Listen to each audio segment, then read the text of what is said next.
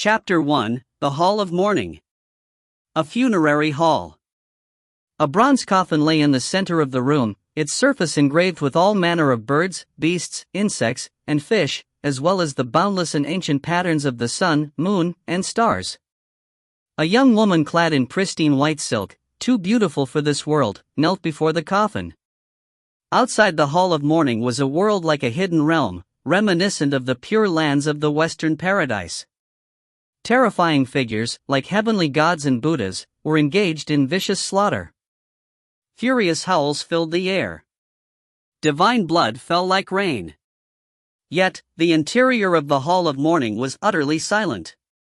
From beginning to end, the young woman knelt with her head to the ground, her expression neither sorrowful nor joyful. She was utterly calm, without the slightest ripple of emotion. Ha! So, this is what it's like after you die.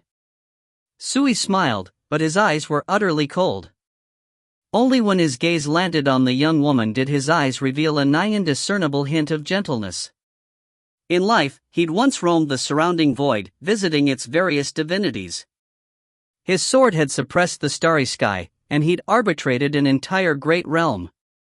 He'd once conquered the world, becoming the absolute hegemon of his era. He'd once been honored as the 9 provinces of Wild's one and only master of 10,000 das. In the eyes of the 9 provinces' expert sword masters, he was a peerless expert in the way of the blade, the sword master of abstruse force. But when word of his death spread, everything changed. Ha ha ha, smelting fate and refining the grand Tao? From now on, Su Xuanjuan's heaven smelting furnace belongs to me. A burst of laughter rang out from the hidden world beyond the Hall of Mourning. The sound carried both delight and pleasure. Sui glanced over. It was a golden-winged great pang, its wings so massive, they were like clouds blotting out the skies. Its feathers had a dazzling sheen, as if they were drenched in golden sap. Its unmatched radiance spread through the skies, the sheer majesty flattening the mountains and rivers on one side. It clutched a bright, fiery red cauldron in its enormous, heaven-rending claws. Even that little sparrows betrayed me now. Sui sighed in lament. He vividly remembered that, 80,000 years ago, the golden-winged great Peng had knelt outside his mountain gate, kowtowing for 10 days and 10 nights, all for the sake of serving beneath him and hearing his insights into the Tao. Out of consideration for its sincerity, he'd allowed the bird to cultivate by his side.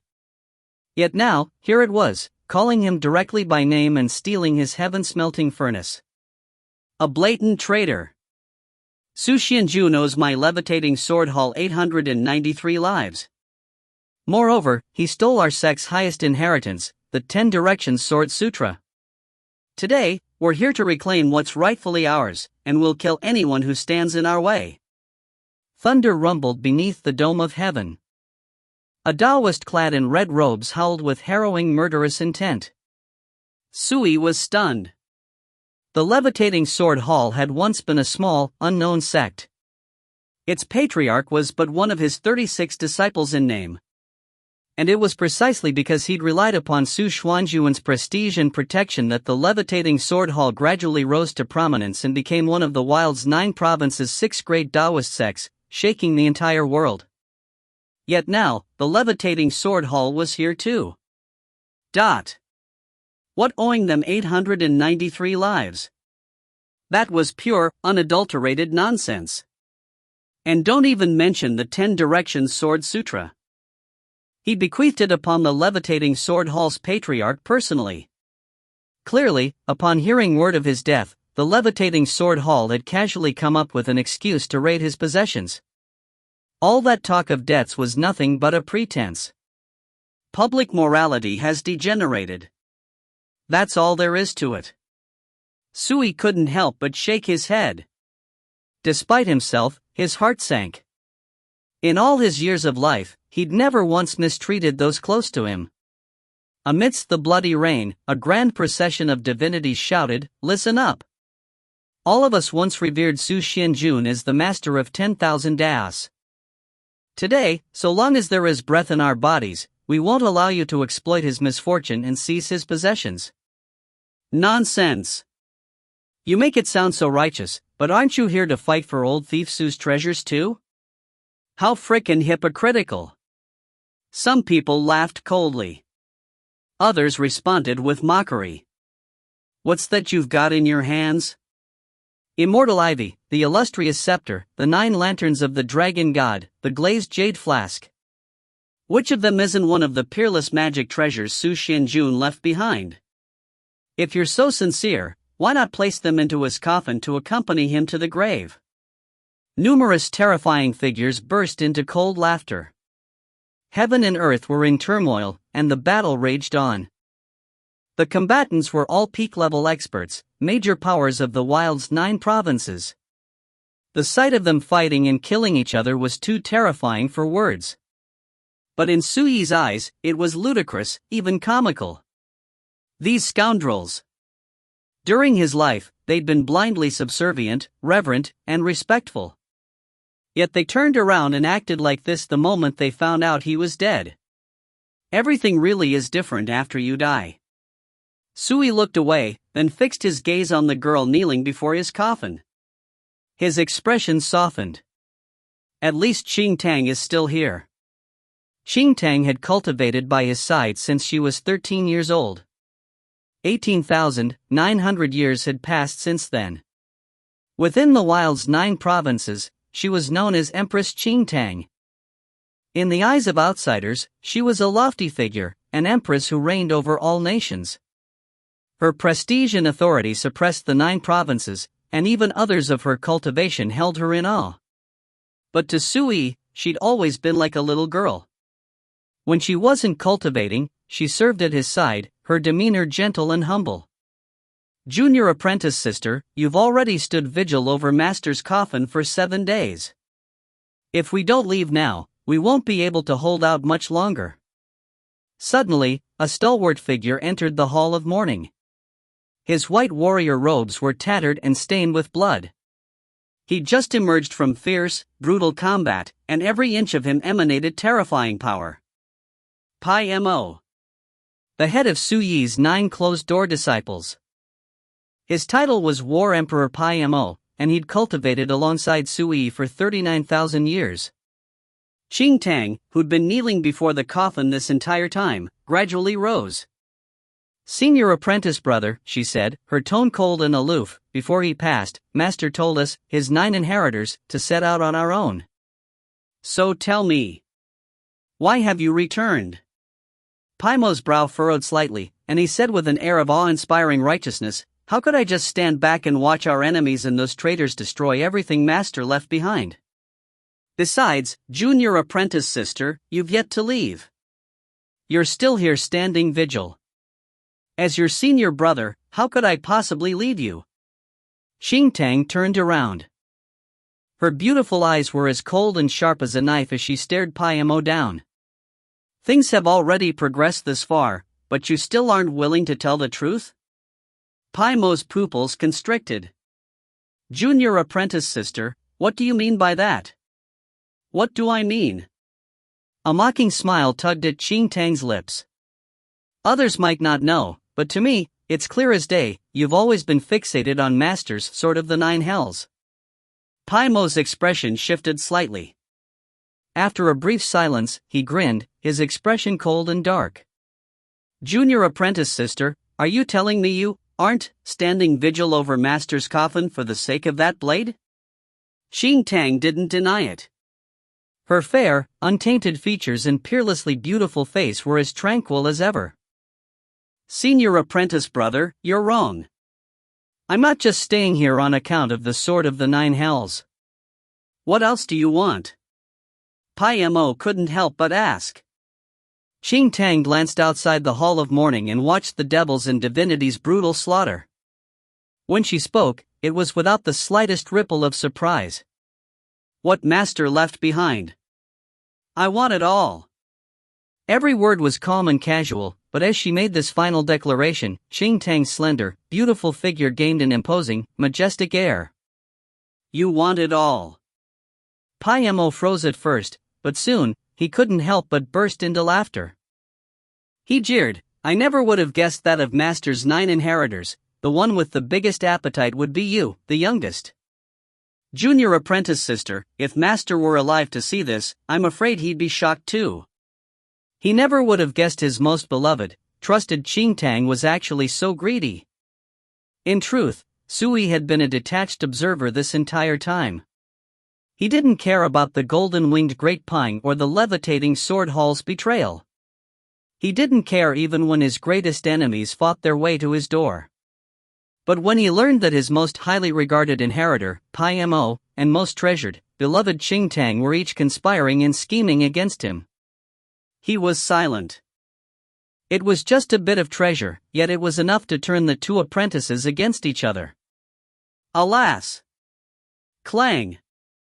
Suddenly, Qingtang attacked. With a single swing of her sword, she left Pai Mo gravely wounded. His injuries left him a hair's breadth from dying. He seized his last chance at survival and fled the Hall of Mourning, but as he did, he cried out in a mix of shock, fury, and panic. Who'd have thought? You witch, you sure hid your true self awfully deep. He never would have guessed that his junior apprentice sister's cultivation was far more terrifying than he'd imagined. Sui was surprised too. So, that girl actually broke through a long time ago. Pai Mo didn't linger. He fled as quickly as he could. Qingtang didn't pursue him. She stood alone before the bronze coffin, a hint of a sneer at her lips, muttering, how much would Master's heart ache if he knew that his eldest disciple was the first to collude with the sixth-grade Taoist sects. Then there's third apprentice brother, Huayao. Although he never got mixed up in this, when he left, he stole the abstruse primordial god mirror. This treasure alone is enough to boost him to the imperial realm. Unfortunately, Master has already passed on. He will never know any of this. Qingtang sighed lightly. But Suyi's expression gradually darkened. Only now did he learn that his most trusted eldest disciple had initiated this betrayal, effectively inviting wolves into his home. Only now did he learn that his third disciple, Huayao, had pilfered the treasure that controlled this entire hidden realm, the abstruse primordial god mirror. No wonder those traitors and his enemies had slaughtered their way into his territory with such ease. When this thought occurred to him, Sui was both furious and melancholy. It was then that Qingtang suddenly walked out of the Hall of Mourning. Her silhouette was slender and graceful, and she seemed detached from worldly affairs. A pair of beautiful yet cold eyes swept across heaven and earth. Her icy voice rang out, from this day forth, I, Qingtang, shall reign supreme over the wilds. Whoosh! A vast whirlwind of sword intent swept forth, covering heaven and earth. The misty green sword intent swept out like a divine executioner's blade, easily slaughtering one terrifying figure after another. In but an instant, heaven and earth were like a canvas painted entirely in divine blood. The remaining terrifying existences were, without exception, astonished. They felt a chill course through them, as if they'd plunged into an icy abyss. Submit, or die. Her tone was indifferent, but in this blood-soaked land, her every word spread far and wide. We're willing to serve. Empress, we hereby proclaim you our sovereign. Beneath Qingtang's intimidating grandeur, the surviving experts and divinities all lowered their heads. That girl. Suyi's eyes narrowed slightly.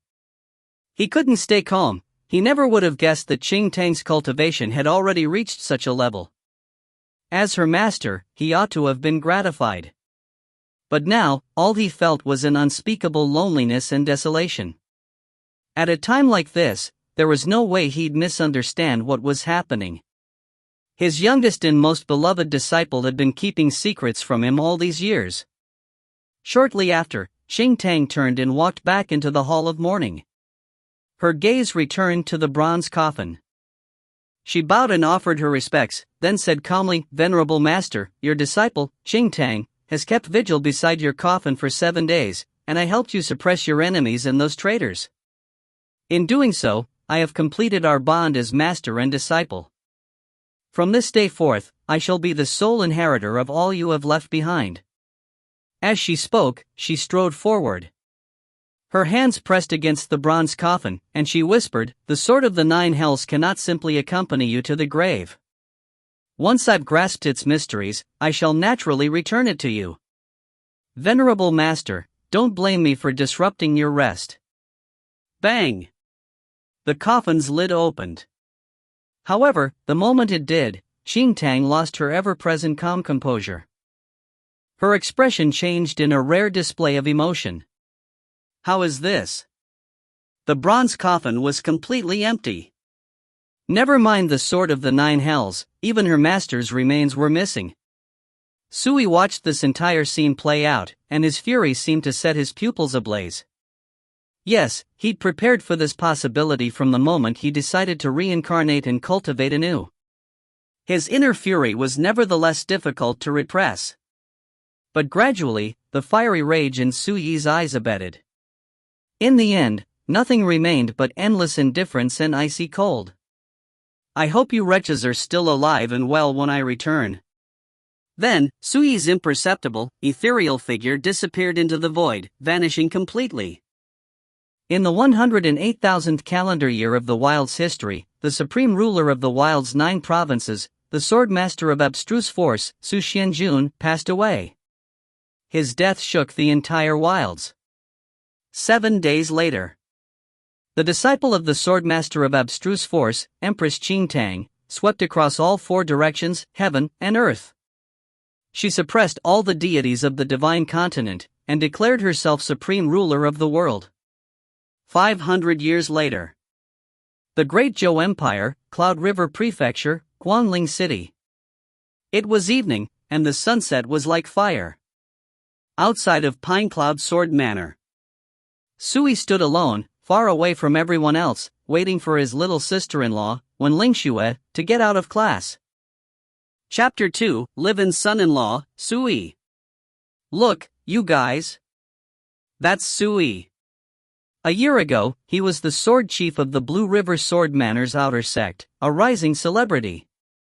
But then, due to some unexpected misfortune, he lost his entire cultivation and became the Wen family's live-in son-in-law. What a pity! What a pity about Wen Lingzhao. With that peerless elegance, she's Guanling City's uncontested #1 beauty. Yet she had to marry a waste like him. Arg! Class had just ended. When those exiting Pinecloud Sword Manor saw Sui off in the distance, their expressions changed, regardless of whether they were male or female. The sound of conversation soon filled the air. A hint of resignation flashed across Suyi's face, but at the same time, he found it a bit funny. It had been a long time since he'd enjoyed such treatment. He recalled his past life. Starting from antiquity and continuing to the modern day, countless distinguished figures strove and competed for power. The 6 great Taoist sects towered proudly, looking down on the mortal world. The 3 great demonic sects brought about war and turmoil. Buddhas and gods commanded the wind and clouds, raising the curtain on a new world and dyeing the landscape red with blood. Yet one man reigned supreme as the sole sovereign of the wilds, and his sword kept the 9 provinces at bay for 108,000 years. Only he, Su Xianjun, had accomplished such a feat. Those known as imperial experts stood at the pinnacle of destiny, but no matter how lofty and proud they were, even they had to avert their gazes and call him venerate. Sui inwardly shook his head. If those old fogies from my past life saw this, I'm afraid they'd laugh so hard, their bellies would burst. The current him was tall and thin with handsome features. He wore blue cloth robes, and stood with his hands behind his back, emanating an air of aloof, leisurely indifference. But they're not entirely wrong, either. It's true, right now, I am indeed rather pathetic. Sui retracted his gaze and sunk into silent contemplation. His current body hailed from the great Zhouzhujing city, the Jade capital. He was a member of the Su family, but he was just the snubbed son of a concubine. When he was 5, his mother, Yi Yufei, left this mortal coil. At 14, he entered Cloud River Prefecture's Blue River Sword Manor to cultivate. In just 2 short years, he rose to prominence in a single bound, becoming the #1 disciple of the Outer Court, the Outer Sect's sword chief. But then, a sudden incident robbed him of his entire cultivation. Shortly after, under the Jade Capital's Su clan's forceful arrangements, he became the live-in son-in-law of the Wen family, one of Cloud River Prefecture's Guangling City's 3 great clans. But then, the past is the past, and the present is the present. It'd be obvious to anyone that I'm no longer my former self. A peculiar emotion surged through Su Yi's heart, and an obscure, indescribable light coursed through the depths of his eyes. Clang!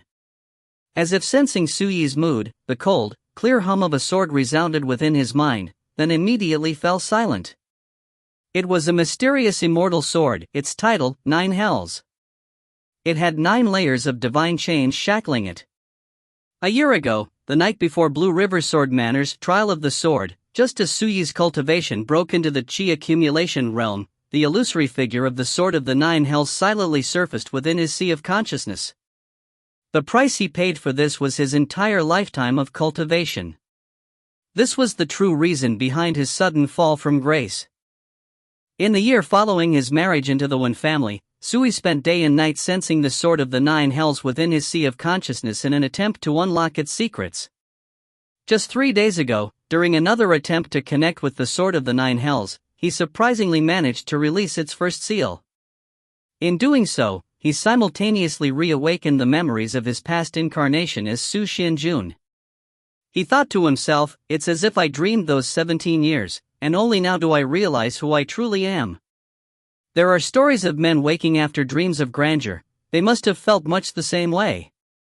His current self was only 17 years old, in the prime of his youth, with all the will and spirit of a young man. He perfectly resembled the sun at the beginning of its ascent, full of hope. Despite my current embarrassing predicament, with the methods and experience of my past life, changing all this will be no problem at all. Su Yi stood with his hands behind his back, and as his gaze shifted, he occasionally gave off a feeling that didn't quite match his age, as if he'd experienced all the profundities and vicissitudes of life already. It was the kind of calm indifference left behind after experiencing all the ups and downs of worldly affairs. There's no rush. I reincarnated because I wanted to break through the barriers I encountered in my past life's cultivation and prove the supremacy of my sword. Today, all is well in the world, and I am still young. Sooner or later, I'll naturally return to the 9 provinces of the wilds, find those devil spawn, and settle the debts of my past life. Scene after scene of his past life silently floated up into Su Yi's mind. There was War Emperor Pai Mo, Empress Qing Tang, the golden-winged Great Pine, the levitating Sword Hall, the 6 great Taoist sects. Su Yi suddenly seemed to sense something. He glanced over at the Pinecloud Sword Manor's main gate. Classes had only just ended, so young men and women streamed through the gates. The atmosphere was bustling, and the students emanated the characteristic air of youth. But it was then that the vibrant atmosphere sunk into utter silence. The crowd gathered by the gates of the Pinecloud Sword Manor parted, clearing a path. Beneath countless gazes, a young woman stepped through the gate. She looked around 14 or 15. Her lustrous black hair flowed behind her, and her movingly beautiful eyes shone with intelligence. Her skin was as snowy white as cream. She was a full-on beauty in the making. Her flowy blue dress was seemly and appropriate. Beneath the sunset, her delicate and well-proportioned figure glowed with hazy luster. It was as if she were an immortal descending to earth. Many of the nearby youths were transfixed. Most of them were around 15 years old, just the right age to be fascinated with the opposite sex, yet too young to have learned to conceal the longing and fire in their gazes. Some of the more easily embarrassed young men lowered their heads. The girls' expressions were different. Some were jealous or envious, while others were dejected. There was no shortage of beauties among them, but compared to the girl in the blue dress, they were obviously lacking. They were like fireflies before the light of the moon, they simply couldn't compete. Amidst the quiet, the girl in the blue dress's gait was neither leisurely nor hurried. Her complexion was fair, and her features were exquisitely crafted. Her big eyes were clear, and her gaze was penetrating. However, her expression was frigid, like an aloof iceberg standing apart from the rest of the world, so cold that others dared not approach her. Wen Lingxue. It had only been a year since she entered the Pine Cloud Sword Manor, but every last instructor already saw her as a stunning genius. She was well known as an icy beauty. Xie, the head of the Pine Cloud Sword Manor, had one side that she was bright and pretty, as pure as the ice and snow. She was like the pearl of the Pine Cloud Sword Manor. But in Suyi's eyes, this girl who attracted attention wherever she went was Wen Lingzhao's little sister, as well as his little sister-in-law. She's getting prettier and prettier. A hint of a smile flashed across Suyi's face. In the year since his marriage into the Wen family, practically everyone had disdained and made fun of him, ridiculing him in countless different ways. Only Wen Lingxue really treated him as her brother-in-law, and she even regularly argued on his behalf. Brother-in-law, what's the occasion? When she saw Suyi in the distance, Wen Lingxue's gemstone-like eyes lit up with delight and incomparable surprise. In an instant, her powdery lips curved into a smile straight from the heart. It was a smile like a sudden sunbeam. Her iceberg demeanor melted in an instant. Quite a few male students were visibly dazed, and their hearts pounded in their chests.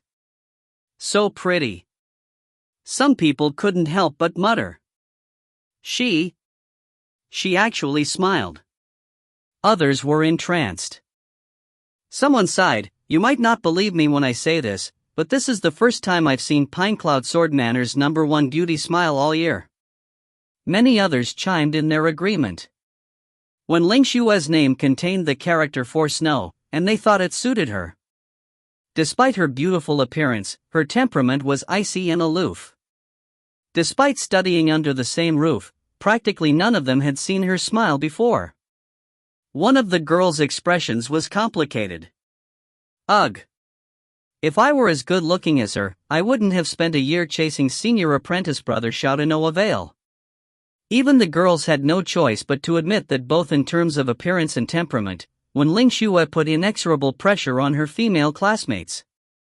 Within Pine Cloud Sword Manor, none of the girls were willing to spend time with Wen Lingxue unless it was absolutely necessary. They'd only serve as a foil to further highlight Wen Lingxue's shocking beauty. Facing these varying gazes, Wen Lingxue changed her prior unhurried gait and dashed right up to Suyi. The young men's pupils constricted. They seemed to have a sudden realization. Did Wen Lingxue just smile at that useless waste? It seemed they didn't dare believe it. They looked at each other. As far as they knew, although Suyi was Wen Lingxue's brother-in-law, he was still just a live-in son-in-law. With that low, awkward status, it wasn't just the major characters of the Wen family that looked down on him, even the servants dared make fun of him. This was common knowledge in Guanling City, too. Yet Wen Lingxue's attitude towards Suyi was incomparably affectionate, and she even let slip an uncharacteristic display of delight when she saw him. Anyone with functional eyes could see that Wen Lingxue was happy. Strange. Something was strange about this. At first, the young men dared not believe their eyes. When he saw her bright, beautiful smile, Suyi smiled back. So, is this how you act when you're in school? This was the first time he'd come to meet Wen Lingxue after class. It was also his first time seeing that icy, aloof demeanor of hers. It was nothing like his impression of her. In the year following his marriage into the Wen family, she'd been vibrant and bright, cute and playful. There was nothing remotely icy about her. If I don't act cold here, who knows how many irritating guys will follow me around and pester me. It's way too irritating. Wen Lingxue pressed her lips into a smile. Her voice was crisp and sweet, like the bubbling of spring water. Suyi instantly understood. It was true. Even by the standards of his previous life, Wen Lingxue was a first-class little beauty. Once she grew up a bit more, she was sure to be even more stunning. With that level of good looks, she was destined to have no short of admirers. Wen Lingxue's gaze swept around her dazed classmates. She suddenly felt a little guilty, and she pursed her lips in vexation, muttering, "It's all over. A moment's joy and I ruined the cold image I spent a whole year building up. It's all gone to waste." But then, she chortled and waved valiantly. "Forget it. Who cares what they think? It's fine so long as I'm happy." She affectionately linked arms with Sui, her face nothing but smiles. "Let's go home, brother-in-law." "All right." Sui smiled back and nodded. Then, the two of them left together. The gathered students watched their departure. The area around Pinecloud Sword Manor fell silent. "Who can explain why on earth Ling Xue is so affectionate to that waste?" spat a handsome youth through gnashed teeth. Everyone looked at each other. They didn't understand either. "He's a live-in son-in-law, the laughingstock of Guangling City, and a waste who lost his entire cultivation. It's bad enough that he married a beauty like Wen Lingzhao, but now he's extending his poisonous reach towards her little sister? How detestable." Many of the youths were indignant, and their hearts were full of bitter envy. Even the girls struggled to understand it. They too thought it strange. When Ling Xue was so proud, cold, and beautiful. She wasn't just shockingly beautiful, either. Even her cultivation was at the peak of the manor's current generation of disciples. How could she take a liking to someone like Sui? Even if he was her brother-in-law, rumor had it that her sister, Wen Lingzhao, hated nothing more than her worthless husband. Meanwhile, on their way home, when Ling Xue batted her bright eyes and asked curiously, "Brother-in-law, you've never liked leaving the house. Why did you meet me at the gate today of all days?" The young woman was bright and pure. Her delicate, graceful figure was vibrant and full of youthfulness. "Your big sister's come back," said Sui. He spoke casually, but hints of inexplicable emotion rose within his heart. When Ling Xue's beautiful eyes lit up with delight. "Big sister, she's finally willing to come home?" A year ago, on Wen Lingzhao and Suyi's wedding night, when Lingzhao had disappeared without warning and headed to the Cloud River prefectural capital to cultivate at Blue River Sword Manor.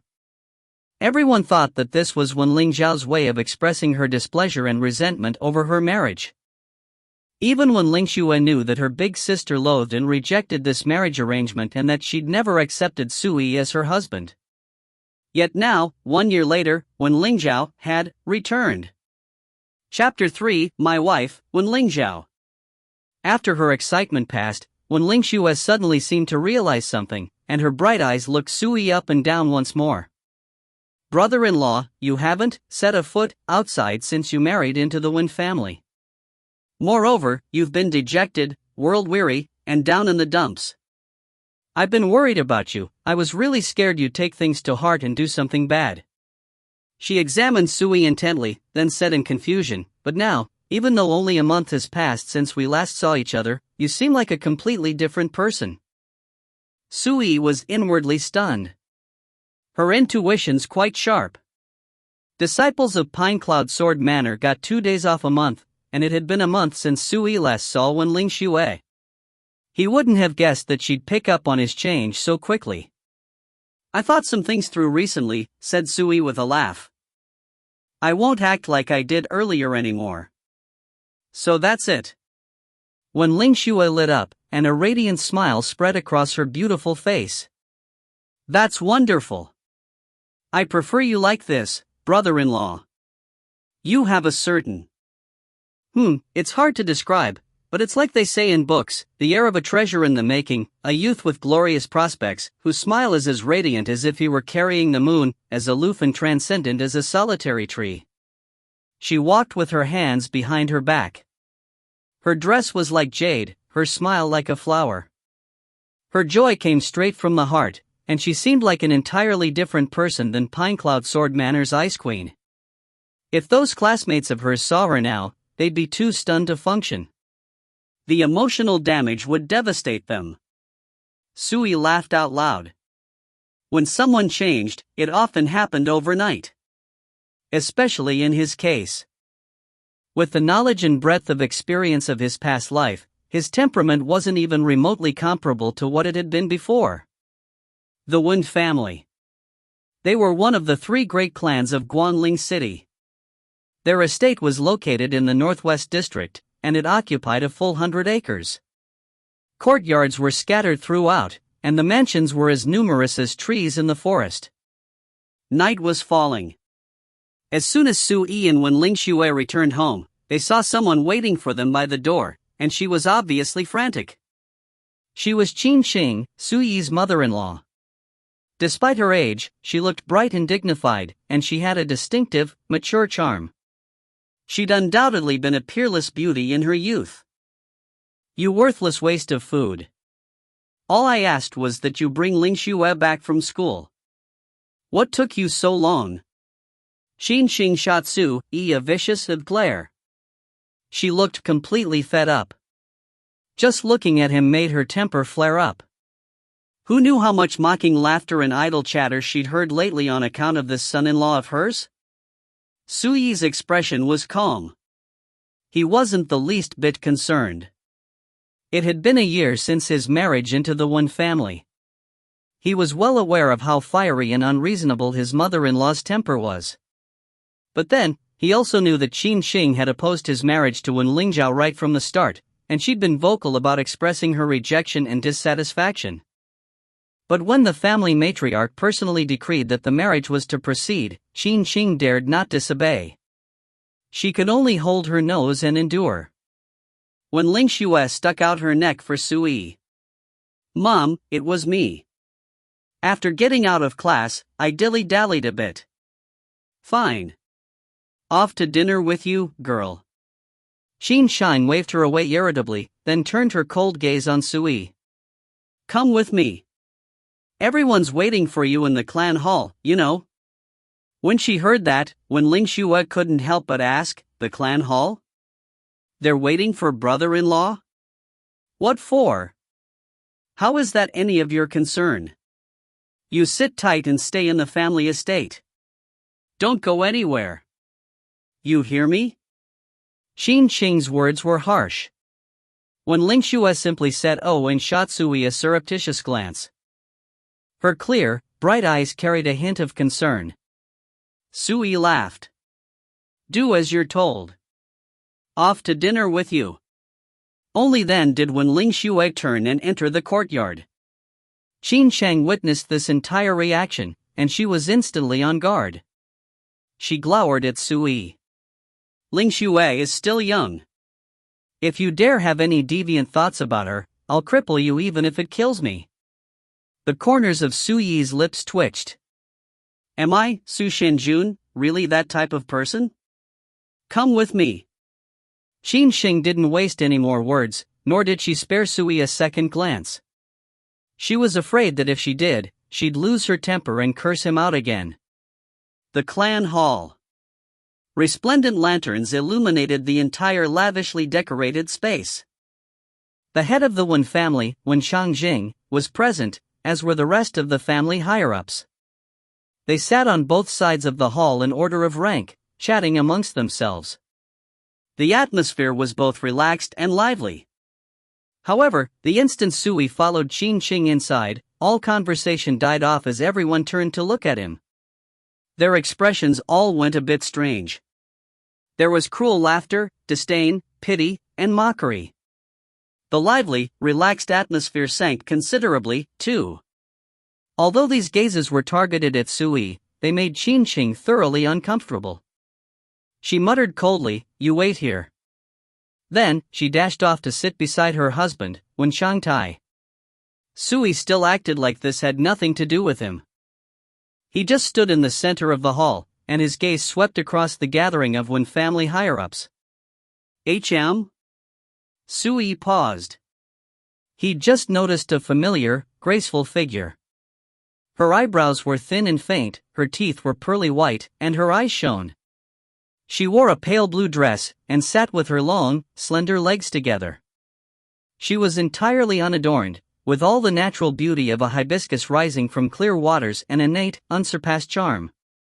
Hers was a transcendent beauty. She was the real thing. However, her gaze was icy, proud, and aloof, as if she were thousands of miles away. Wen Lingzhao. She was, at least nominally, Suyi's wife. In Guanling City, she was a peerless beauty, second to none, with the good looks of a fairy. Her talent for martial arts was equally shocking and outstanding. Who knew how many talented youths admired her? Ah, so that's where that cold attitude Lingxue has at school came from. She's obviously imitating her big sister. Sui instantly understood. When Lingxue pretended to be cold, but when Lingzhao really was cold. Her icy, aloof demeanor had already fused into her very bones. Meanwhile, when Lingzhao noticed Suyi's gaze and faintly scrunched up her brow. A moment later, she regained her usual calm, and her cold eyes didn't so much as glance in Suyi's direction. She outright ignored him. Husband and wife had been apart an entire year, yet they were acting like strangers. Sui, I called you here to inform you of something. Sitting in the clan hall seat of honor, family head Wen Changjing's tone was casual, but he instantly drew everyone's attention. Wen Changjing was clad in purple. He was bearded, and his hair was white. He had a face like carved jade. His hands were on his armrests, and he towered like a dignified mountain. Due to Lingzhao's stunning talent, despite having only cultivated within the Blue River Sword Manor for a year, she had the good fortune to attract a major power's attention. They've given her a recommendation to continue her cultivation at Heaven's Origin Academy. In other words, Lingzhao is already an official student of Heaven's Origin Academy. When Changjing glanced indifferently at Sui. You were once the sword chief of Blue River Sword Manor's outer sect. You might be worthless now, but you should still understand what kind of vast and transcendent existence Heaven's Origin Academy is. To the Wen family, Lingzhao's admission is a blessing as grand as the heavens themselves. So that's what was going on. Only now did Sui understand why the Wen family's higher-ups had called him here. Heaven's Origin Academy was the top cultivation spot in all of Gunzhou, the Gun or Imperatorial province. Practically everyone capable of gaining admission was a peak-level genius in their state of origin. It had only been a year since when Lingzhao began her cultivation at Blue River Sword Manor, but she'd already earned a recommendation to continue her studies at Heaven's Origin Academy. It was immediately obvious just how shocking her talent for the martial Dao was. To the Wen family, this was indeed a blessing. But to Sui, this meant that it would be a long, long time before he next saw his wife. When he realized this, he glanced at the nearby Wen Lingzhao, but she was as cold and expressionless as ever. Family head, elders, have you called me here to ask my opinion? Asked Sui. When the group heard this, they were stunned. Their expressions soon turned strange. A burst of jeering followed. Sui, you're overthinking this. This isn't up for discussion. It doesn't matter whether you agree or not. We won't let a wretch like you hold back Lingzhao's glorious future. The speaker was Wen Changqing, Wen Lingzhao's second uncle. He was whiskerless, and he wore brocade robes. His gaze was sharp and sinister. The hall burst into soft laughter. It seemed Suyi's words had amused them. A mere live-in son-in-law wanted to share his opinion on this particular matter? Surely he realized that in the eyes of the Wen family, he was nothing but an insignificant waste? Yet against all expectations, Sui responded with utter calm and complete ease, as if none of this had anything to do with him. His relaxed composure actually made several of those about to taunt him rather uncomfortable. If you've already made your decision, might I ask why you've called me here? Sui asked casually. Before reawakening his memories, their taunts and insults would have been hard to bear. He'd surely have been indignant. But Sui was no longer that person. Why should he care about such things? It's because I wanted to take this opportunity to see you, senior apprentice brother Su. A burst of crisp, hearty laughter echoed throughout the hall, and a handsome, dignified-looking youth in wide-sleeved white robes strode inside. Instantly, the gathered members of the Wen family rose from their chairs, warm smiles plastered on their faces. "Young Master Wei, please take a seat." "Young Master Wei, we planned to send Sui to greet you. We're flattered that you'd pay us a visit in person. Please forgive us for failing to greet you properly." Their flattering words contained blatant fawning and adulation, each more zealous than the next. Family head, Wen Changxing even went so far as to guide young Master Wei into the hall personally. Sui couldn't help but inwardly shake his head. Their behavior was really sickening. But then, the white-robed youth strode right up to Sui, his manner overbearing and arrogant. "Senior apprentice brother Su, long time no see." Chapter 4, One Hand to Overturn Wind and Rain. Wei Zhanyang. He was an outer sect disciple of Blue River Sword Manor, as well as a direct descendant of the Cloud River Prefectural Capital's peak-level clan, the Wei family. This status alone was enough to instill terror and awe in the Wen family. "Ah, so you're the one who wanted to see me, junior apprentice brother Wei." Sui nodded slightly. During the 3 years he'd spent cultivating in the Blue River Sword Manor, Wei Zhanyang had always seen him as his competition. However, no matter how hard Wei Zhanyang had worked, Sui had always managed to stay one step ahead of him. In other words, for 3 years, Wei Zhanyang had lived in his shadow. Now, Wei Zhanyang's unbridled gaze evaluated Sui. He suddenly let out a long, lamentful sigh. Who would have thought that the glorious sword chief of the Blue River Sword Manor's outer sect would fall back into the dust in the blink of an eye? Worse, you didn't just lose your entire cultivation, you even became a live-in son-in-law. Alas! How regrettable! His voice transmitted throughout the great hall, echoing repeatedly. Everyone's expression shifted, but Sui just smiled faintly and said, "It seems you've forgotten the lessons I taught you. Do you need me to refresh your memory?" In just one sentence, he hit Wei Zhanyang right where it hurt. Wei Zhanyang recalled several unpleasant incidents, and his expression gradually soured. "Sui, you are not to be rude to young Master Wei." Family head Wen Changxing shot to his feet and roared. His cold, penetrating gaze carried a clear threat. Although Sui had long since known that the Wen family looked down on him, he was still a little surprised. Wen Changxing was the esteemed head of the Wen clan. Yet here he was, right in front of everyone, threatening his own family's son-in-law in favor of an outsider? When he looked at the other high-ranking members of the Wen family, Sui saw nothing but cold disdain. No one thought Wen Changxing's admonishment the least bit inappropriate. There was no doubt that, the way they saw it, a live-in son-in-law like him was more furniture than person. They could treat him however they pleased. Fine. That works too. Sui's expression was suddenly even more indifferent, and in his heart, he drew a clear line between himself and the Wen family. "Sui, I didn't come all the way here from the Cloud River Prefectural Capital just to see you make a fool of yourself," Wei Zhanyang said coldly. He'd noticed the Wen family's attitude towards Sui, and it only made him even more fearless. "Oh? Then what did you come for?" asked Sui. The corners of Wei Xingyan's lips tugged upward, and his hawk-eyed gaze bore into Sui. He extended 2 of his fingers and, pausing for emphasis between each word, said, "I'm here for 2 reasons. First, when Ling Zhao leaves for Heaven's Origin Academy tomorrow, I'll be going with her. Relax, I'll take good care of her. I guarantee I won't let her suffer the slightest injustice. Second, I'm here to remind you of your place. You're nothing but a live-in son-in-law who lost his entire cultivation. You're in no way worthy of Ling Zhao.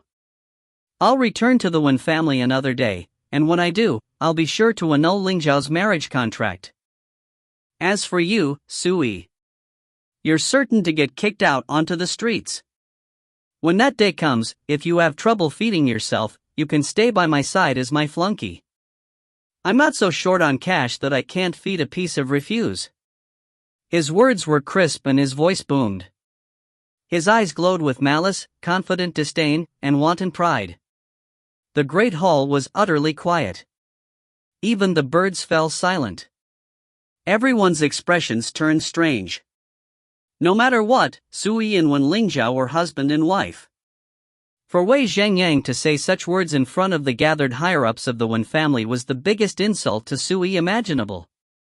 Furthermore, his words left family head Wen Changjing and the others a bit uncomfortable too. Still, no one dared say anything. The Wei family was a peak-level clan capable of influencing all 19 of Cloud River Prefecture's cities. And Wei Zhengyang was the current head of the family's son. His status was so lofty, the Wen family wouldn't even consider provoking him. Qin Qing's eyes actually lit up. She thoroughly scrutinized Wei Zhengyang, then compared him to Sui. She felt increasingly displeased. If her daughter had married this young Master Wei instead, who in the Wen family would be so blind as to look down on her? But against all expectations, even after enduring this level of abuse, Sui showed no ripples of surprise. His composure actually left the onlookers a bit confused. This guy, he really isn't angry? Not even a little? Wei Zhengyang furrowed his brow. He was here to flaunt his status and, more than that, to use the threat of wife-stealing to humiliate Sui. Who would have thought his taunts weren't the least bit effective? He felt as if he'd swung his fist, only to hit cotton. It was stifling. Sui took in the crowd's expressions, but he remained calm, like a god gazing down from the heavens at a petty dispute of some corner of the mortal world. To him, Wei Zhengyang was like a dancing flea, ridiculous. At this stage, how can he possibly maintain that detached attitude? Although no one noticed, the icy Wen Lingzhao had been watching this entire time. A nigh imperceptible hint of confusion and surprise flickered in the depths of her gaze. It was then that Sui's gaze swept across the hall, and he said calmly, "No matter what, so long as our marriage contract is in place, I am still Wen Lingzhao's husband and the Wen family's son-in-law. Yet now, an outsider stands in our great hall, making grand proclamations about how he's going to take care of my wife for me. Everyone, if word of this spreads, how will the people regard the Wen family? And how will they see Wen Lingzhao?" His words were flat, his tone leisurely, yet they went off like a sudden crack of thunder. Wen Changjing and the other higher-ups' expressions shifted dramatically, and they could no longer remain seated. They might not care about Sui's feelings, but they couldn't disregard the Wen family's prestige and reputation. Qin Sheng and Wen Changtai suddenly came to their senses. Their expressions were unsightly, and they were practically frantic. If word of this spread, as Wen Lingzhao's parents, they would unquestionably bear the brunt of the shame. Even when Lingzhao reacted, there were newfound dark clouds amidst her icy, peerless beauty, and hints of sullen anger in her bright eyes. Wei Zhengyang gulped. This is bad. He would never have guessed that a few short words from Sui would change the Wen family's attitude so dramatically. If he didn't explain himself, this misunderstanding would only get worse. But Sui didn't give him the chance to speak. He continued flatly, "Junior apprentice brother Wei, if your family found out that you were out openly seizing other men's wives, what would they think of you? If this gets out, I'm afraid it will spread throughout the entire Cloud River Prefecture." So, the lofty, esteemed heir of the head of the Wei family likes kidnapping others' wives. When Sui next looked at Wei Zhengyang, his gaze carried a hint of pity. Once this ill reputation becomes a reality, you're doomed, it'll stick with you for the rest of your life. You might be the son of the Wei family head, but this scandal will inevitably have an enormous impact on your position within the family. Tell me, can you bear the consequences? With that, Sui reached out and patted Wei Zhengyang on the shoulder. That's all I have to say. Take your time to think it over. The great hall fell into a voiceless, repressed silence. Sui's words went off like sudden cracks of thunder, echoing through their hearts. The blood drained from their faces. Wei Zhengyang, meanwhile, blushed at first, but soon, he was deathly pale, and the veins bulged in his forehead. He started quivering from head to toe, and his eyes blazed with violent rage and shame. You? Wei Zhengyang's blood surged to his head. He wanted nothing more than to beat Sui to death. When Ling Zhao suddenly rose to her feet, her bright eyes bore coldly into Wei Zhangyang. "Senior apprentice brother Wei, are you done talking yet?" Her peerlessly beautiful features were still as cold as ice and snow, but her voice contained unconcealed fury. Just as he was about to lose his temper, Wei Zhangyang felt as if someone had poured a bucket of ice water over his head. He was instantly frantic. "Junior apprentice sister Ling Zhao, don't misunderstand. I swear to the heavens that I didn't mean it that way." He hurriedly tried to explain himself to Wen Ling Zhao. "I was just thinking that we could look out for each other while we cultivate in Heaven's Origin Academy. After all, we first met at Blue River Sword Manor. You could say we're friends. It's only natural that friends would help and support each other." "I'm tired," said Wen Ling Zhao, her pretty face icy cold. "I'm going to get some rest." With that, she turned to leave the Great Hall. However, as she passed by Sui, a hint of barely indiscernible emotion flashed through her bright eyes. In the face of that level of humiliation, he managed to stay calm and composed. He'd even laughed and turned the situation on its head. It seems he's not as worthless as I imagined. As soon as the thought occurred to her, when Ling Zhao inwardly shook her head. The two of them were ultimately strangers, destined to walk different paths. Sui was Sui. And she was herself. Although they were nominally husband and wife, it'd be best if they never met again. Wei Zhangyang stood there, dazed, his expression incomparably unsightly. He was worried when Ling Zhao would misunderstand him completely. He was inwardly frantic, like an ant on a hot wok. Sui just stood there with his hands behind his back, coldly indifferent as he watched this play out. He didn't care what Wen Ling Zhao thought of him. But, if she got together with Wei Zhangyang while still technically his wife, she would unquestionably make a cuckold out of him. If word of that got out, it would be a black mark on his entire life. Detached and transcendent as Sui was, he couldn't bear for something like that to happen. That was why he'd spoken up earlier. He had to turn this situation around.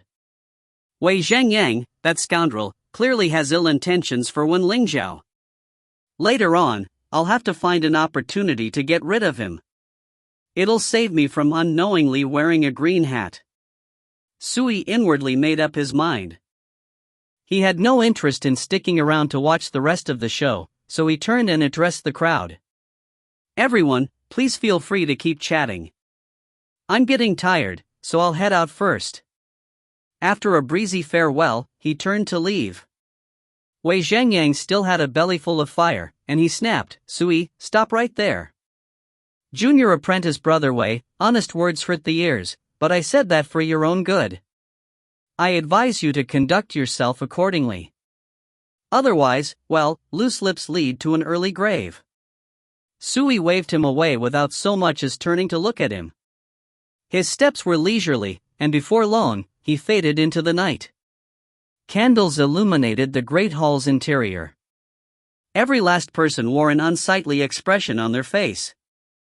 Outside, the moon lit up the night sky, and the late-night breeze rustled the leaves.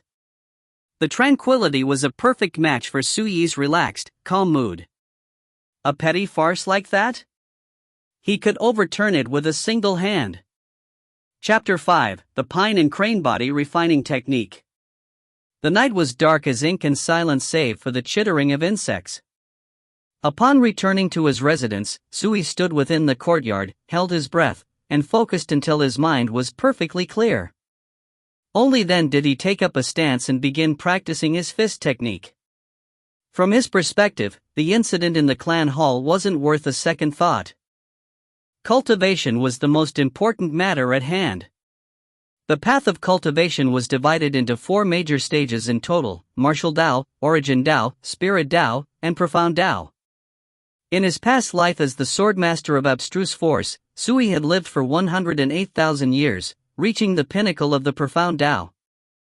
The Profound Unity Realm. The Profound Unity Realm was also known as the Imperial Apex Realm, its experts, emperors among emperors with lifespans of 1,000,000 years. In the 9 provinces of the wilds, they were peak-level experts that towered above the masses. Back in the day, relying on the power and influence of the profound Unity realm, Sui had numerous titles: the head of the wilds, a sovereign among emperors, the swordmaster of abstruse force, etc.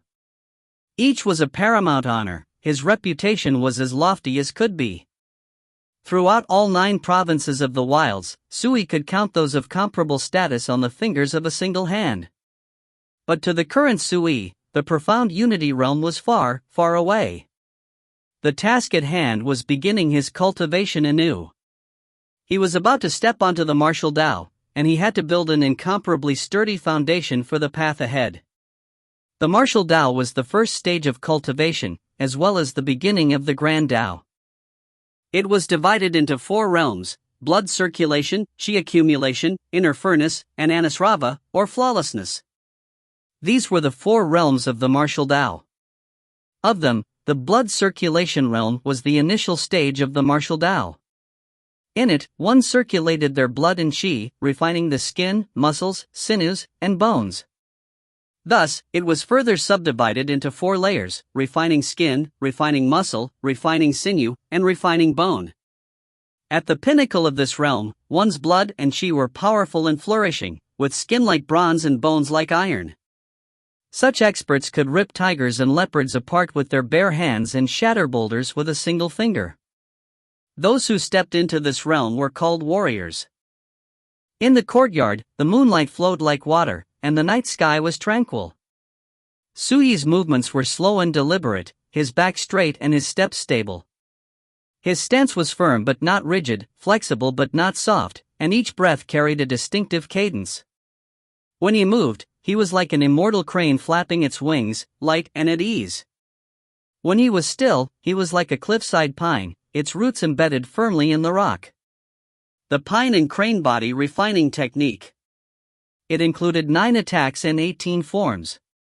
It originated from the Absolute Martial Sutra of the 8 Extremities. It was the first chapter, a method for establishing one's foundations in the martial Tao. The Absolute Martial Sutra of the 8 Extremities was the work of Sui's close friend from his past life, Gongye Qi. Gongye Qi was tyrannical by nature, a master of all martial arts. He habitually referred to himself as a mere soldier. Yet to the people of the 9 provinces of the wilds, he was someone even experts could only look up to, the peerless martial emperor.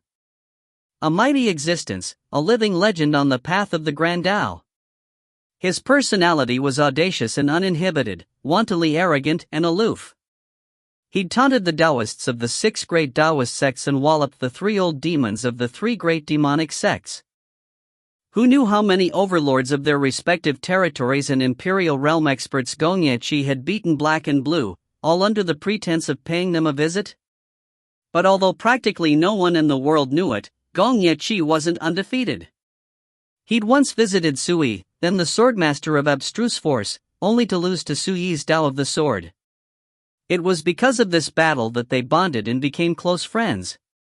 Later, when Gongye Qi painstakingly compiled a lifetime of attainments into a martial arts scripture, he gave Sui a copy to study.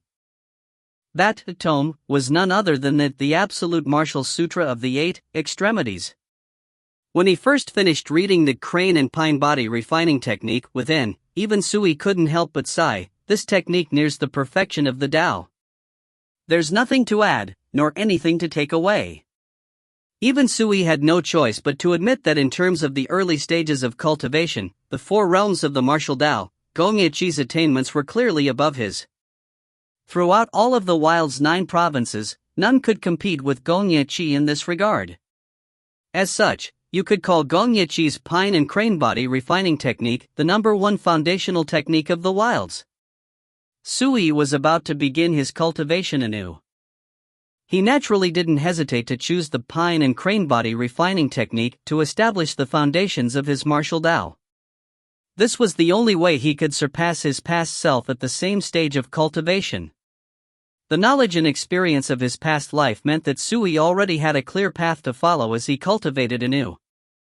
In this life, he had to be stronger than his former self at every stage of cultivation. Only then could he forge an unparalleled path and far surpass his past life. In the time it took to burn a stick of incense, Sui practiced the full pine and crane body refining technique 3 times. He was already covered in a sheen of sweat, and his breathing was slightly ragged. This was already his current limit. Even so, he was in unusually high spirits, and bathed in the morning light, his tall, thin frame shone with all the youthful vigor of a 17-year-old. This is already the 3rd day since I reawakened the memories of my previous life and began my cultivation anew. But now, after just 3 sets, I'm already covered in sweat. This body of mine just isn't good enough.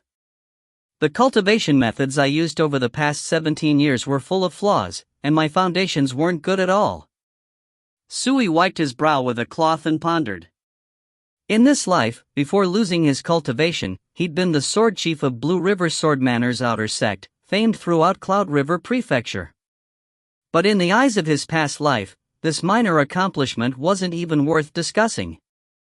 At 17 years old, I've already missed the ideal age for hammering out my martial Dao. Fortunately, if I use the pine and crane body refining technique to establish my foundation, it won't be difficult to compensate for the flaws of my earlier cultivation. It's just, this world's spiritual energy is a bit too sparse, isn't it? Sui furrowed his brows. In the 3 days since reawakening his memories, he'd figured out just which world he was in. The Azure Continent. It was home to over 100 nations big and small, its territory vast and expansive.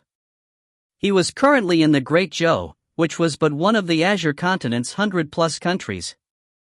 In his past life, Sui had never once heard of the Azure Continent, but he was certain that this world was connected to the 9 provinces of the wilds. His reasoning was simple: the prevailing cultivation system of the Azure Continent shared a common root with the wilds. However, because the spiritual energy of the Azure Continent was practically depleted, the people spoke only of the martial and origin Daos, the first 2 realms along the path of cultivation. As for the 2 higher realms of cultivation, the Spirit Dao and Profound Dao, there was practically no trace of them on the Azure Continent. They only existed in legends. Rumor had it that the mightiest experts of the Great Zhou were only in the origin Dao stage.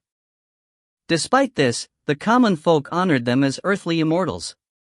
From this, it was easy to infer just how barren and sparse the Azure Continent's spiritual energy was.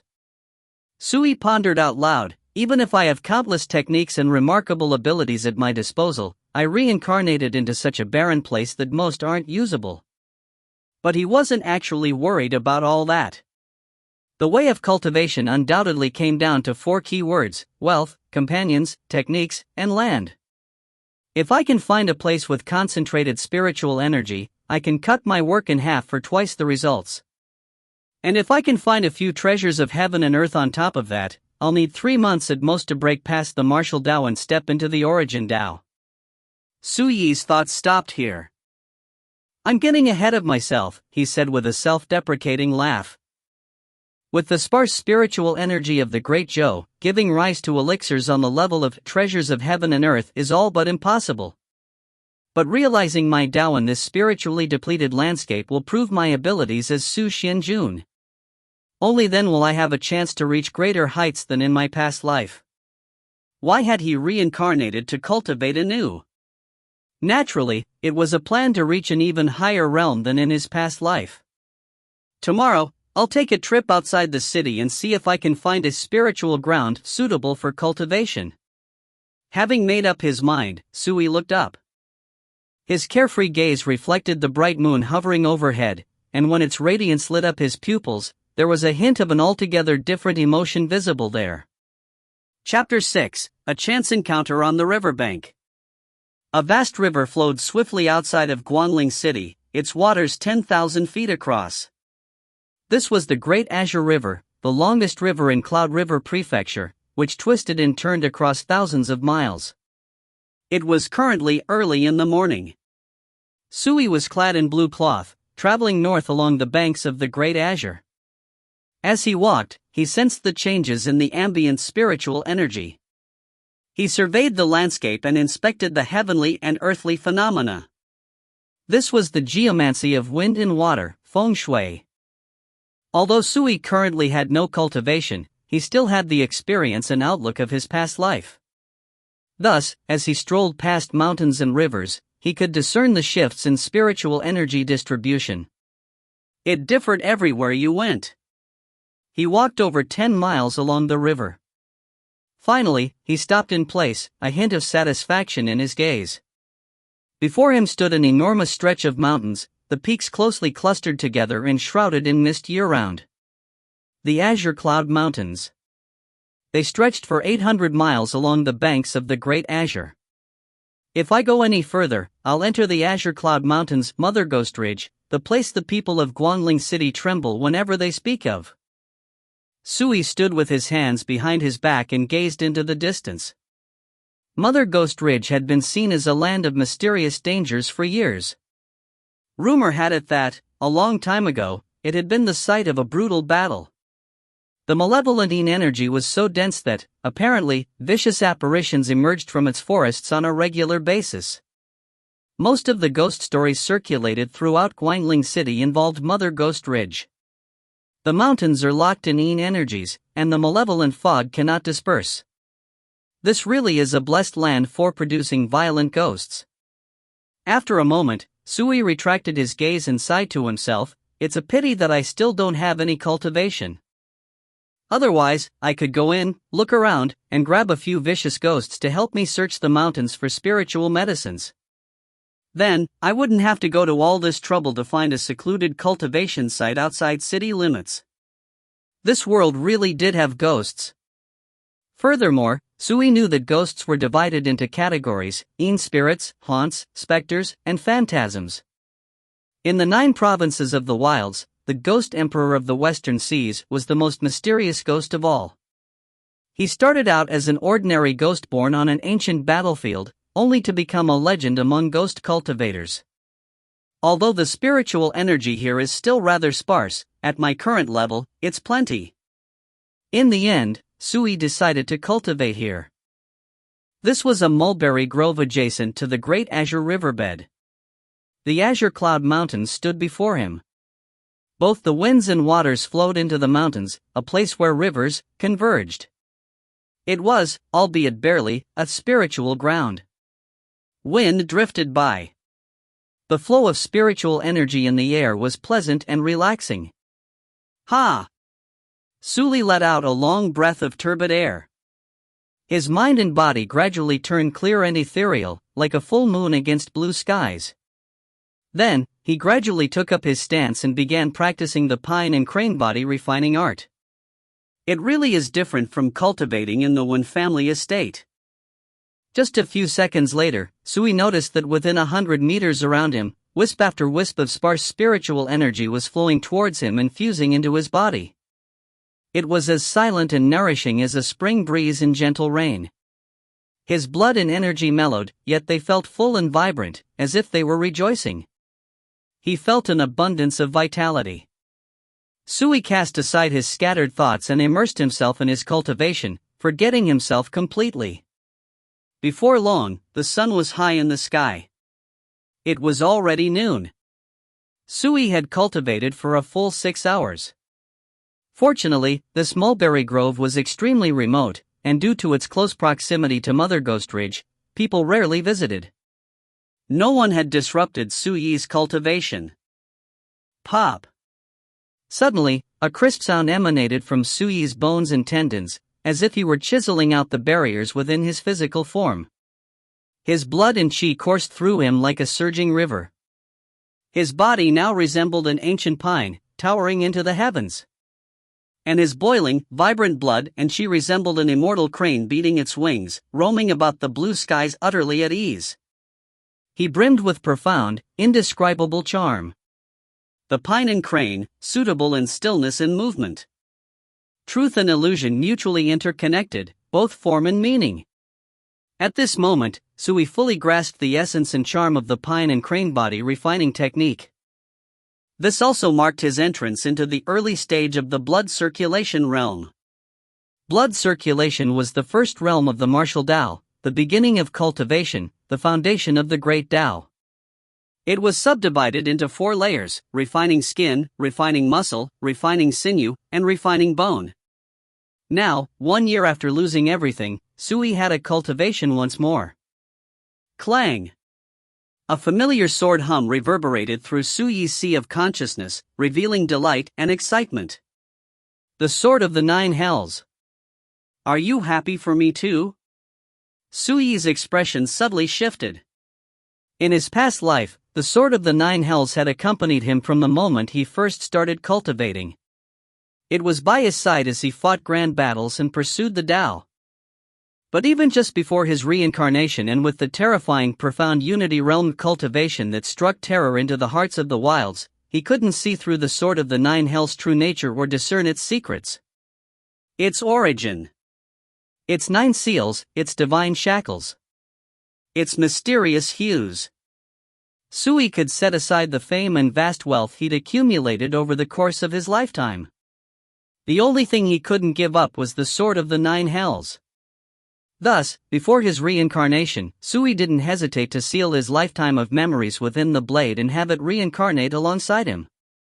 His sword was his life, he couldn't part from it. Before long, Sui shook his head, calmed his heart, and examined his changes. Breathing in spiritual energy as I cultivate really makes an enormous difference. After reawakening his memories, he'd spent 3 days bitterly cultivating within the Wen family estate. But even added together, his 3 full days of work paled in comparison to the 6 hours he'd spent cultivating by the banks of the Great Azure. The difference was night and day. If I cultivate here, it'll only take me 3 days to reach the pinnacle of the refining skin stage. As soon as this thought occurred to him, Sui shook his head. If all I have to do is increase my cultivation boundary, it'll be as easy as turning over my palm. But I reincarnated to cultivate afresh in pursuit of a Tao that transcends my past life. With every step I take, I have to ensure that my cultivation is solid and stable. I have to strengthen my foundations. Sui warned himself, whatever I do, I cannot be impatient. Blood circulation was the first realm of the martial Tao. This was the most fundamental realm, as well as the most important. The foundation he established here would influence his future path and determine how far down it he could walk. He was using the pine and crane body refining art to ensure that, in the 4 realms of the martial Tao, he hammered out a foundation that far surpassed his former self at the same stage. Unfortunately, I don't have a penny to my name. If I had enough money, I could buy some herbal medicines. Then, after a day's cultivation, I could soak in a medicinal bath and refine the medicine's essences. That would improve and enhance my physique even further. Going forward, I'll have to find an opportunity to earn a little money. Just as Sui was mulling over his future cultivation, he heard a burst of violent coughing drift in on the wind. Sui turned towards Mother Ghost Ridge and saw 2 distant figures walking towards him, an old man in long robes, and a young woman clad in purple. The long-robed elder's steps were weak, and his gaunt face was pallid. As he walked, he coughed so violently, he could barely breathe. The young woman in purple walked by his side, her radiant, egg-shaped face fraught with concern. Her purple clothes fluttered about, and a white jade belt wrapped around her waist. She was tall and slender, with an exceptional figure. Even more unusual, she had an uncommon, distinct air of nobility. Both the old man and the girl are clearly long accustomed to rank and power. Sui glanced at them, then looked away. However, just as he was about to leave, he paused, then turned to look at the long-robed elder once more. He instantly discovered something, and despite himself, a hint of bewilderment flashed through his eyes. Both the elder and the girl had long since noticed Sui. At first, neither of them paid him any heed. But when Sui turned back around to re-examine the elder, the girl couldn't help but frown. A gloomy look came over her beautiful face. Sly and shifty. One look, and I can tell he's no good. Her pretty features frosted over, and she glared at Sui. He was stunned. This girl's got quite the temper. Jean, don't be rude. No matter how worried you are about my injuries, you can't vent your anger on the innocent. The long-robed elder's voice was gentle and kindly. As you conduct your affairs, subdue yourself and observe propriety. If it's not proper, don't say it. Only then can your spirit remain calm, and only then can you avoid the pitfalls of the heart's 6 thieves. The girl he called Jean grimaced. Grandpa, your wounds are so severe, yet you're still lecturing me? How could I possibly be in the mood to listen? The elder couldn't help but laugh. Then, he turned to Sui and briefly cupped his fist. My young friend, if we offended you, I humbly request your forgiveness. As he spoke, he suddenly broke into another violent bout of coughing. The veins bulged on his forehead. It was as if he were about to hack up a lung. Grandpa, you shouldn't talk anymore. Jin's pretty face was frantic and fraught with worry. She carefully took her grandfather's arm and helped him up.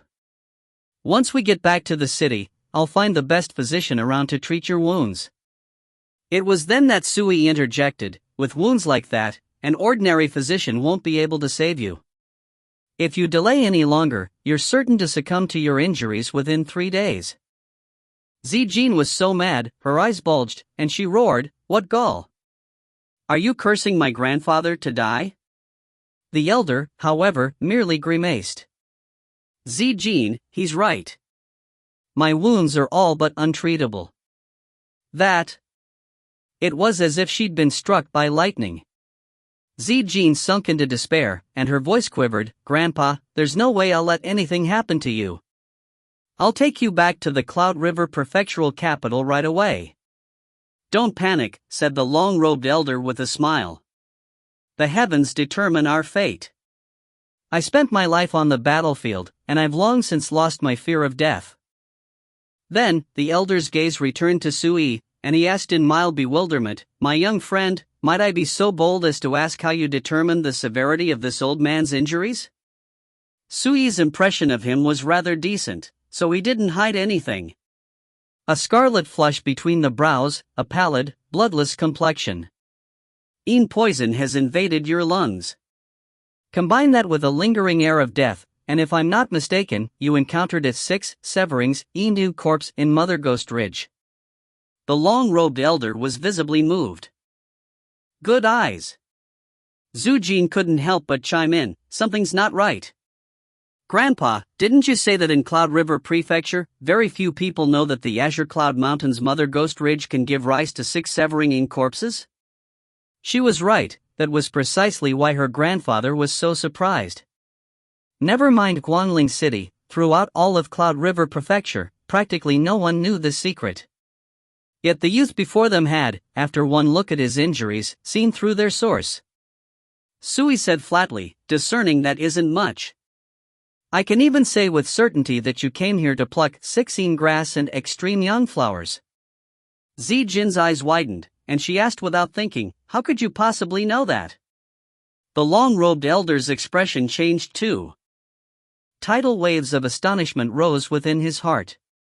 A youth he'd bumped into by chance had, just by looking, determined both the nature of his wounds and the purpose of this expedition. Wasn't that a bit, too, terrifying? How could I possibly know that? Sui shook his head with a faint sneer. Girl, don't tell me you don't know that anywhere capable of giving rise to 6 severing corpses is sure to grow 16 grass? It's a spiritual medicine of extreme yin and extreme chill. And you know what they say, yin cannot exist without yang, and yang cannot grow without yin. Wherever 16 grass grows, extreme yang flowers are sure to follow. In the 9 provinces of the wilds, this sort of thing was common knowledge. Yet it was obvious that Jin was too stunned to even speak. Even the long-robed elder's expression filled with unconcealed shock. In their eyes, the tall, gaunt youth before them suddenly had a newfound, inscrutable air about him. Chapter 7, A Mystical Immortal Air. The long-robed elder quickly calmed down. He'd spent his life warring across the realm, and he'd experienced slaughter and bloodshed. What types of wind and rain hadn't he overcome? He knew better than anyone that unbelievable methods, eccentric masters, and rare geniuses existed in great abundance. The youth before him was undoubtedly not simple in the least. "You were tailing us in secret earlier, weren't you?" Jean scrunched up her brow. The long-robed elder was at a loss for words. Before Sui could respond, he said, "Don't talk nonsense, girl. Given our young friend's talents, how could he do something so shameful?" As he spoke, he turned to Sui and cupped his fist. His eyes carried a hint of admiration. "My young friend, might I ask if you've noticed anything else?" "Grandfather," Zijin's eyes widened in disbelief.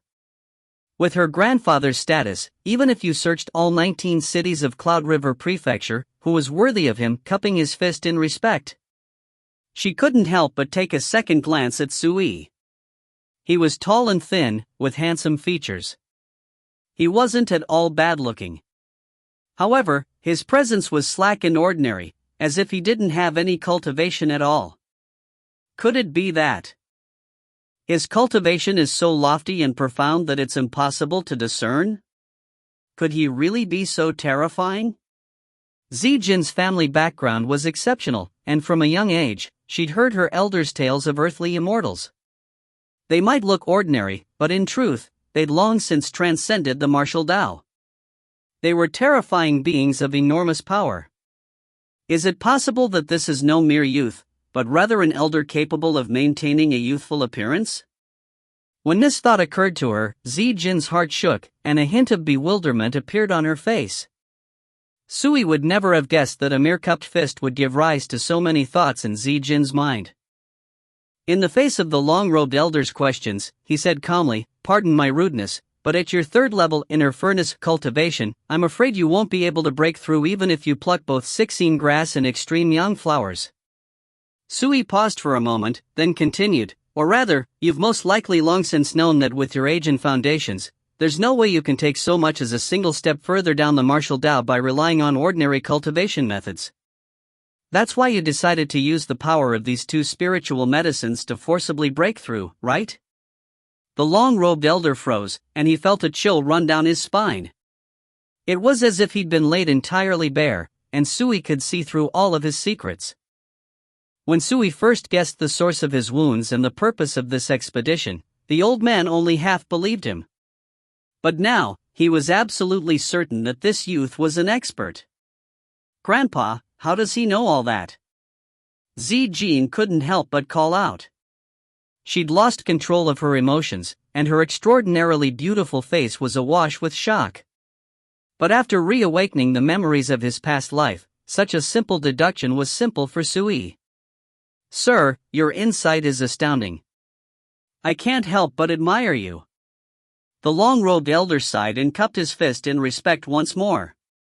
Even his form of address had changed. He no longer called Sui young friend, nor did he dare put on airs. Sui inwardly nodded. The inner furnace realm was also known as the Grandmaster realm.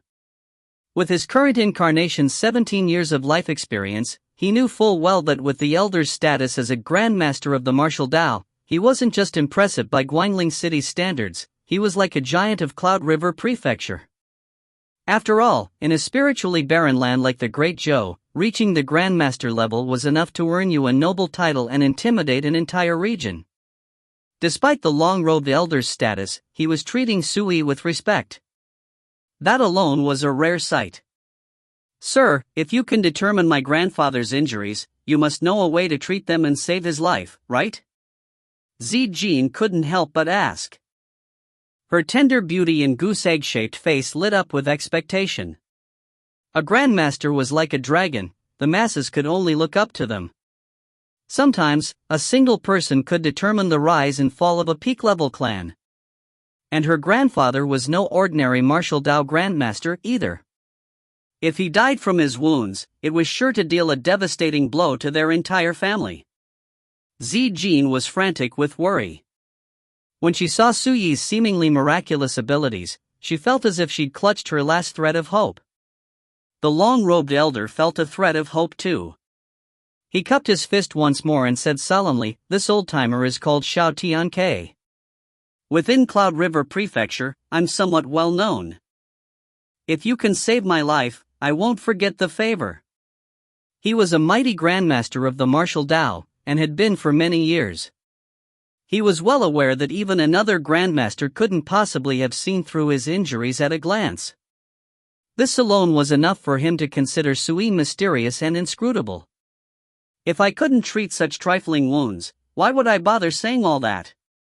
Sui laughed. Xiao Tianke and his granddaughter both lit up. So long as you can treat my wounds, you can ask for anything you'd like in exchange. I won't refuse any request.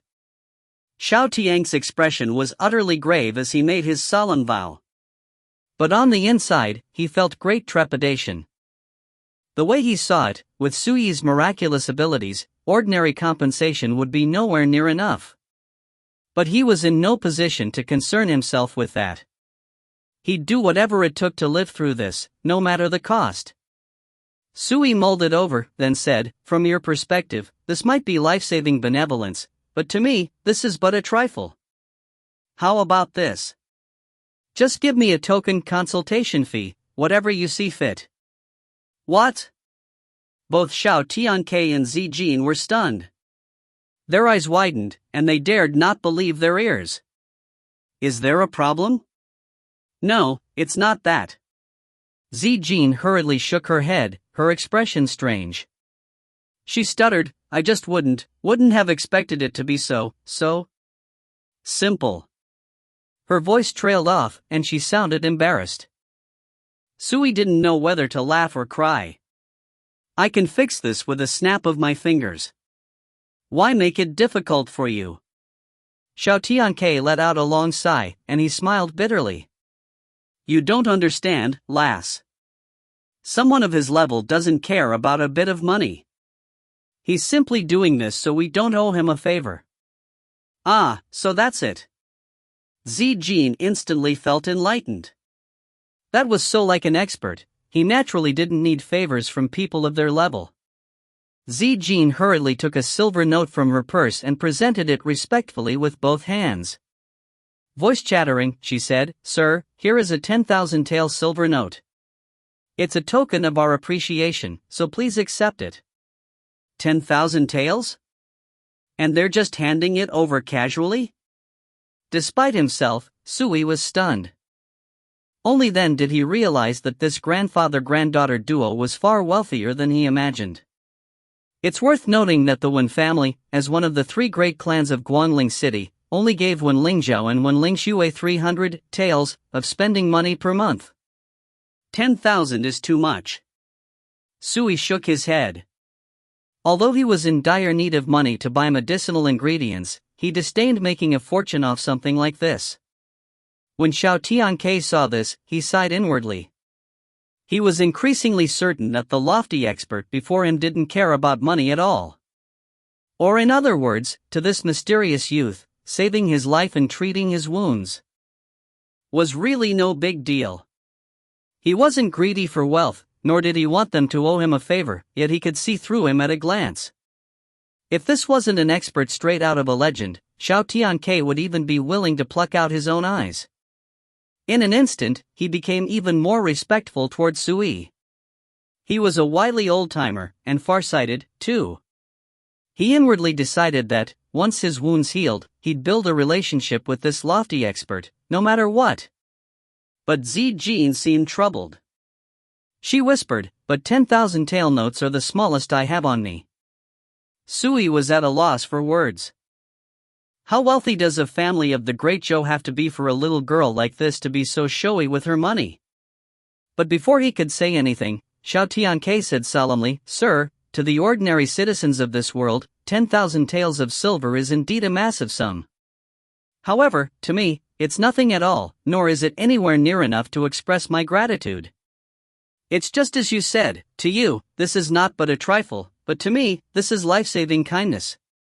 With that, he bowed at the waist and said sincerely, "Please, accept it. Only then can my granddaughter and I feel at ease." When she saw her grandfather bow with such politeness, Zijin was frantic.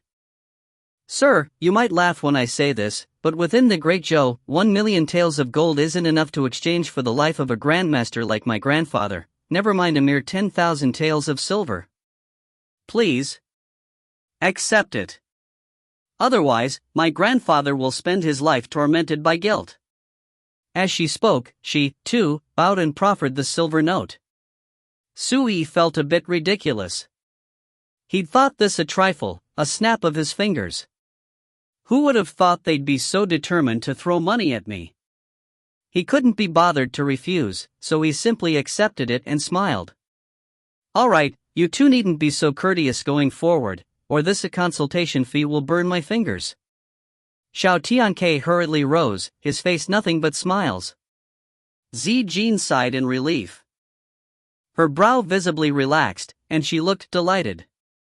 If you want to treat your wounds, in addition to taking medicine for a week, you'll need to use a secret art to cleanse your body of corpse poison. Only then can you eliminate all latent danger. As Sui spoke, he wrote out a prescription. It included over 30 types of medicinal herbs in total, but none of them were particularly rare or valuable. The only item on the list that was the least bit precious was the 10-year molt of a jade toad. But Sui trusted that something like that wouldn't trouble a grandmaster like Xiao Tianke. Thank you for writing me the recipe. Xiao Tianke held the prescription firmly and bowed once more, his heart full of excitement. Sui nodded. Take this medicine for 7 days. After the week is up, wait for me here, and I'll help you completely disperse any poison lingering within your body. I have other matters to attend to, so I'll be on my way. With that, he turned and left. Xiao Tianke and Zijin watched until he faded into the distance. Only then did Zijin seem to come to her senses. Her pretty eyes darted about, and she whispered, "Grandpa, if not for him seeing through your secrets, I'd be certain he was a scam artist." Xiao Tianke snorted derisively. Girl, don't take nonsense. 10,000 taels of silver, that's all. How could a man like that care about such a paltry sum? Look at how he carries himself. He's truly got the air of an immortal. Remember, next time you see him, you need to be more modest and respectful. You cannot be the least bit negligent. As he reached the end of his warning, the old man's gaze turned utterly severe. Zijin stuck out her tongue, but she said obediently, "Don't worry, Grandpa. I'll keep that in mind." Xiao Tianke grunted, then sighed with emotion, "And here I thought I'd only have a few days to live after returning from Mother Ghost Ridge. Who would have thought I'd have a chance encounter with such a lofty figure?" He showed me the right path and wrote out a prescription. What? What did I do to deserve such fortune? Suddenly, he hit himself on the head, and he looked vexed, as if he'd only just remembered something. I must be going senile. Just now, I forgot to ask that gentleman his name. Chapter 8, A Young Woman's Birthday. So, a 6 Severings, corpse appeared within Mother Ghost Ridge. That means there's got to be an inauspicious spirit vein hidden there. That's the only way the ghosts there could undergo corpse transformation, slough off their old forms, and become 6 Severings, corpses. Even in the 9 provinces of the wilds, aniline spirit veins are rare and unusual, yet one appeared within the territory of the spiritually bearing Great Zhou. It's practically a miracle. As Sui pondered, he walked towards Guangling City along the banks of the Great Azure. The third realm of the martial Tao is the inner furnace. If I use a aniline spirit vein to temper my internal organs, I'll achieve twice the results for half the work. That aside, Mother Ghost Ridge has 6 grass and extreme yang flowers. Those are precious medicines for inner furnace realm cultivators. Once I've reached the pinnacle of the blood circulation realm, I'll have to go in and take a look around. Sui made up his mind. He'd left his chance encounter with Xiao Tianke and Zijin with an ample harvest.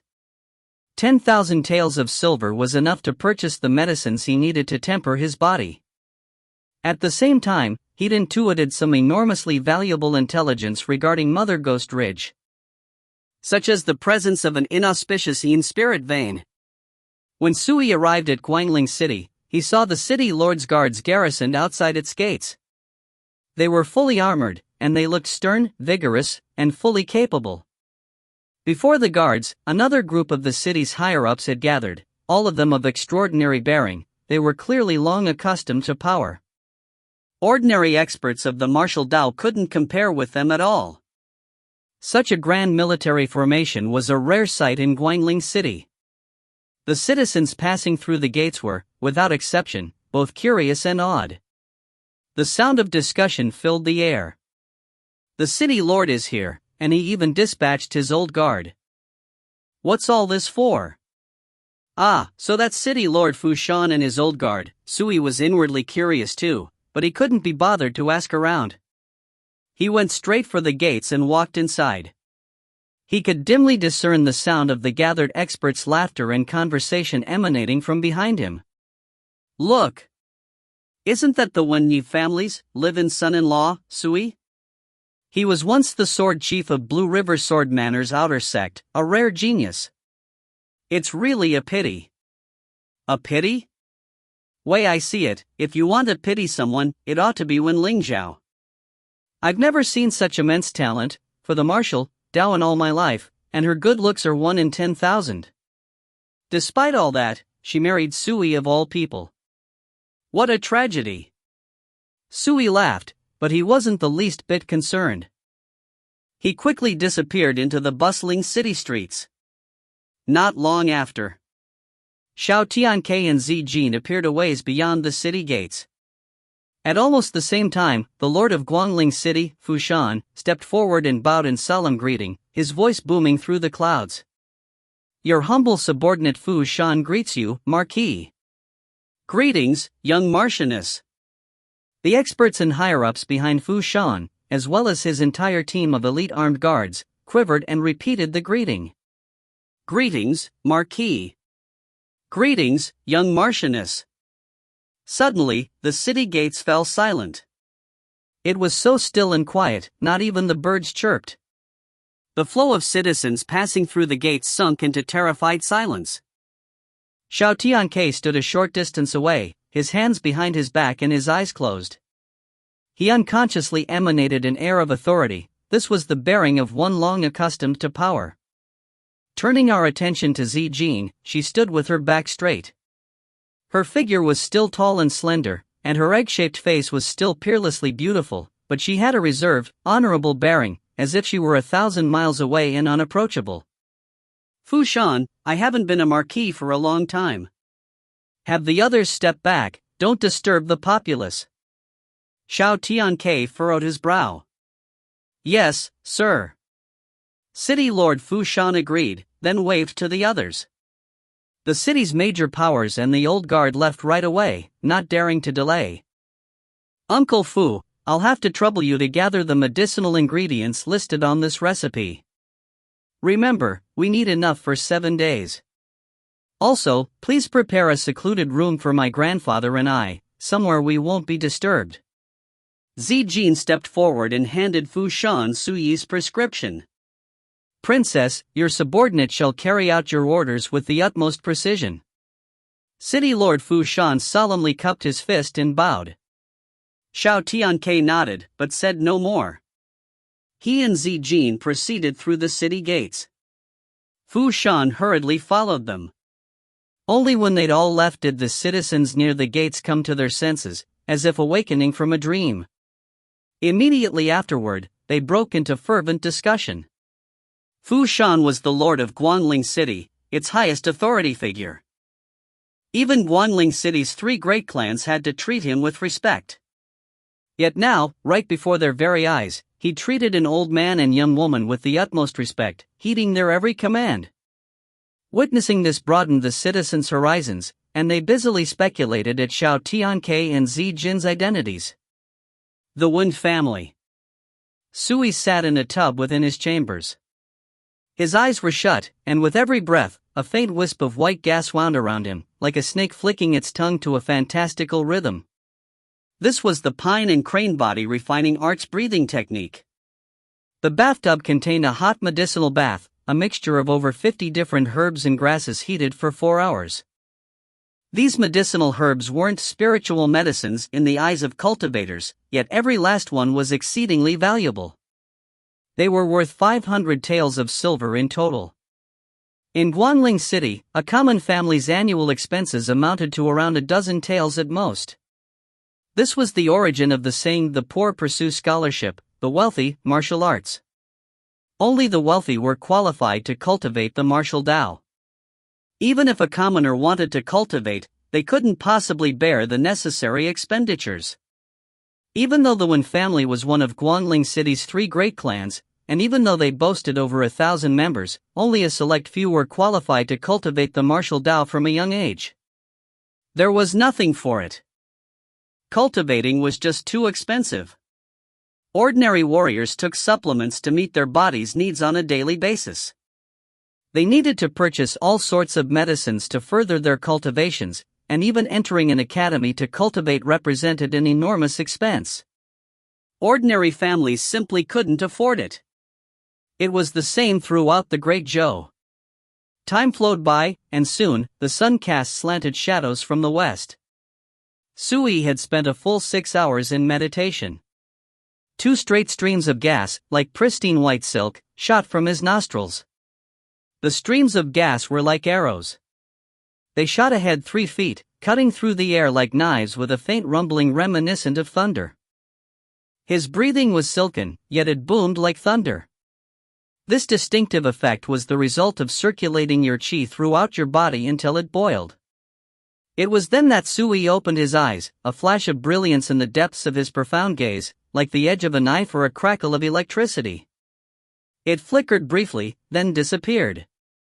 Today, I spent the morning breathing in the spiritual energy along the banks of the Great Azure, and the afternoon refining my body in a medicinal bath. Less than a day has passed, but my foundations within the blood circulation realm are already completely solid. Sui got out of the bathtub, put on his clothes, and walked into the courtyard. The sun was setting, casting a layer of gentle light over the jujube trees of the garden. Sui stood firmly in place, sensing the power of his ample blood and qi. Suddenly, he stretched out his finger and stabbed it into the branch of the nearest tree. Wham! The entire branch shattered into powder. Strangely, the branch's green leaves floated to the ground, completely intact. Sui relaxed his finger and nodded to himself. In the beginning stages of the martial Tao, cultivators refined their physiques, blood, and qi. Battles, however, were a display of both raw power and control. Powerful warriors could stick a spear right through a date still on the tree. One stab, one fruit. They could stab a fly without leaving a mark on the wall below. This was an exquisite application of power. Sui's finger attack was yet another example. His movements seemed ordinary, but he struck like an arrow, loosed from a bow or a sudden crack of lightning. His fingers shattered the branch with incredible ease, yet left the brittle, fragile leaves completely intact. This represented a superb level of refined control. But then, in his past life, a single finger could split an ocean, and a wave of his sleeves could sever mountains. By comparison, shattering a branch was nothing but a parlor trick. For the next few days, Sui left the city to cultivate along the riverbank every morning, and spent his evenings soaking in a medicinal bath to refine his physique. His physical power underwent an earth-shaking transformation. During this time, his younger sister-in-law, Wen Lingxue, returned to Pine Cloud Sword Manor. Just before she left, she specifically reminded Sui that she'd be turning 16 in just a few days and that she hoped he'd participate in the festivities. Sui agreed without hesitation. The peak of the early-stage blood circulation realm. That morning, as Sui left the banks of the Great Azure, he sensed his body's changes. Despite himself, a satisfied grin tugged at the corners of his lips. T. The pine and crane body refining technique really was the #1 foundational technique of the 9 provinces of the wilds. After mastering its essence and profundities, he'd undergone a dramatic transformation akin to rebirth in just 5 days. He'd established a solid foundation for his future efforts in one fell swoop. Better yet, he was stronger than his past life had been at this level. With my current physical power, ordinary blood circulation realm cultivators aren't even remotely comparable, Sui still had his current incarnation's 17 years of memories. After a brief comparison, he was certain. Should they fight, even the peak blood circulation realm disciples of the Blue River Sword Manor would lose beyond a shadow of a doubt. The blood circulation realm was, after all, only the first realm of the martial Tao. Its cultivators refined their physiques, and although they were stronger than ordinary people, they were still well within the bounds of mortality. In the 9 provinces of the wilds, the 4 realms of the martial Tao were also known as shedding mortality. The name represented a metamorphosis, a 4-step slowing of mortality. Only after breaking past the 4 realms of the martial Tao and entering the origin Tao could you call yourself a Xiantian cultivator. At that level, a cultivator could subsist on dew and the light of dawn and abstain from food. They were qualitatively different from the common man. Furthermore, in combat, they no longer competed with cultivation alone, they could use combat arts. With the experience and skills of his past life, even with no cultivation at all, Sui could obliterate a blood circulation realm small fry in minutes. In just 5 days, I spent 2,500 taels of silver, yet I've only just stepped past the threshold. I can already predict that going forward, the resources I need for my cultivation will increase exponentially. My expenditures will soar accordingly. Like it or not, it seems that even as I cultivate the 4 realms of the martial Tao, I'll have to consider ways of earning money long-term. Wealth, companions, techniques, and land. These were a cultivator's basic needs. Of them, wealth came first. Sui was well aware that as his cultivation increased, the amount of wealth required would reach increasingly shocking heights. Of course, to cultivators, wealth didn't just refer to simple gold and silver, it included all types of cultivation resources. For example, spiritual medicines and materials, treasures, and pills, among others. If I entered a faction of cultivators, I wouldn't need to worry over such a paltry sum. Sui sighed, then shook his head and cast those thoughts aside. At least for now, he wouldn't even consider leaving Guangling City. As he pondered, Sui found himself back at the Wen family. When he entered the family estate, he saw a faint, distant figure waiting outside his door. Wen Lingxue. She was all dolled up. She wore a long, deep purple dress, and her hair was tied into a bun, displaying her extraordinarily beautiful face. Her clear, bright eyes shone like the stars. She stood with her hands behind her back, her gaze expectant, as pretty as could be. Brother-in-law. When she saw Sui in the distance, a smile blossomed on her face, and she waved to him in delight. At that moment, she was so beautiful, the sunlight seemed to dim by comparison.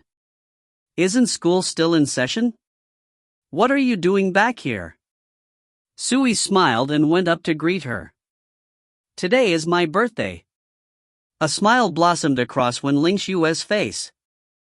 I've already booked a banquet hall at the Immortal Gathering House. Several of my classmates will be there. Let's get going. As she spoke, she affectionately took Sui's arm and led him outside. Sui, however, felt rather guilty.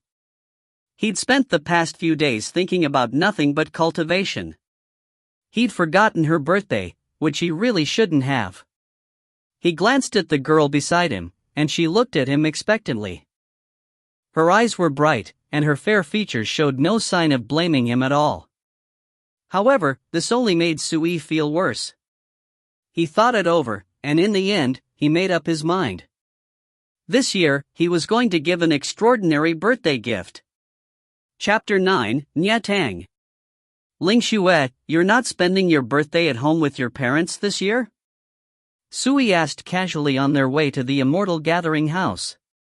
I'm 16 years already. It's my birthday, so it's up to me to decide how I spend it. The girl beside him blinked her beautiful eyes, then smiled. But later tonight, I'll celebrate with Mom and Dad. She paused, then continued, besides, my grandmother is turning 80 the day after tomorrow. That's a major birthday, my parents are busy preparing alongside the rest of the family. They have no time to worry about me. Sui's eyes narrowed slightly, and he nodded. Wen Lingshua's grandmother was the Wen family's matriarch, Liang Wenbi.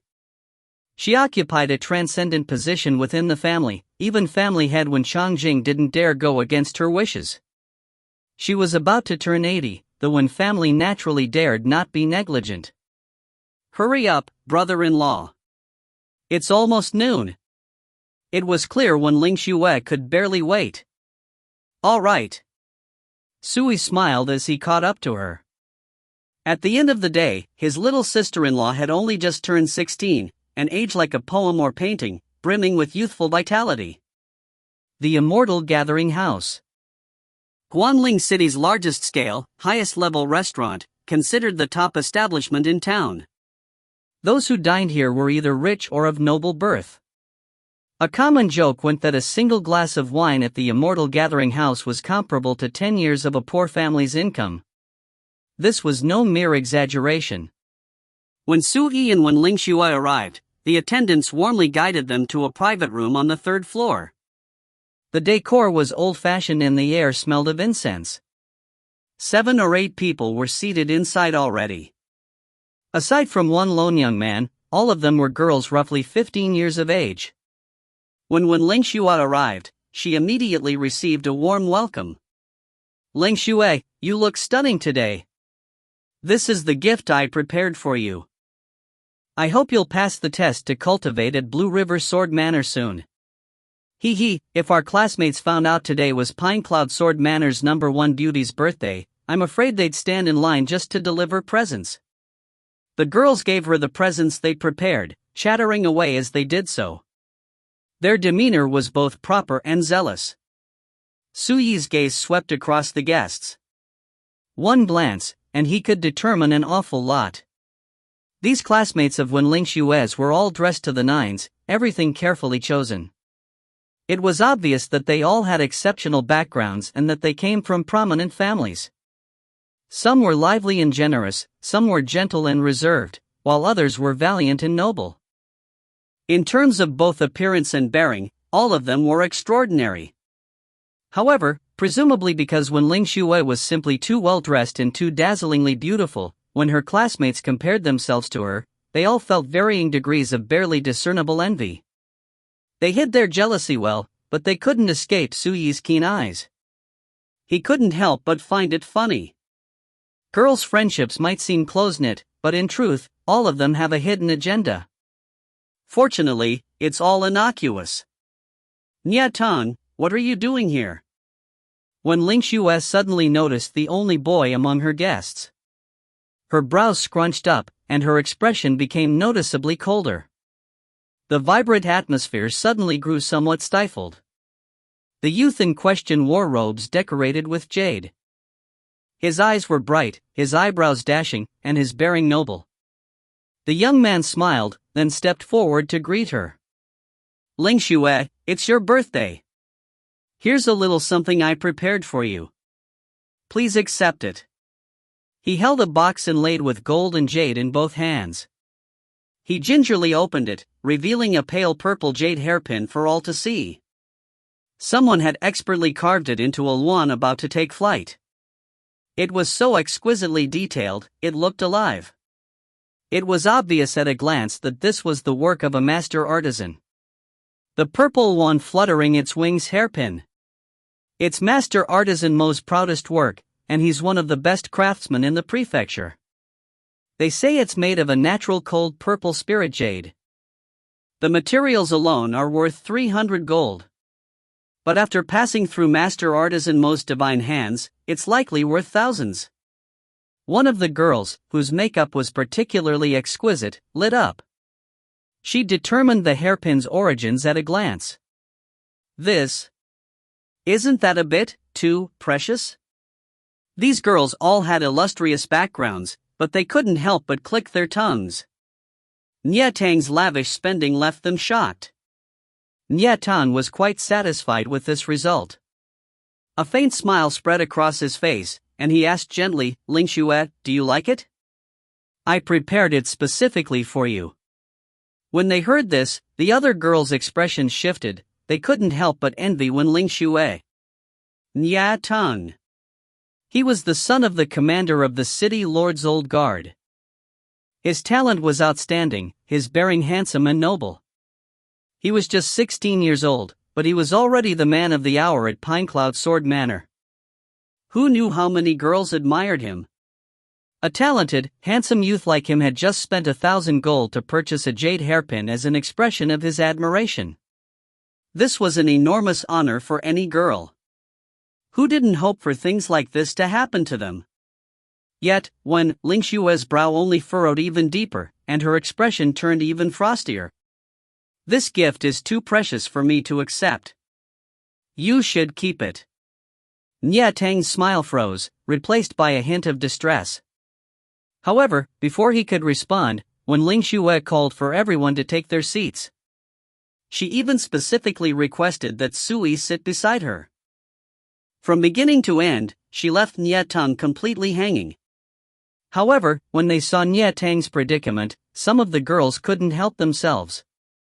They spoke up, one after another, and warmly invited him to sit down. Nia Tang quickly got his emotions under control and sat down with a smile, as if he'd already completely forgotten about his earlier awkwardness. However, whenever his gaze landed on Sui, he felt an inexplicable discomfort.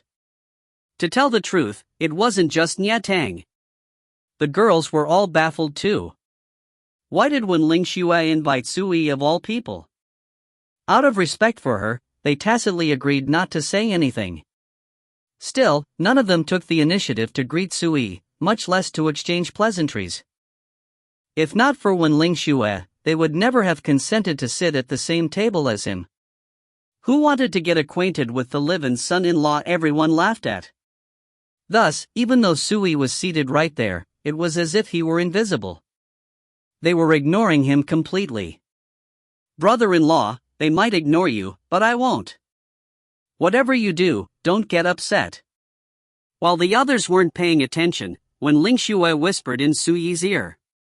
Her breath was like the touch of an orchid, and her eyes were bright and lustrous. Her little face was fraught with concern as she tried to comfort him. Sui didn't quite know what to say. He had the mental fortitude of 2 lives. Why would he care about something like this? Before long, a group of beautiful maidservants walked into the room carrying a sumptuous array of dishes. All of them were rarely seen delicacies. When Ling Xue tilted her head in confusion. I didn't order that much food. Nia Tang seemed to perk up, and he said heartily, Ling Xue, today is your birthday. How could we let you spend money on us? Our day at the Immortal Gathering House is entirely on me. His gaze swept across the other girls, and he put on a lofty air. Everyone, please eat and drink to your heart's content. Enjoying yourself is the best way to congratulate Ling Xue. The girls laughed delightedly. Although their backgrounds were exceptional, they couldn't just dine at a money pit like the Immortal Gathering House all willy-nilly. When Ling Xue, however, was not impressed. She said coldly, how much did this cost? I'll reimburse you later on. Nia Tang laughed. Ling Xue, don't be so distant. It's just one meal. If you really pay me back, when I next return to Pinecloud Sword Manor, the other guys will curse me to death. Quite a few of the girls laughed and chimed in their agreement, urging Ling Xue not to worry about it. When Ling Xue hesitated, but in the end, she decided not to say anything more. She did, however, whisper in Sui's ear, this guy is always like this. At Pinecloud Sword Manor, he loves nothing more than showing off. There's nothing more irritating than vain guys like him. Also, I never even invited him to the Immortal Gathering House, he showed up of his own accord. His skin sure is thick. Sui laughed. Vanity was a common affliction among youths, and it wasn't such a terrible vice. Suddenly, Nia Tang glanced over. He hadn't heard what Ling Xue said to Sui. He could, however, see her pink lips in the intimate act of whispering into Sui's ears. His smile froze, and he could no longer suppress the flames of his jealousy. He even felt the urge to get up, wallop Sui, and send him packing. Nia Tang forced down his envy and feigned relaxed, casual curiosity. Sui, you're Ling Xue's brother-in-law, and this is her birthday party. I wonder what present you got for her. A faint, almost indiscernible hint of a smile tugged at Sui's lips. What kind of person was he? He could tell at a glance that this kid resented him and was trying to cause trouble. As expected, the others all looked over, all of them with different expressions. They could roughly guess that Niatang was interested in comparing gifts. Or perhaps, he was just seizing this opportunity to embarrass Sui. Now that they thought about it, what right did a live-in son-in-law have to sit at the same table as them? He was humiliating himself and he didn't even know it. This Niatang is really detestable. When Ling Xue was starting to get angry, she'd long since realized that Sui had forgotten about her birthday. How could he possibly have prepared a present? Yet Niatang just had to bring it up. I almost forgot about Ling Xue's birthday, which is why I didn't have time to prepare a present. However, I'll make it up to her later today, after we return home. As Sui spoke, he looked at Ling Xue. That was because his words were aimed at her. He didn't care a whit what the others thought of him. Ling Xue was briefly dazed. She pursed her pink lips, but inwardly, there were no words to describe her delight. Brother-in-law, he cares about my birthday after all. That's right. He's just been busy lately, so he inadvertently overlooked it, that's all. As she thought this, her eyes lit up, and a smile gradually spread across her face. So, you didn't bring a present. Niatang had finally found an opportunity to vent his bellyful of jealousy, and he couldn't resist poking fun. Ling Xue's been so good to a mere live-in brother-in-law like you for nothing. Look at you. I wouldn't have guessed you'd forget even her birthday. The girls in attendance couldn't help but shake their heads. You can't rely on a wall built in the mud. This Sui sure is inept.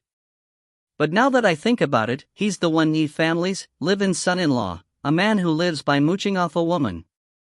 What kind of gift could a guy like that even give? Whatever it is, it's sure to pale in comparison to senior apprentice brother Niatang's jade purple wand hairpin. I really don't get why Ling Xue cares so much about a live-in brother-in-law like him. Many of the girls found it hard to understand, and in their hearts, they felt renewed disdain for Sui. Niatang saw all of this, and he finally relaxed. But just as he was considering whether or not to strike while the iron was hot and give Sui a few more good kicks. Bang!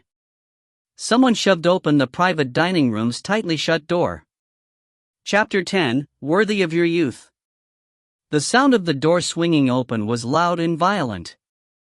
Everyone in the private dining room furrowed their brows. This was the Immortal Gathering House, the #1 restaurant in Guangling City.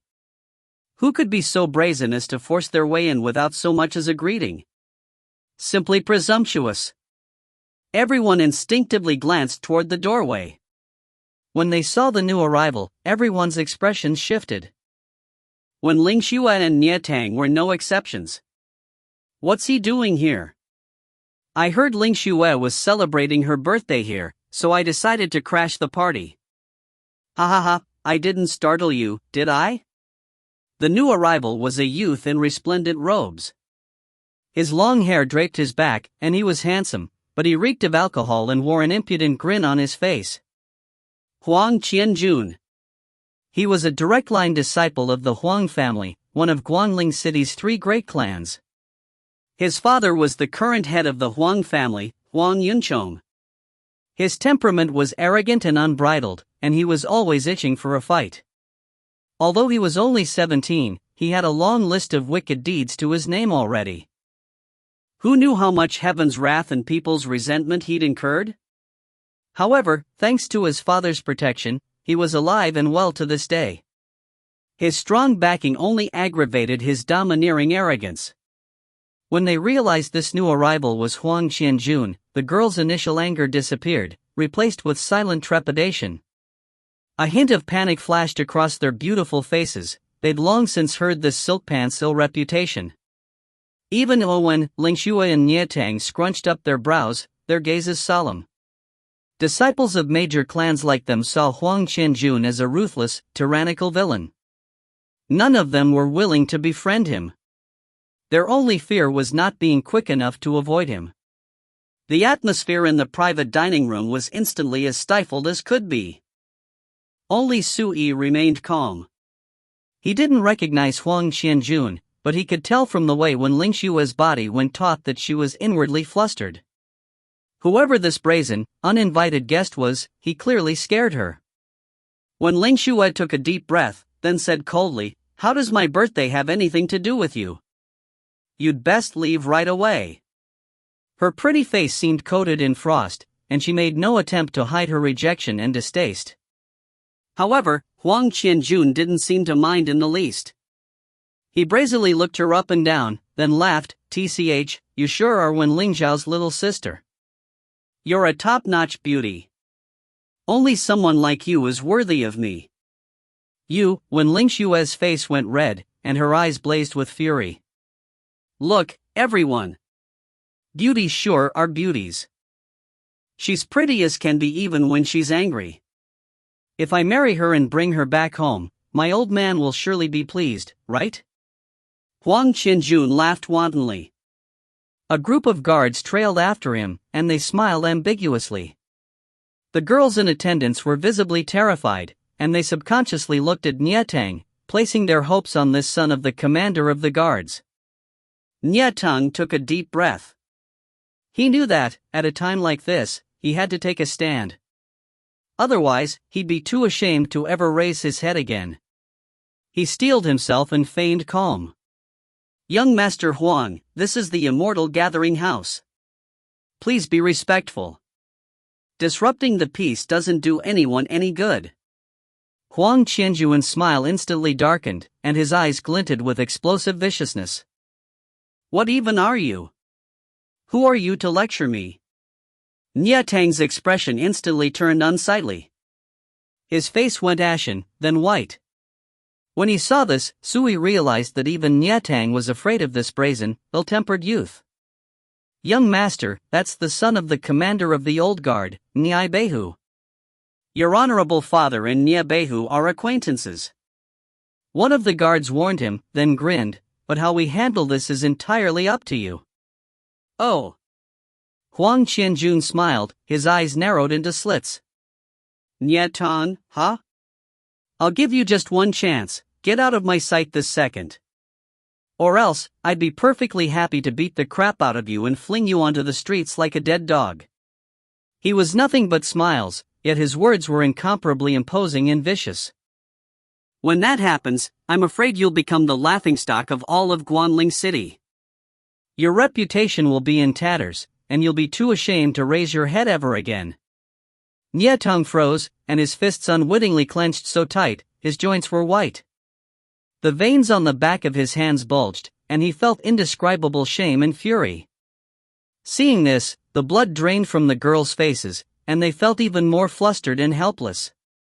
None of those in the private dining room had a background as lofty as Nie Tang's. Now, it seemed that he wasn't enough to resolve this. What could they do but panic? It was then that when Ling Xue said icily, "Huang Qianjun, what exactly is it that you want?" Huang Qianjun burst into laughter and rubbed his hands together. His burning gaze bore into Wen Ling Xue as he said, "What a good question. Let's put it like this, in a bit, I'll have my old man pay the Wen family a visit to propose a marriage alliance. After that, well, let's just say we'll be family, you and I." His guards all chimed in, one after the other. "You've got good eyes, young master. Everyone, take a good look. That girl's going to be our young master's wife. Then we'd best congratulate the young master in advance, huh?" When Ling Xue was both ashamed and angry. Her almond eyes widened, and she gnashed her teeth. "Ludicrous. I'd die before marrying a hoodlum like you." Sui silently rose to his feet, a hint of newfound iciness amidst his usual calm. He stood there silently, his gaze indifferent. Back in the 9 provinces of the wilds, those familiar with Su Xianjun knew that the calmer he looked on the surface, the greater his killing intent.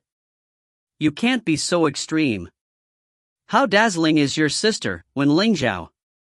Yet in the end, she still had to marry a waste like him, didn't she? As he spoke, Huang Qianjun pointed to Sui, his gaze rife with disdain. I might be domineering, but even I know that marriage alliances aren't up to juniors like us to decide. He paused, then laughed, his tone even more arrogant. When Lingxue, I urge you to mentally prepare yourself. The Huang family will convince the Wen family to agree to our marriage within the month. When Lingxue instantly went white, and her petite frame quivered. His words struck her right where it hurt. How strongly had her elder sister fought against her impending marriage. Even her parents had opposed it with all their might, but in the end, they couldn't go against the family matriarch's wishes. When Lingzhao and Sui were now joined in matrimony, whether they liked it or not. In the face of that fact, Wen Lingxue couldn't help but worry. What if Huang Qianjun really proposed? Would the Wen family treat her the same way they treated her sister? When this thought occurred to her, Wen Lingxue bit through her lip. She was inwardly frantic, and her eyes went blank. Am I really going to have to marry a dandy hoodlum like him? No. If that happens, I might as well just kill myself. Don't worry. Nothing like that will happen to you. A warm hand pressed against her shoulder, and when she looked up, she saw a calm, gentle smile on Sui's handsome face. Brother-in-law. When Lingxue was inwardly panicked, and his words were like shelter from the storm. She felt an indescribable warmth well from deep within her heart, and when she spoke, her words were choked with emotion. This gathering is no longer fun, Sui whispered. How about I take you home? When Lingxue instinctively nodded, but then, her eyes filled with concern. Brother-in-law. They? Don't worry, said Sui gently. He patted her on the shoulder again. Leave it up to me. His gaze swept across Nietang and the girls. Do you want to leave too? The other guests were practically stunned out of their wits. Has Sui gone insane? Can't he tell that silk pants and his guards are blocking the doorway?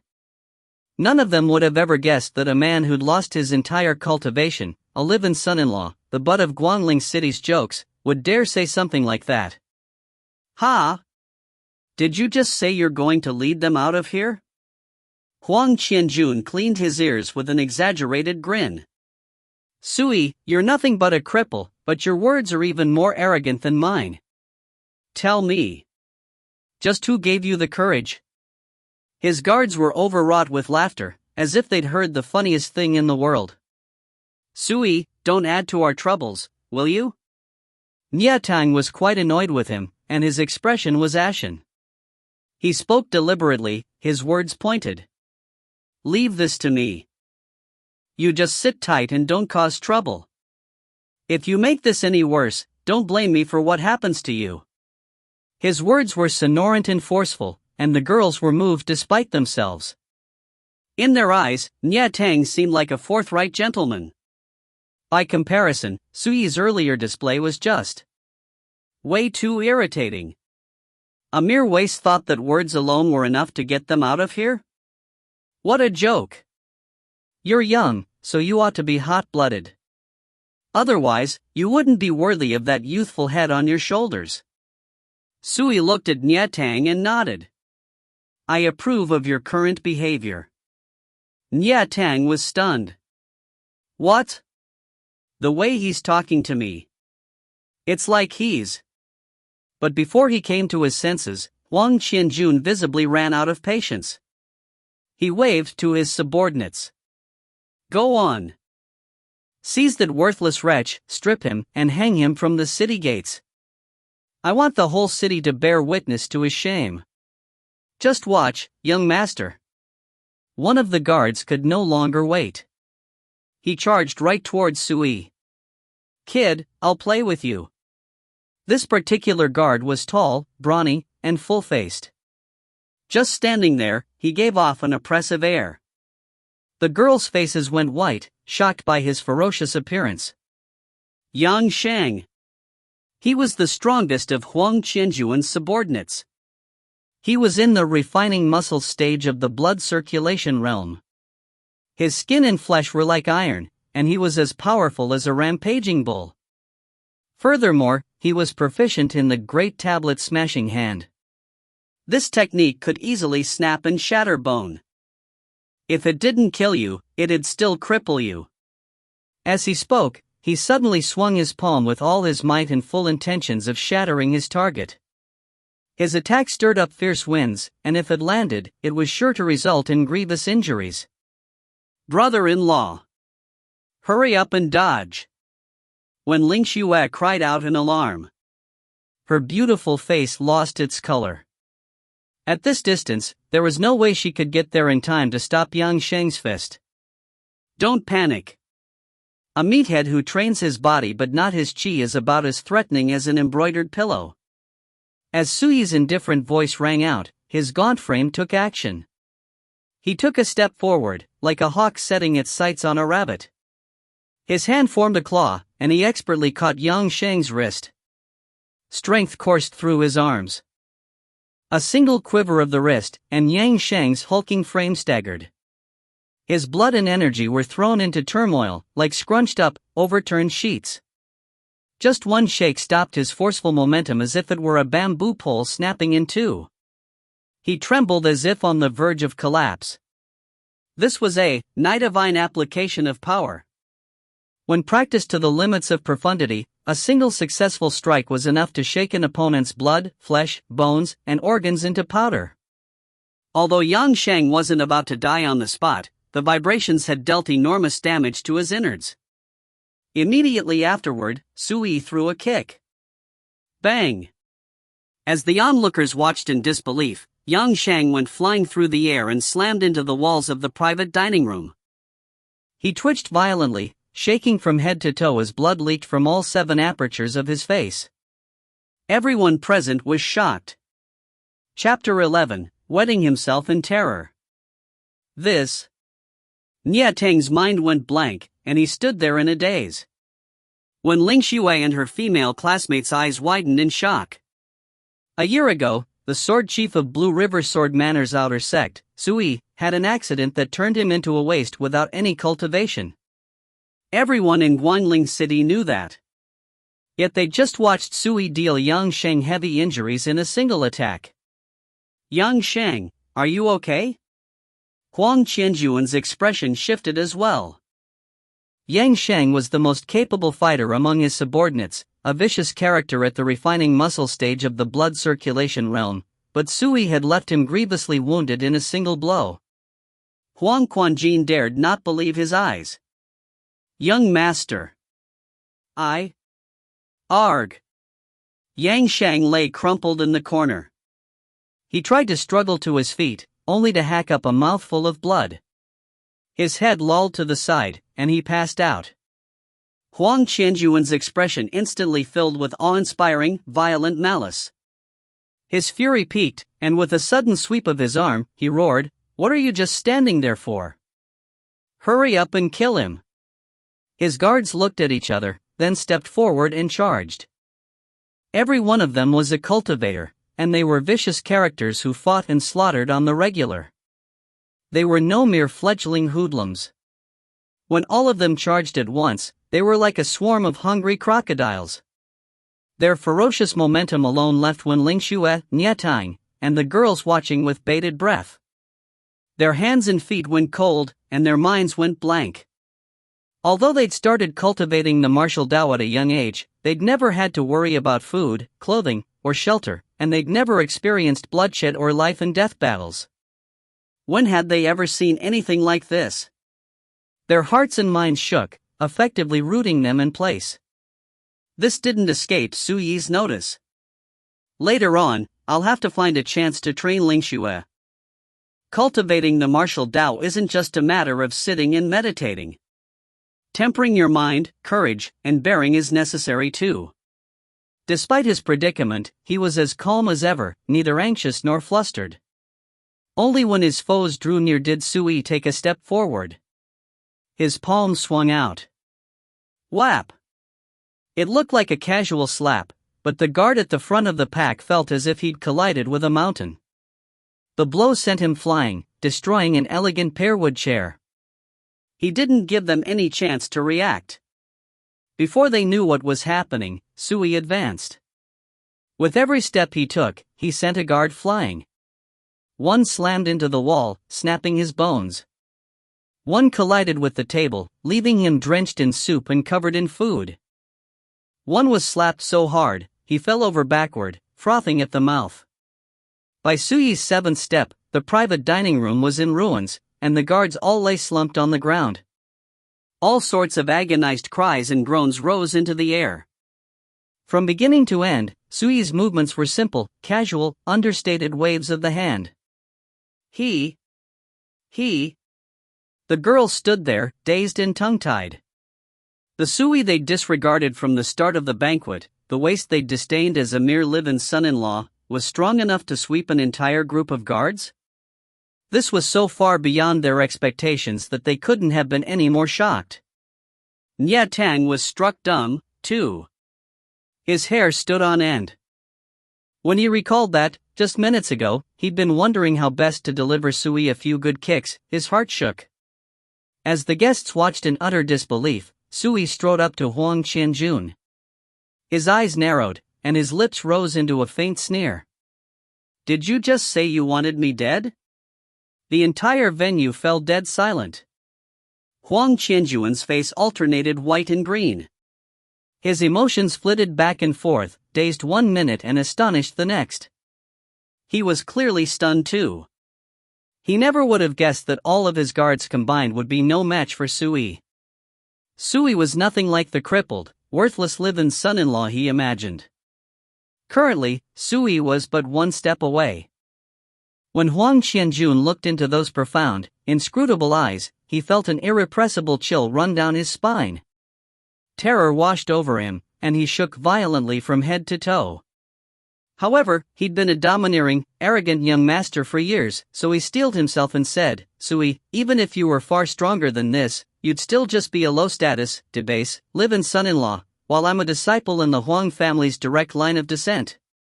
Saying that out loud boosted his courage, and his tone turned sharp and cold. Attack if you dare. Go on. But if you do, just wait. The Huang family will avenge me. Huang Qianjun had thrown his weight around Guangling City for years. This was fundamentally due to his family background. He was from the Huang family, and his father was the current family head. This was the source of his domineering pride. As expected, when they heard Huang Qianjun's threats, when Ling Xue and Nya Tang's hearts sank. They'd only just realized how serious the repercussions of this incident would be. However, Sui only laughed. Are you threatening me? His hand suddenly shot out, grabbing Huang Qianjun by the throat and lifting him into the air. He whispered, if you've got the guts, keep talking. See for yourself if I dare kill you or not. The stranglehold on Huang Qianjun's neck was agonizing, and his face flushed red and purple. As Sui exerted pressure through his fingers, Huang Qianjun could clearly sense himself growing dizzy. His vision was going black. Before long, he'd be on the verge of death. A powerful, instinctive will to live stimulated him, and he struggled madly, but it was useless. From the onlooker's perspective, he seemed like a captured grasshopper, his life and death up to a moment's whim. Is Sui really going to kill him? This thought suddenly occurred to Wen Ling Xue and the party guests, startling them. Without exception, their expressions changed dramatically. Well, why aren't you saying anything? Sui asked with a smile. Huang Qianjun's cheeks contorted. He shook and flailed, but he nevertheless clenched his teeth, too scared to speak. His eyes brimmed over with deep terror. In all his years of life, this was the first time he'd felt death so close at hand. He felt as if were on the verge of breaking down. Suddenly, Sui's nostrils flared and his brow furrowed. Thud. He tossed Huang Qinjun away. When he landed, there was a puddle of yellow liquid beneath him. When they saw this, the onlookers were astonished, but they also felt the urge to laugh. Who would have guessed that a domineering, violent young master like Huang Qianjun would lose control of his bladder? "My friend, please stay your hand." Suddenly, they heard a voice from outside the private dining room. A man in brocade robes rushed inside, then cupped his fist in greeting. "My name is Yu Tianhe, and I'm the owner of this humble establishment. Please do me a favor and let young Master Huang go." Yu Tianhe. When Ling Shuai and Nia Tang's pupils constricted. They'd all heard tales of the owner of the Immortal Gathering House. He was keen-eyed and profoundly capable. Moreover, his background was mysterious, and all of his guests belonged to the upper echelon of Guanling City. But against all expectations, Sui gave Yu Tianhe no face at all. They watched as Sui said flatly, "You were nowhere to be seen when he barged into our room and caused trouble, but now that he's the one whose life hangs by a thread, you rush inside and ask me to stay my hand. Do you think you're just that worthy of my respect? Or do you think I'm a pushover?" His tone were casual, but his attitude was incomparably firm. Yu Tianhe was visibly startled. It had likely never occurred to him that the Wen family's live-in son-in-law would refuse to give him face. His gaze flicked imperceptibly to Huang Qianjun and the others sprawled on the floor. He instantly grew serious. "Young Lord Su, you're right to chastise me. I'm to blame for arriving so late. Had I come earlier, this never would have happened. I humbly request your understanding. I'll be sure to find an opportunity to pay you a visit and apologize." With that, he bowed respectfully. When Ling Xue, Nia Tang, and the others were completely dazed. Someone of Yu Tianhe's status had no need to be so humble. His meek response left them a bit bewildered. Sui shook his head. "There's no need to apologize.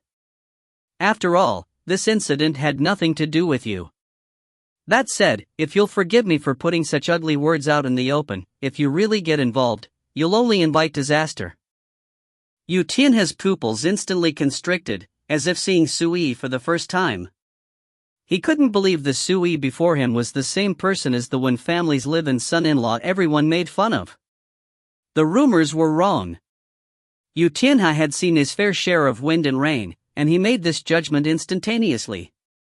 Meanwhile, Sui's gaze returned to Huang Qianjun. "I, Sui, have always made my feelings clear, so I'll give it to you straight. I'll give you the chance to get revenge, but if you take it, you'll have to bear the consequences. Think it over and decide for yourself." With that, he turned to the nearby Wen Ling Xue, smiled, and waved her over. "Ling Xue, let's go." The series of shocking events she'd just witnessed left Wen Ling Xue in a daze. She instinctively responded, "Okay, then hurry to Sui's side." Sui then turned to Nia Tang and the girls. "Everyone, do you plan to remain here?" They were still immersed in shocked confusion. They looked at each other, but there was no way they'd stick around. They immediately got up and followed Sui out the door. Yu Tianhe made no efforts to stop them. It was only when they disappeared from view that he let out a long sigh. The former sword chief of Blue River Sword Manor's outer sect sure lives up to his reputation. Everyone in Guangling City is underestimating him to an enormous degree. "Uncle Yu, you're my father's old friend. Don't you see how badly he bullied me? Why didn't you try to stop him?" Huang Qianjun was already back on his feet. His face was terrifyingly ashen. "Fool!" Yu Tianhe inwardly cursed him, but out loud, he merely grimaced. "My dear nephew, I dare not bring such trouble upon myself. If you want to resolve this, I suggest you take it up with your father."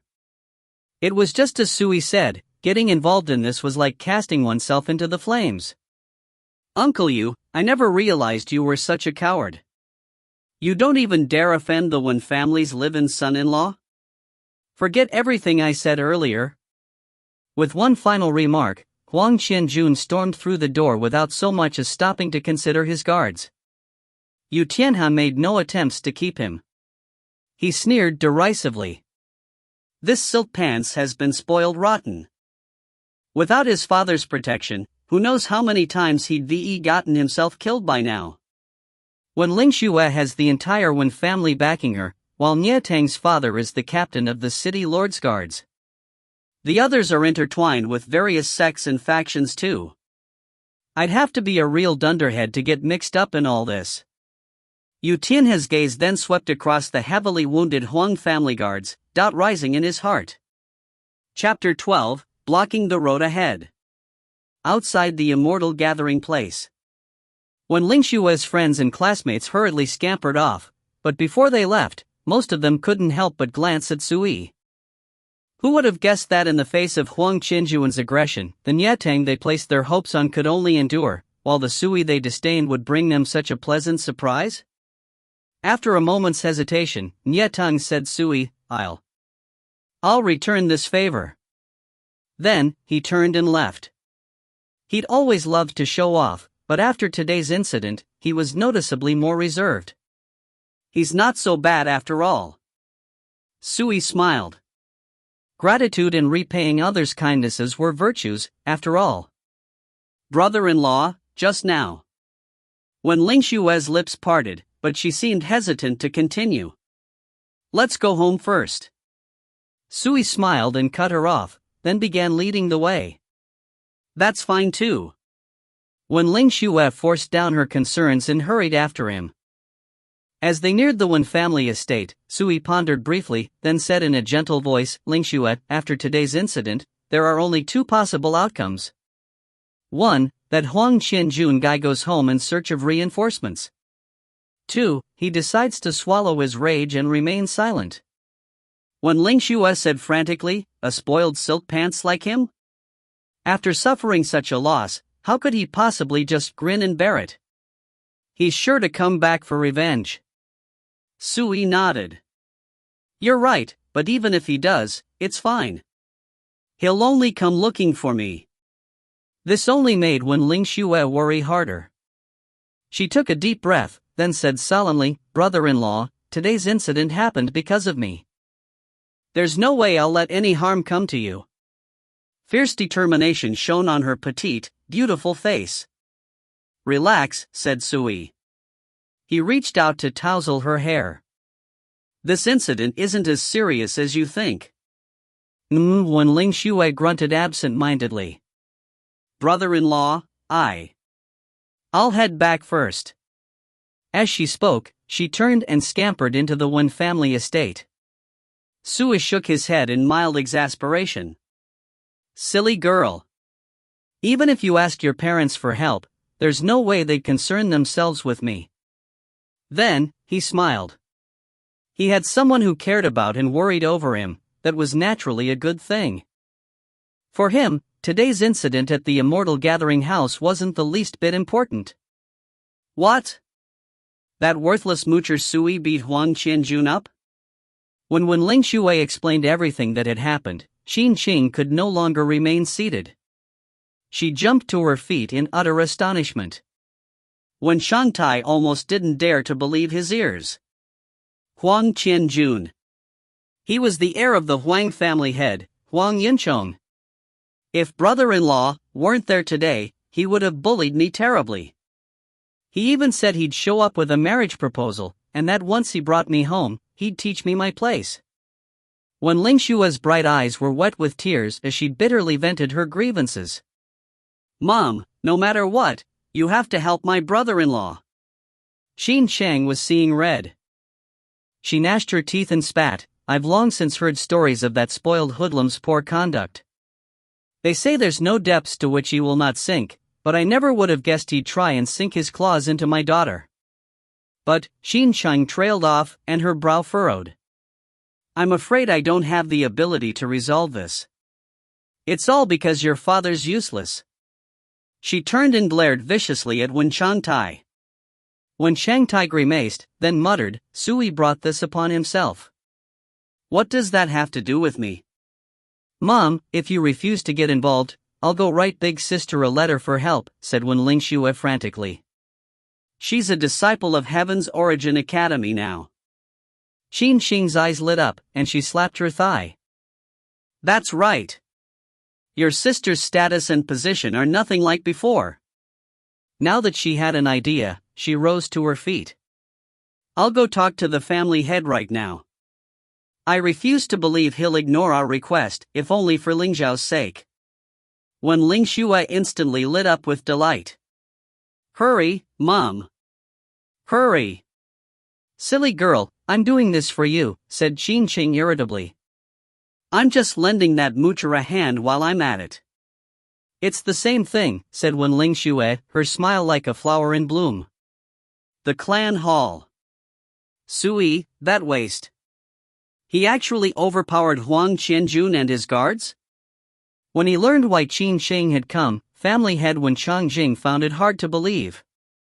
It didn't feel real. Qin Xing froze. That's right. That moocher Sui doesn't have a cultivation anymore. Family head, either way, that Huang Qianjun bullied Lingxue. If he comes back for revenge, we can't just stand by. Qin Chang was visibly fraught with worry. When Ling Zhao married Sui, I already contemplated suicide. If something happens to Lingxue, I really won't want to live anymore. Qin Xing covered her face and sobbed. When Changjing scrunched up his brow, mulled it over, then said, "Of course I'll step in. After all, Lingxue is a member of the Wen family. How could we possibly let the Huang family bully her?" Qin Xing instantly lit up with gratitude and delight. Family head, your words have put me at ease. Don't get excited yet. When Changjing shook his head, his expression cold. All I said was that I'll protect Lingxue. I never said I'd protect Sui. No matter his reasons, he caused his mess, and he has to bear the consequences on his own. Qin Xing's heart sank, and she said tentatively, family head, if he hadn't stuck out his neck, Lingxue might have suffered terribly. Do you think? When Shangtai coldly cut her off. Sister-in-law, I seem to recall you loathing that son-in-law of yours more than anything else in this world. Why are you suddenly speaking up on his behalf? And don't forget, just a few days ago, he deeply offended young Master Wei Zhengyang right in front of everyone. I haven't even taken him to task over this yet. As he spoke that final sentence, his tone was imposing, and his words revealed his anger. Qin Xing froze, embarrassed. Just as she was about to respond, when Changjing cut her off again. The day after tomorrow is the family matriarch's 80th birthday. I have numerous matters to attend to. You go back first. That was tantamount to showing her the door. Qin Sheng dared not pester him any further, so she hurried off. When she returned to their family's residence, she saw Wen Lingxue waiting expectantly for her. Mom, how did it go? The girl stared at her expectantly. Qin Xing forced a smile, then said ambiguously, the family head has already agreed to get involved. It'll be fine. Lingxue, you're going back to Pinecloud Sword Manor tomorrow. Be good and stay put. There's absolutely no way that Huang Qianjun will dare cause trouble for you. I'm glad to hear it. Brother-in-law won't get bullied either. The girl nodded happily and jumped for joy. Qin Xing, however, felt a wave of guilt, and she attempted to comfort herself. That Sui is ultimately an outsider anyway. Even if the Huang family teaches him a lesson, it's no big deal unless they kill him. She suddenly seemed to recall something. Right, Lingxue, your brother-in-law. Did he recover his cultivation? When Ling Zhao shook her head. I don't know either. In any event, both Huang Qianjun and his bodyguards were completely helpless against him. As she spoke, her eyes lit up, and scenes of Sui fighting at the Immortal gathering house surfaced in her mind. Just thinking about it made her emotional. Qin Xing laughed coldly, as if she'd seen through Sui down to the slightest details. I noticed that kid was hiding something a long time ago. How many rolled eyes and barbed words has he endured over the past year? Yet I've never once seen him lose his temper. Like the night your sister came back.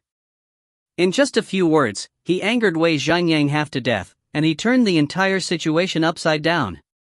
How could a useless waste accomplish something like that? I'll have to find a chance to get some answers out of him. When Ling Xue merely giggled in response, but she kept silent. She thought to herself, he's my brother-in-law. Of course he's awesome. Guangling City, the Huang family. The atmosphere within their resplendent halls was oppressive. Huang Qianjun knelt on the floor, his voice raspy. Father, I know I was wrong. I'm willing to admit my mistakes, and going forward, I'll be sure to cultivate assiduously. Sooner or later, I'll repay today's humiliation 10 times over, no, 100 times over. Family head Huang Yunchong sat, silent and expressionless, on the hall's main seat. He was tall and imposing in his wide-sleeved dark robes, like a crouching tiger or coiled dragon, his presence as vast and mighty as the ocean. The air was so stifled, Huang Qianjun felt as if he could barely breathe.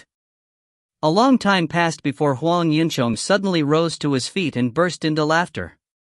With such ambition, you're sure to accomplish something grand one day.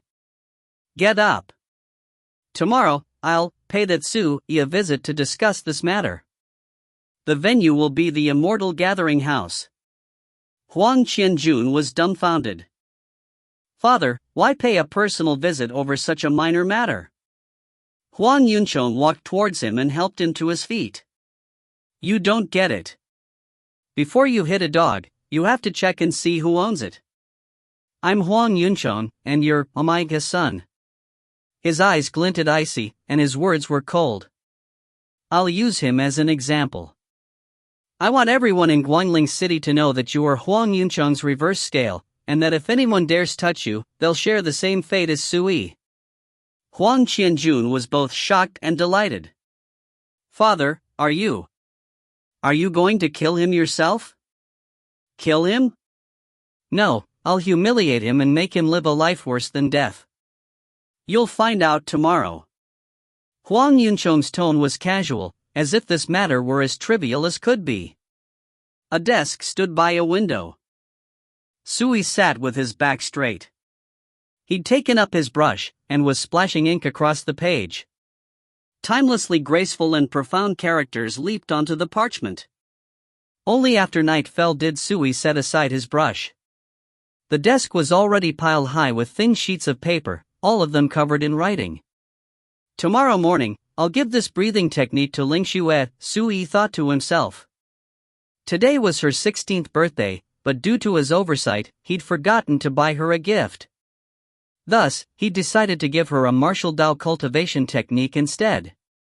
But to his surprise, when he went looking for her the next morning, the servants told him that she'd already left the Wen family estate and returned to Pinecloud Sword Manor to continue her studies. Tomorrow is the Wen family matriarch's 80th birthday. Ling Xue will definitely be there. There's no reason I can't just wait and give this to her then. Su Yi shook his head, then left the Wen family estate. Lately, he'd been going out every morning to cultivate in this spiritual ground along the banks of the Great Azure.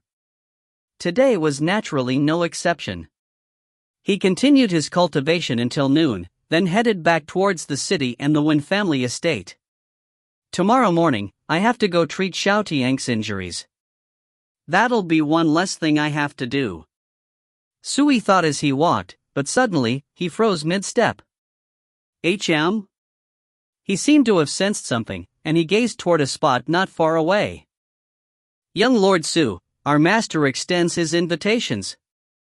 A tall elder in black robes stood a bit further down the street, leading an entire group of people. They'd completely blocked off the path ahead. Chapter 13, Apologies. Are you from the Huang family? Su Yi's brow furrowed slightly, but he didn't seem surprised or flustered. The black-robed elder responded expressionlessly, Young Lord Su, you've already figured it out, so you'd best come with us quietly. That'll do us all good. Where are we going? Asked Su Yi. The Immortal Gathering House, said the elder firmly. Despite himself, Sui was stunned. Does Huang Qianjun want to crawl back up from the same place he fell? Let's go. He turned and started walking towards the Immortal Gathering House. The black-robed elder and his subordinates were stunned. They would never have guessed Sui would be so self-aware and so proactive. Wasn't this a bit too simple? Keep a close eye on him. Whatever you do, don't let that kid sneak off. The elder quietly gave his orders, then led his subordinates forward. However, his worries didn't come to pass. As he walked, Sui seemed leisurely and relaxed. He had no intention of fleeing whatsoever. It was only after reaching the Immortal Gathering House and watching Sui go inside that the elder sighed in relief. Still, he was surprised. The Wenyi family's live-in son-in-law sure has guts. It was just afternoon, the time when the Immortal Gathering House's business was typically at its best. However, when Sui entered, he found the place still and lifeless. All the seats were empty. Except, a familiar face stood behind the counter. The owner of the Immortal Gathering House, Yu Tianhe. When he saw Sui, Yu Tianhe laughed cheerfully, but it sounded a bit like he was gloating over Sui's misfortune, as if he knew what was about to happen. Young Lord Su, family head Huang has personally arranged a banquet in the private dining room you visited yesterday. He's waiting for you as we speak. Aren't you afraid we'll ruin your Immortal Gathering House? Asked Sui casually. Yu Tianhe's smile froze, but then, he laughed. Young Lord Su, please relax. Our signboard is exceptionally durable. There's no way any ordinary person could damage it. He paused, and when he continued, his voice carried a hint of pity. You should worry about yourself, young Lord Su. I'm afraid you're in for bad luck today. Sui smiled. Shopkeeper you're welcome to watch the spectacle, but if your Immortal Gathering House suffers any damages, I'm not going to reimburse you. As he gave this warning, he was already heading up the stairs to the second floor. Yu Tianhe scrunched up his brow. Why does that brat look so fearless? Does he have something up his sleeves? But the one who's out to get him today is Huang Yunchong. The head of the Huang family, one of the most influential and powerful figures in all of Guanling City. Sui, I'd like to see just how a mere live-in son-in-law of the Wen family like you plans to leave the Immortal Gathering House in one piece. Meanwhile, the door to the second-floor private dining room was already open. When Sui arrived, he saw 3 people seated inside. The first was Huang Qianjun. His robes were dark and lavish, and he sat beside a middle-aged man in dragon-embroidered imperial robes. The man was tall and imposing, with features as hard as rocks. Although he was seated casually, his presence was imposing as a coiling dragon or tiger lying in wait. A green-robed man with a long knife strapped to his waist sat on his other side. He looked roughly 40 years old, and his complexion was sallow. He was busy fiddling with a silver dagger. As he shifted his hands, the sharp, cold dagger jumped and rolled about so rapidly, it left onlookers dazzled. When Sui appeared, the man in green narrowed his eyes and looked him up and down. Moments later, he burst into jeering laughter. It seemed he was disappointed. Sui, you're finally here. Huang Qianjuan's eyes blazed with hatred carved into his very bones. Yesterday, I told you I'd give you your chance to get revenge, said Sui. Since you've decided to take it, it's only natural I'd show up. As Sui spoke, he leisurely strolled into the room, picked a seat at random, and sat down. His gaze swept across the middle-aged men in green and imperial robes, but he said no more. The man in embroidered dragon robes seemed surprised, perhaps because Sui seemed overly composed. Then, he suddenly lamented, the former sword chief of Blue River Swordmanner's outer sect is indeed far braver than the common man. I can finally confirm that Yu Tianhe was right, the old fox. The people of Guangling City have indeed underestimated you. He might have sounded mellow, but he emanated the imposing air of an authority figure. Sui stretched out his hand and tapped casually on the table. It's already noon.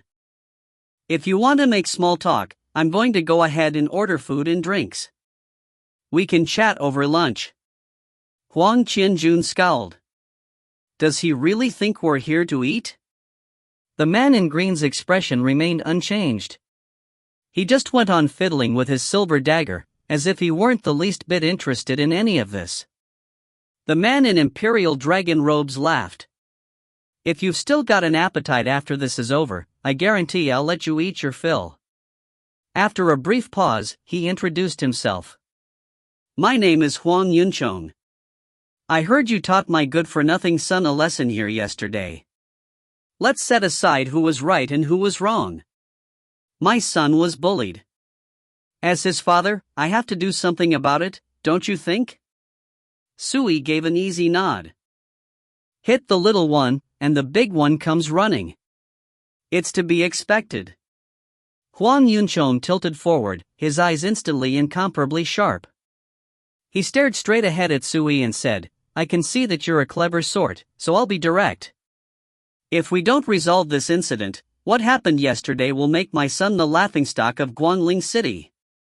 He's almost a grown man, yet he peed his pants in fright?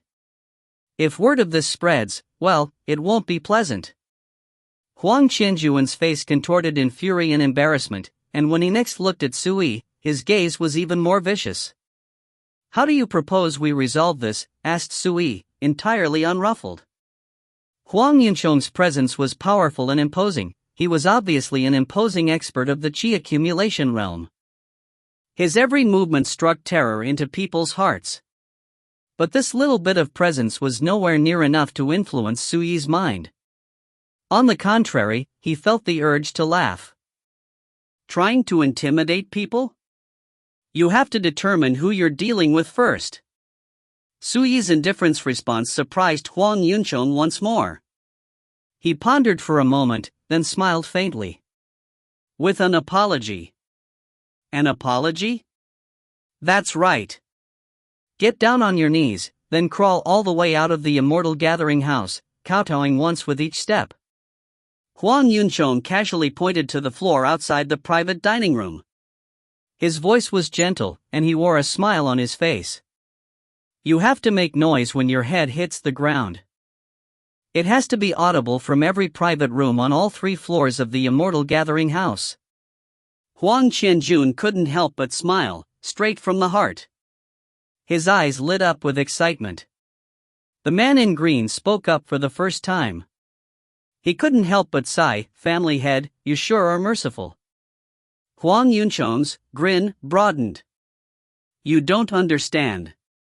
This is just a conflict between youths, there's no need to be ruthless. You think that's not ruthless? Huang Qianjun couldn't help but gasp. His father's casual, understated tone shocked even him. Huang Yunchong's gaze was fixed on Sui the entire time. He continued, once you've kowtowed your way out of the building, you are to kneel there and slap yourself. Remember, you need to use enough force to make noise. It needs to be clearly audible even from 30 feet away. As he said this, his fingers drummed against the tabletop, and he flashed a carefree smile. Once the onlookers disperse, that'll be the end of this incident. Huang Qianjuan's heart filled with excitement, eager to see what was about to happen. The way I see it, this punishment is still too light. That said, since the head of the family doesn't want to make a big fuss, we can just leave it at that. We'll let the kid off easy. The man in green toyed with his dagger, and his narrow eyes bore into Sui like a knife. Will you do it yourself, or do you need me to help you? His voice was raspy, like a poisonous snake flicking its tongue. The sound sent chills down listeners' spines. Huang Yunchong and Huang Qianjun looked at Sui as well. The entire private dining room's atmosphere was suddenly tense and heavy. But in the end, Sui's expression didn't so much as ripple. He said coldly, and here I thought you were daring enough to kill. I wouldn't have guessed that. You'd come up with a silly little game like this. Huang Qianjun was stunned. He almost didn't believe his ears. Huang Yunchong furrowed his brow. The green-robed man's eyes frosted over. He shot to his feet, emanating a terrifying aura. It seemed he was about to attack. But it was then that the heavy thudding of frantic footsteps rang out, immediately followed by a coarse voice. "Brother Huang, please give me face and let Sui go." This voice was still echoing as a large, powerful, imposing man with a curled beard strode into the private room, his bright eyes flashing like lightning. "Nya Beihu?" Huang Yunchong's brow furrowed even deeper, and he snorted coldly, "I simply can't fathom why the commander of the city lord's guards would come here to help a live-in son-in-law." "Ah, so he's Nya Tang's father." Sui suddenly understood. He recalled what Nya Tang had said yesterday after departing the Immortal Gathering House, "I'll return this favor." Clearly, after returning home, Nya Tang had requested his father's assistance. This was most likely why Nya Beihu had shown up here now. As expected, Nya Beihu entered the private dining room and said solemnly, "Yesterday, your honorable son bullied my boy." Fortunately, Sui stepped in. "How could I, Nya Beihu, fail to return this favor?" Huang Yunchong glanced at Huang Qianjun, who hurriedly explained, "Father, I just scared Nya Tang a little, but I didn't hit him, much less humiliate him." "Brother Nya, you heard him. This matter has nothing to do with your son," said Huang Yunchong. His expression was cold, his words indifferent. "On the contrary, my son was the one who got bullied. If I simply let this go, how can my son live in Guanling City with his head held high?" Nya Beihu's expression darkened, but just as he was about to say something, Huang Yunchong cut him off. "Brother Nya, there's no need to say anymore. Never mind you, even if family head Wen Changjing were here in person, he couldn't protect Sui." His words were sonorant, forceful, and lofty. Nya Beihu's expression instantly turned unsightly. He'd come in person, only to be refused so bluntly. It was like a slap in the face. When Sui saw this, he couldn't help but inwardly shake his head. He'd never planned on relying on other people to resolve this anyway. However, whatever else he might say, Nya Beihu had come here to help him. He couldn't just watch him get treated like this. But before Sui could respond, they heard yet another series of hurried footsteps emanate from beyond the stairway.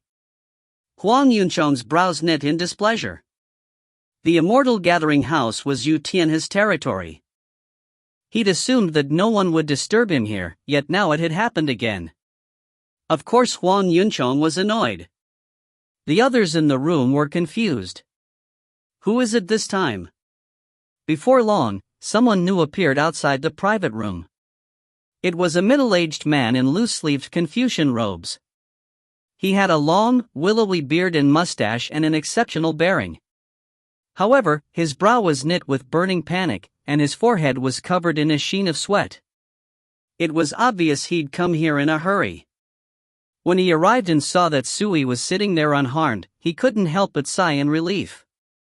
Then, beneath the group's stunned gazes, the middle-aged man in Confucian robes rushed up to Sui and bowed in greeting. "Young Lord Su, they didn't hurt you, did they?"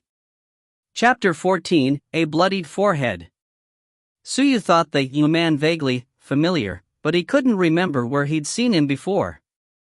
He suppressed his confusion and asked, "Do I look injured?" When the man in Confucian robes saw this, he finally relaxed.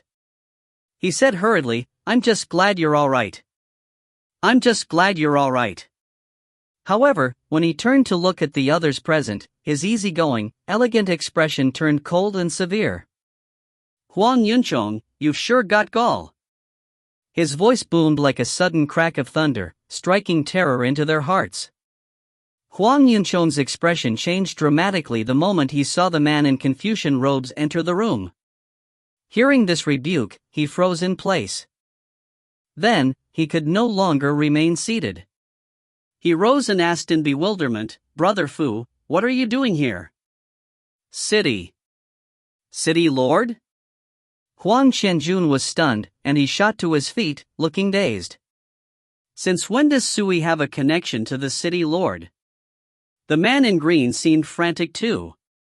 He immediately put away his dagger, lowered his head, and clasped his fist.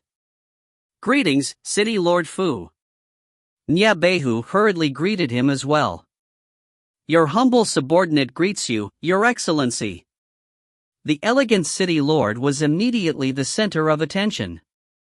Fu Shan, the lord of Guangling City, a grand martial artist of the qi accumulation stage. He held enormous power, his prestige lofty as the heavens. So it's him. Sui finally understood, only for a new thread of confusion to rise within his heart. I don't think there's any link between us at all, though. Suddenly, another possibility occurred to him. Could it be that? In the end, he said nothing. He just sat back and watched in cold silence. Huang Yunchong, if I hadn't come, how could I have witnessed this display of your power? Fu Shan's gaze was icy, as imposing as an infuriated sovereign. The veins bulged on Huang Yunchong's forehead, and he forced himself to remain calm. He could get away with disrespecting Niebehu, but he had no choice but to fear Fu Shan, the lord of the city. Brother Fu, I investigated this Su Yi's background. Even at his strongest, he was just the sword chief of Blue River Sword Manor's outer sect. And today, he's nothing but the disregarded live-in son-in-law of the Wen family. He's insignificant. Huang Yunchong said as if thinking out loud. Brother Fu, I truly don't understand why someone as lofty as you would go out of your way to help him. Huang Qianjun, the man in green, and Niebehu were all wondering the exact same thing. Insignificant? Fu Shan's eyes filled with mockery, but he remained otherwise expressionless. In light of our prior acquaintanceship, I don't mind telling you that before I came to the Immortal Gathering House, the young Marchioness of Spirit Jade Prefecture said that if Sui lost so much as a single hair on his head, she'd have me offer my head in penance. His words went off like a thunderclap. Every last one of them reacted visibly, rooted to the spot. Are you saying he's friends with the young Marchioness of Spirit Jade Prefecture? Huang Yunchong turned to look at Sui in utter disbelief. The young Marchioness of Spirit Jade Prefecture.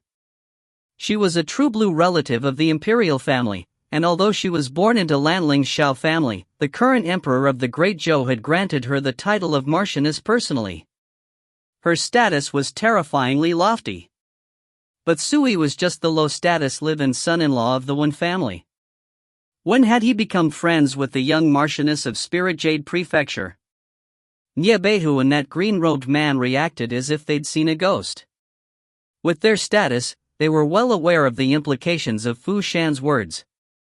In the young Spirit Jade Marchioness' heart, Fu Shan's life was nowhere near as valuable as Su Yi's. Huang Yunchong, oh, Huang Yunchong.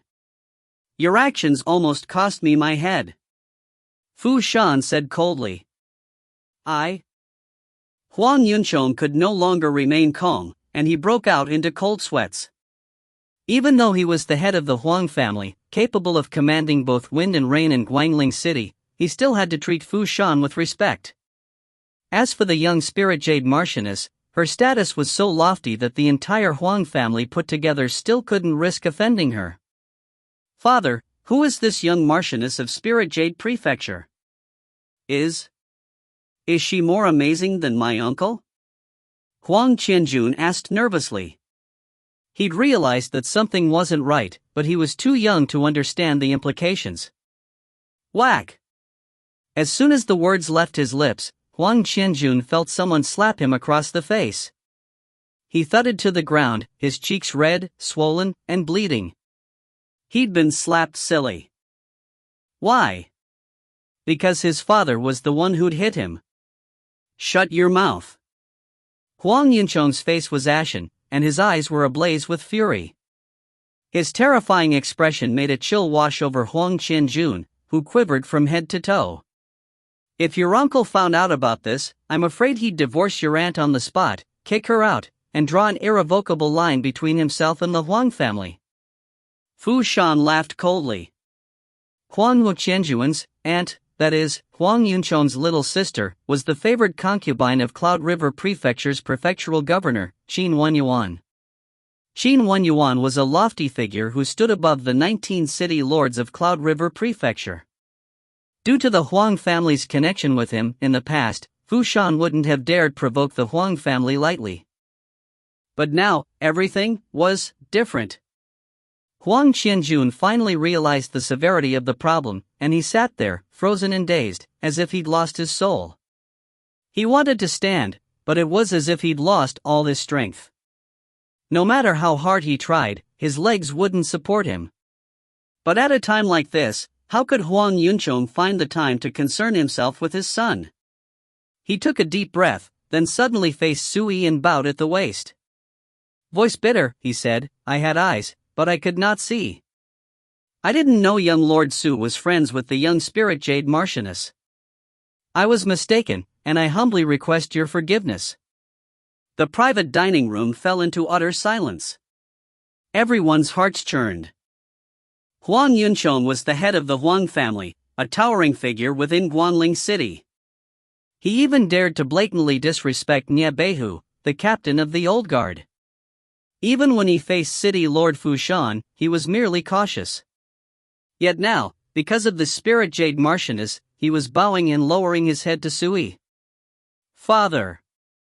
Huang Qianjun was rooted to the spot, intense feelings of helplessness coursing through him. In his heart, his father was like a mountain, capable of covering the heavens with a single hand. When he saw his father bow to a mere live-in son-in-law like Sui, it was as if the towering mountain in his heart crumbled. The man in green's body went taut, his expression gloomy and uncertain. When he saw this play out, Nie Beihu inwardly mocked himself. Look at this situation. Did Sui really need help from someone like me? Sui's eyebrows merely lifted slightly. Family head Huang had been brazenly arrogant mere moments ago, yet now he was lowering his head in quivering in trepidation.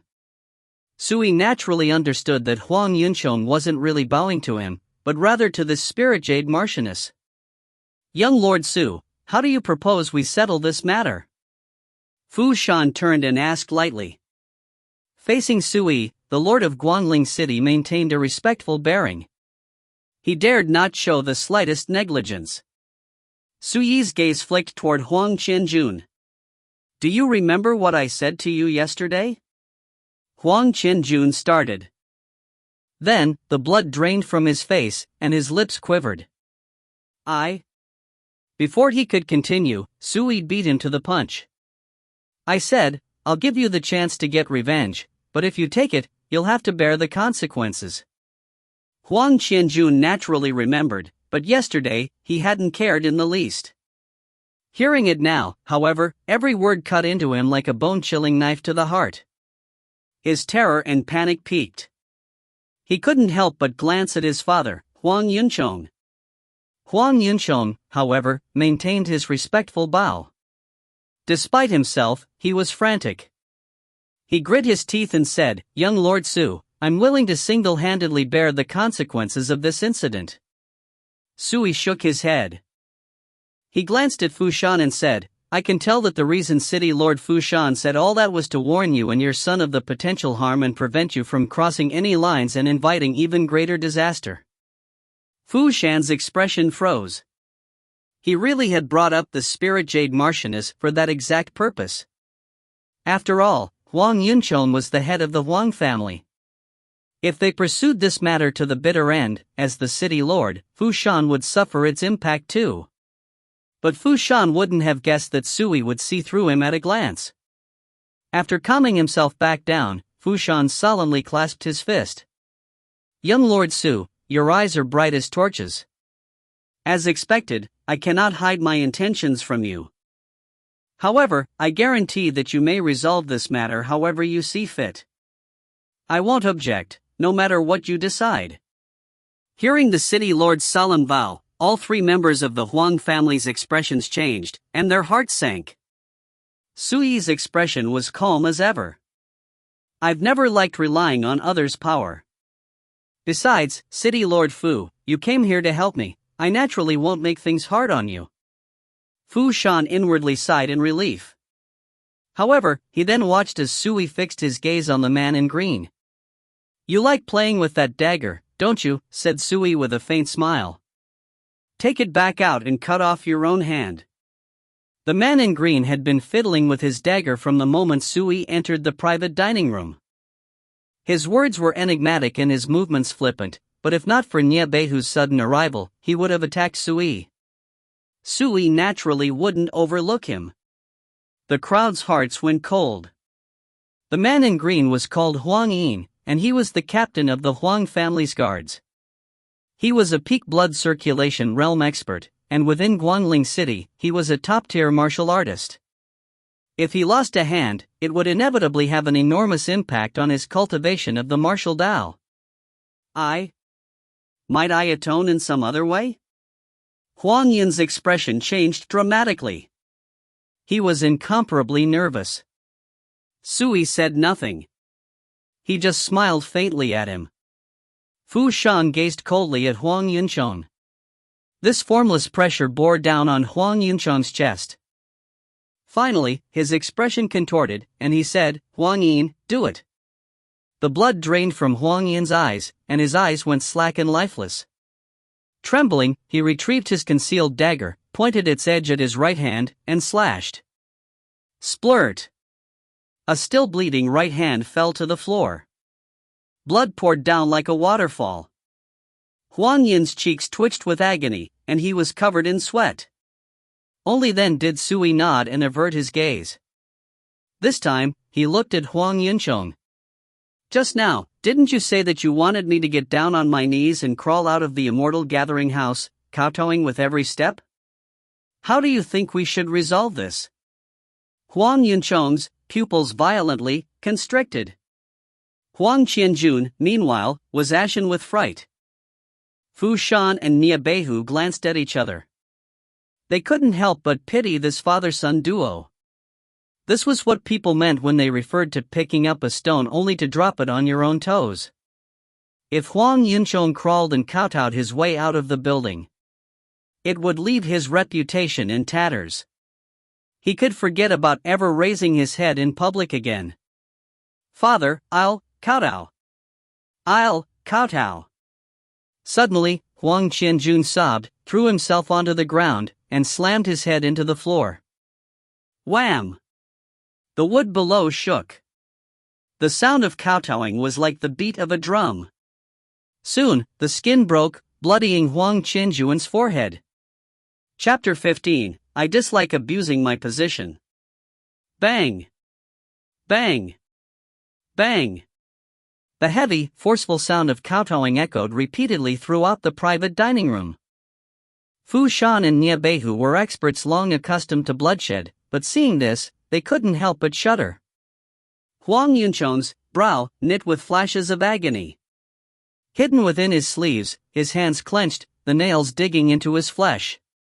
How could any father bear watching his son forced to kowtow repeatedly? How could he not feel hatred? How could his heart not ache? But he could only endure. Today, he'd have no opportunity to lose his temper or get revenge. If he tried, he'd only bring unforeseeable disaster onto the entire Huang family. Let's end this here. Shortly after, Sui suddenly spoke up. He sounded somewhat dispirited. Yesterday, he predicted that Huang Qianjun would come back for revenge, but he would never have guessed that in the end, he'd just sit there doing nothing while others resolved his problems for him. This meant that Sui had no sense of accomplishment to speak of. Fu Shan sighed in relief, and his taut nerves finally relaxed. He'd been worried that Huang Yunchong would lose control of his emotions and act up. Fortunately, his concerns didn't become a reality. "Thank you, young Lord Su, for your mercy." Huang Yunchong bowed, head held low. His voice was hoarse. "I said it earlier, I don't like others fighting my battles for me. That said, you ought to consider yourselves fortunate. You got lucky today." Su shot Huang Yunchong a deep look. Then, he got up and stepped through the door.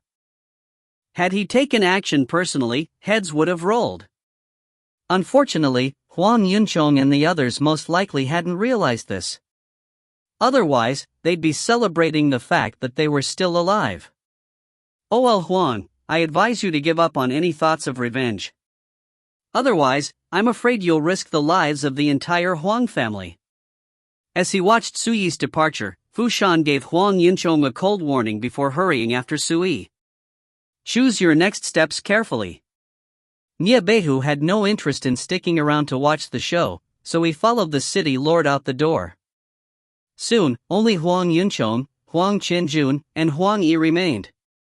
Huang Yunchong tottered, as if he'd lost all the power in his body, and slumped into his chair. His eyes were lifeless, and in an instant, he seemed to grow much older. Father! Huang Qinjun wailed and clutched his bloodied forehead. His face was smeared with blood and tears, making him look strange, bloody, and altogether horrifying. Meanwhile, Huang Ying clutched the stump of his severed hand. His face was pale and translucent from blood loss. One wrong step, and we almost caused a lifetime of regret. A long time passed before Huang Yunchong returned to his senses. His voice was raspy as he said, "Child, remember this, before becoming a grandmaster and a member of the nobility, you must not seek revenge." By the time he finished giving this command, his voice carried dense exhaustion and bitterness. Family head, are you really just going to let this go? Huang Yin's eyes were full of unwillingness. Huang Yunchong suddenly straightened his back, and his expression was chillingly cold. "If you dare cause trouble," he said, pausing for emphasis between each word, "don't blame me for killing a relative in the name of the greater good." Huang Yin froze, then sank into silence. At that moment, Huang Qianjun, the young silk pants, finally understood the cruelty of reality. Sometimes, even their Huang family had no choice but to endure their anger in silence. And all of this was because of the Wen family's live-in son-in-law. When he recalled this, Huang Qianjun felt bewilderment wash over him. Sui was the live-in son-in-law everyone in Guangling City mocked, the cripple who'd lost his entire cultivation. How could he possibly have such a terrifying position? The first floor of the Immortal gathering house. As soon as Sui appeared in the stairwell, he saw a middle-aged man in brocade robes waiting for him. The man lowered his head and bent at the waist, a toadyish smile on his face. "I just knew you'd avert disaster and return safely, young Lord Su." This was none other than the owner of the Immortal Gathering House, Yu Tianhe, an esteemed and powerful figure within Guangling City. When Sui first arrived, Yu Tianhe had gloated over his imminent misfortune, eager to watch the spectacle. Yet now, he was nothing but warm smiles. The Immortal Gathering House's signboard really is hard as can be. It actually didn't suffer much damage at all. Sui jeered coldly. Yu Tianhe smiled awkwardly, but he was thick-skinned. He said abashedly, "Young Lord Su, your exaggeration puts me to shame. As an expression of my remorse, I welcome you to dine at our establishment free of charge from now on." Sui responded with a simple "oh," but he said no more. He just walked out of the building. City Lord Fu Shan and Nie Beihu hurried after him. "City Lord Fu, Commander Nie." Yu Tianhe hurriedly bowed in greeting. "Consider yourself lucky that nothing untoward happened to young Lord Su. Or else, I'd have torn down the entire Immortal Gathering House."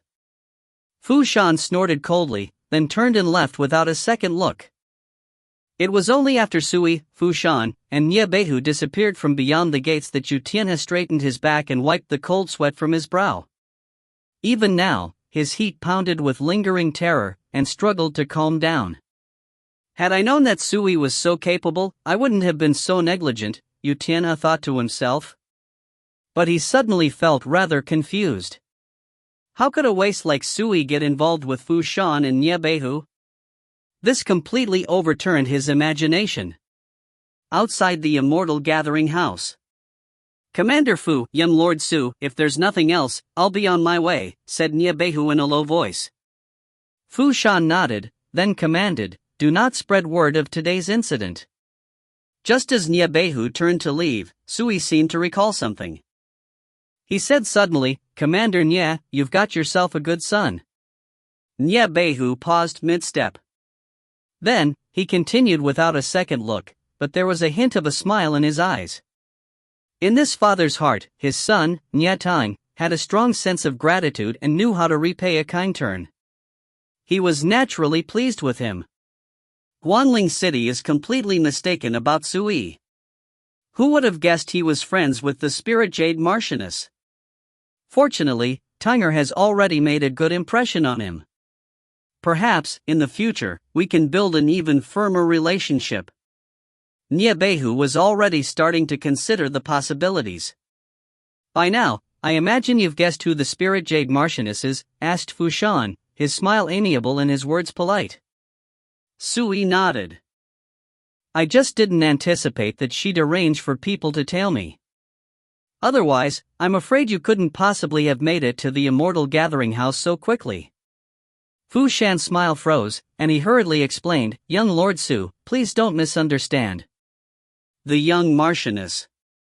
You needn't explain, City Lord Fu. Regardless, you did me a good turn today, and I've never liked owing others favors. If you ever run into a problem you can't resolve, pay me a visit. With that, Sui turned and left. A figure clad in blue disappeared into the flow of pedestrian traffic, solitary and detached from mortal affairs. I'm afraid that Sui has quite a few secrets. Only after Sui disappeared did Fu Shan retract his gaze. He, too, had many doubts, but he was keenly aware that he couldn't recklessly investigate. What mattered now was reporting back to the spirit jade Martianess. The city lord's estate, a detached residence.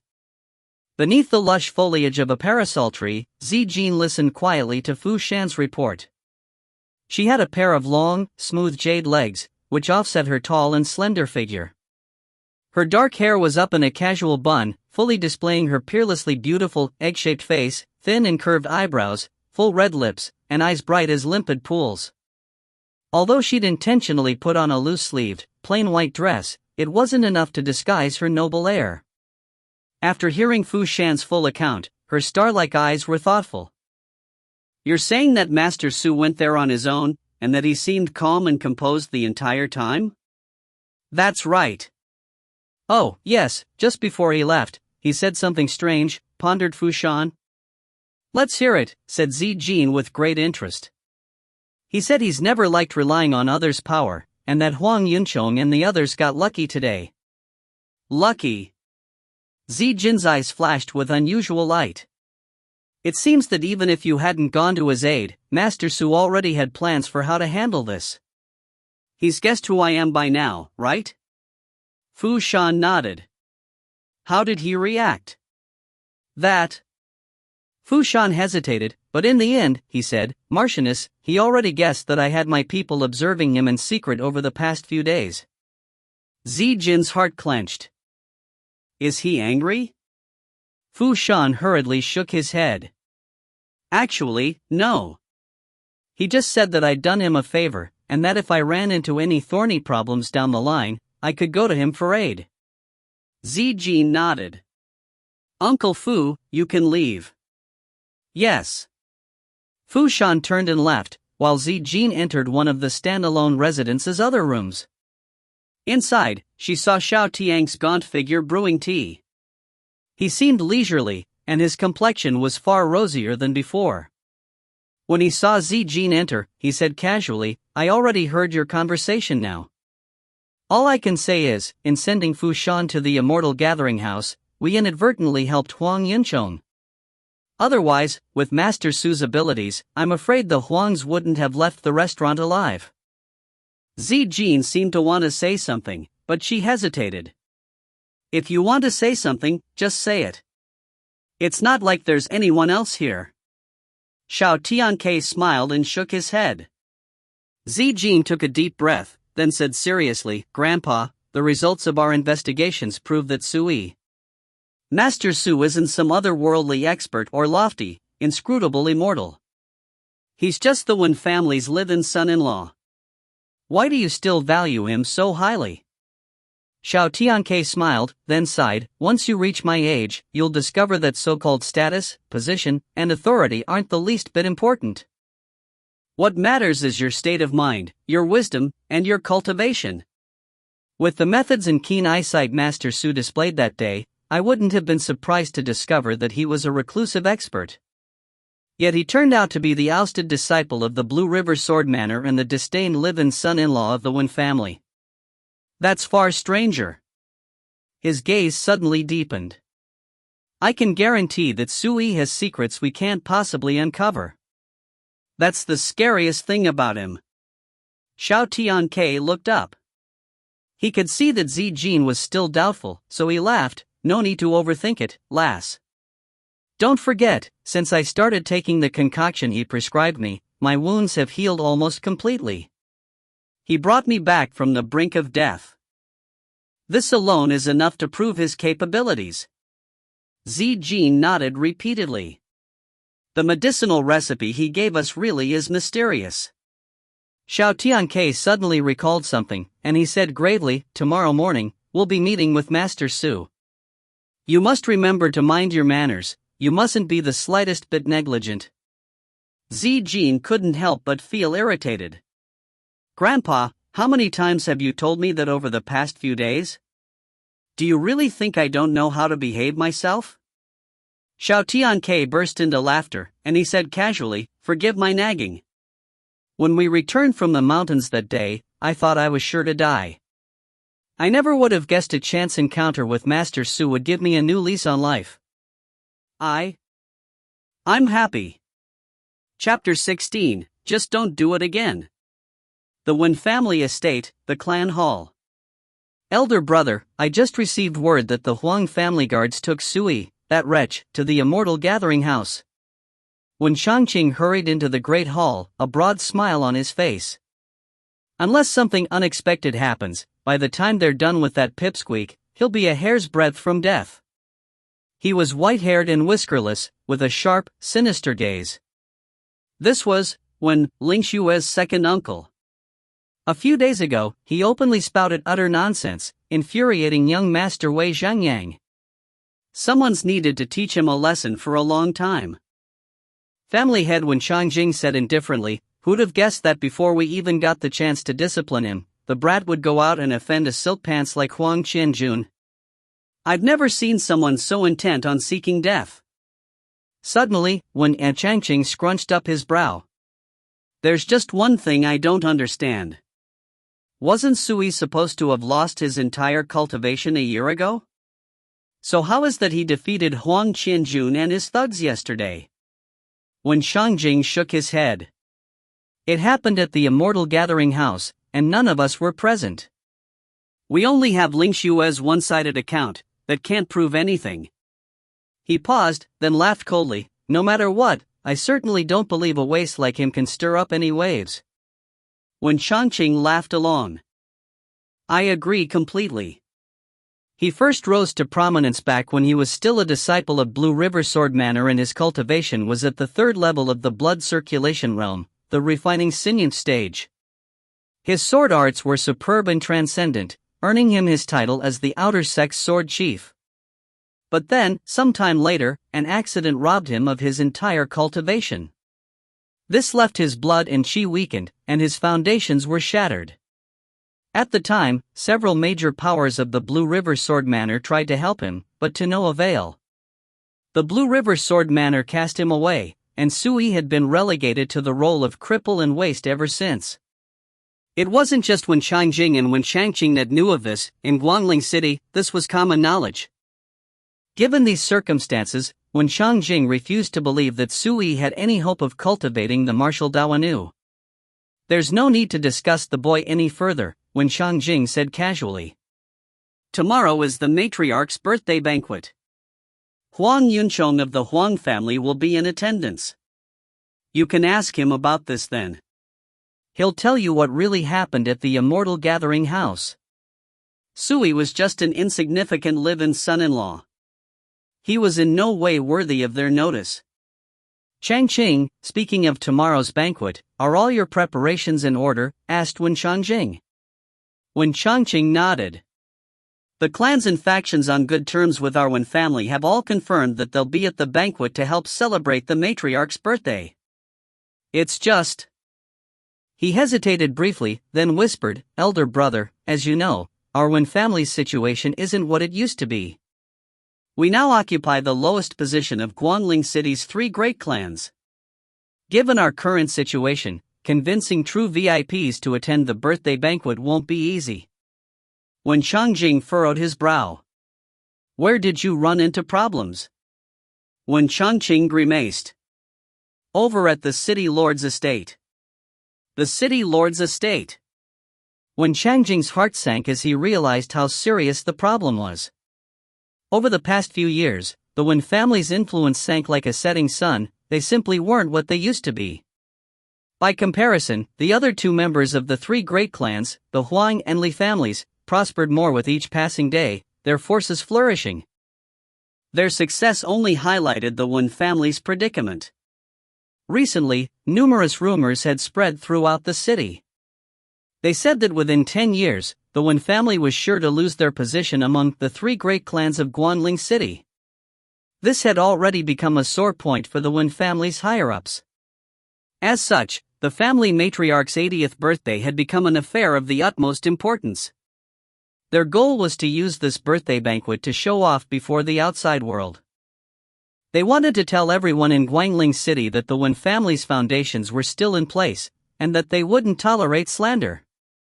The more important people in attendance, the better they could prove this point. In short, they'd invited several important figures to help the Wen family keep up appearances. The way the Wen family had it planned, if they successfully invited City Lord Fu Shan to tomorrow's birthday dinner, it was equivalent to inviting a pillar of support. That way, they'd be able to keep up appearances with ease. When word spread to the populace, who would dare say the Wen family had declined? If City Lord Fu doesn't show up, I'm afraid the other VIP guests will think that the current Wen Yi family isn't enough to move a godly figure like the City Lord. Wen Changjing's expression gradually darkened. Then, he took a deep breath. His eyes bore into Wen Changqing, and when he spoke, he paused for emphasis between each word. Go back to the City Lord's estate. No matter what you do, you must convince City Lord Fu to attend the birthday banquet. Wen Changqing froze, and he muttered, Elder brother, I've already visited them in person 3 times. Each time, they refused me at the door. I didn't even get an audience with the City Lord. Wen Changjing gnashed his teeth. Visit them once more. If City Lord Fu doesn't agree, just wait at his estate. I refuse to believe that, after all the years he's known our Wen family, he'll refuse us forever. Wen Changjing's heart sank, but he nodded inside with emotion. Back when the matriarch was still in Yujing City, who in Guangling City would have dared look down on us? Wen Changjing was silent, but inwardly, his heart churned. Suddenly, a retainer rushed inside to deliver his report. Sui had returned home. You're certain he doesn't have any injuries at all? Wen Changqing couldn't help but ask. He was visibly astonished. The retainer thought about it seriously, then said, from the outside, he looks perfectly fine. Wen Changqing was immediately stunned. How is this possible? Huang Qianjun endured such embarrassment. How could the Huang family let Sui off so easily? Something's fishy about this. Elder brother, how do you see this? Wen Changqing couldn't help but glance at Wen Changjing. Compared to the birthday banquet tomorrow, what difference does it make whether Sui lives or dies, said Wen Changjing impatiently. Wen Changqing immediately fell silent. The evening sunlight streamed through the window lattice, casting flecks of light onto the floor. Sui was soaking in a wooden bathtub, his eyes shut, breathing in and out. His handsome face was utterly tranquil. A long time passed before Sui let out a deep breath. It shot through forth like an arrow, firm yet lasting, with a faint boom vaguely reminiscent of thunder. Starting tomorrow, I'll have to switch to a new body-refining medicinal bath recipe. His cultivation had just reached the pinnacle of the first stage of the body-refining realm, the refining skin stage. The next stage was refining muscle. Refining muscle meant tempering the flesh, excavating and stimulating a body's latent potential. This elevated a cultivator's physique to yet another level. At the peak of this stage, the muscles were soft as jade when relaxed, and as firm as steel when tensed. Ordinary weapons could no longer penetrate the skin. When tempering the skin, the ingredients in my daily medicinal bath cost about 500 taels. But when I start tempering my muscles, my daily medicinal expenditures will soar to 1500 taels. That's the only way to achieve harmony with the pine and crane body refining technique, and it's necessary to achieve the strongest possible physique. Sui rose from his bath, got dressed, and sat beside the window, lost in thought. Only 6 days had passed since he began his cultivation anew. Although he'd already reached the peak of the refining skin stage, he'd also burned through a full 3,000 taels of silver. Of the 10,000 silver Zijin first gave him, only 7,000 remained. Based on Suyi's initial estimates, if he started his refining muscle stage cultivation, that 7,000 would only last him 4 or 5 days. Were he any ordinary man, he couldn't possibly have sustained such shocking expenditures. I'll need to find some time to take a look around the Azure Cloud Mountains. It'd be wonderful if I could find some spiritual medicines. Spiritual medicines were different from typical medicinal herbs, as they were born of and nourished in spiritual energy. Back in the 9 provinces of the wilds, with the exception of medicines on the level of treasures of heaven and earth, spiritual medicines of all grades were easily purchasable. But within the Great Zhou's borders, never mind heavenly materials and earthly treasures, even ordinary spiritual medicines were rare, and all of them were incomparably precious, difficult to purchase even with a mountain of gold.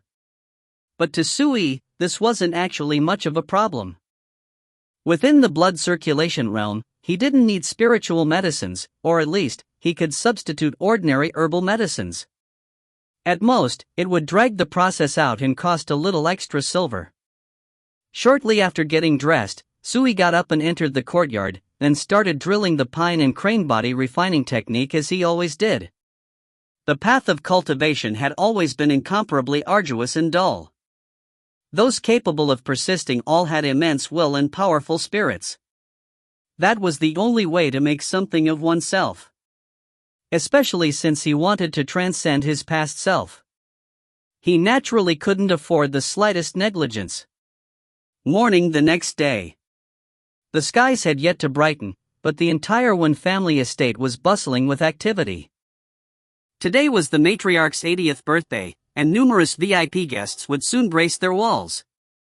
News of tonight's event had long spread throughout Guanling City, and many were paying close attention. No one dared slack off. But all this commotion had nothing to do with Sui. After all, in their eyes, he was nothing but an insignificant little live-in son-in-law. As everyone else scurried about, he carried out his usual routine, stepping through the gates and strolling leisurely outside of the city along the banks of the Great Azure. After a while, Sui saw the mulberry grove. There were 2 figures waiting there already. They were none other than Xiao Tiankei and Zijin. "This old man greets you, Master Su." When he saw Sui, Xiao Tiankei perked up. He smiled broadly, then stepped up to greet him. His complexion was obviously much better than when they'd first met. "Greetings, Master Su." Zijin stepped forward and greeted him respectfully. Today, she wore a blue-green dress. Her skin was fair as snow, with willowy eyebrows, almond-shaped eyes, a graceful beauty with an outstanding figure. "The 2 of you surely know my identity by now. Don't you doubt me at all?"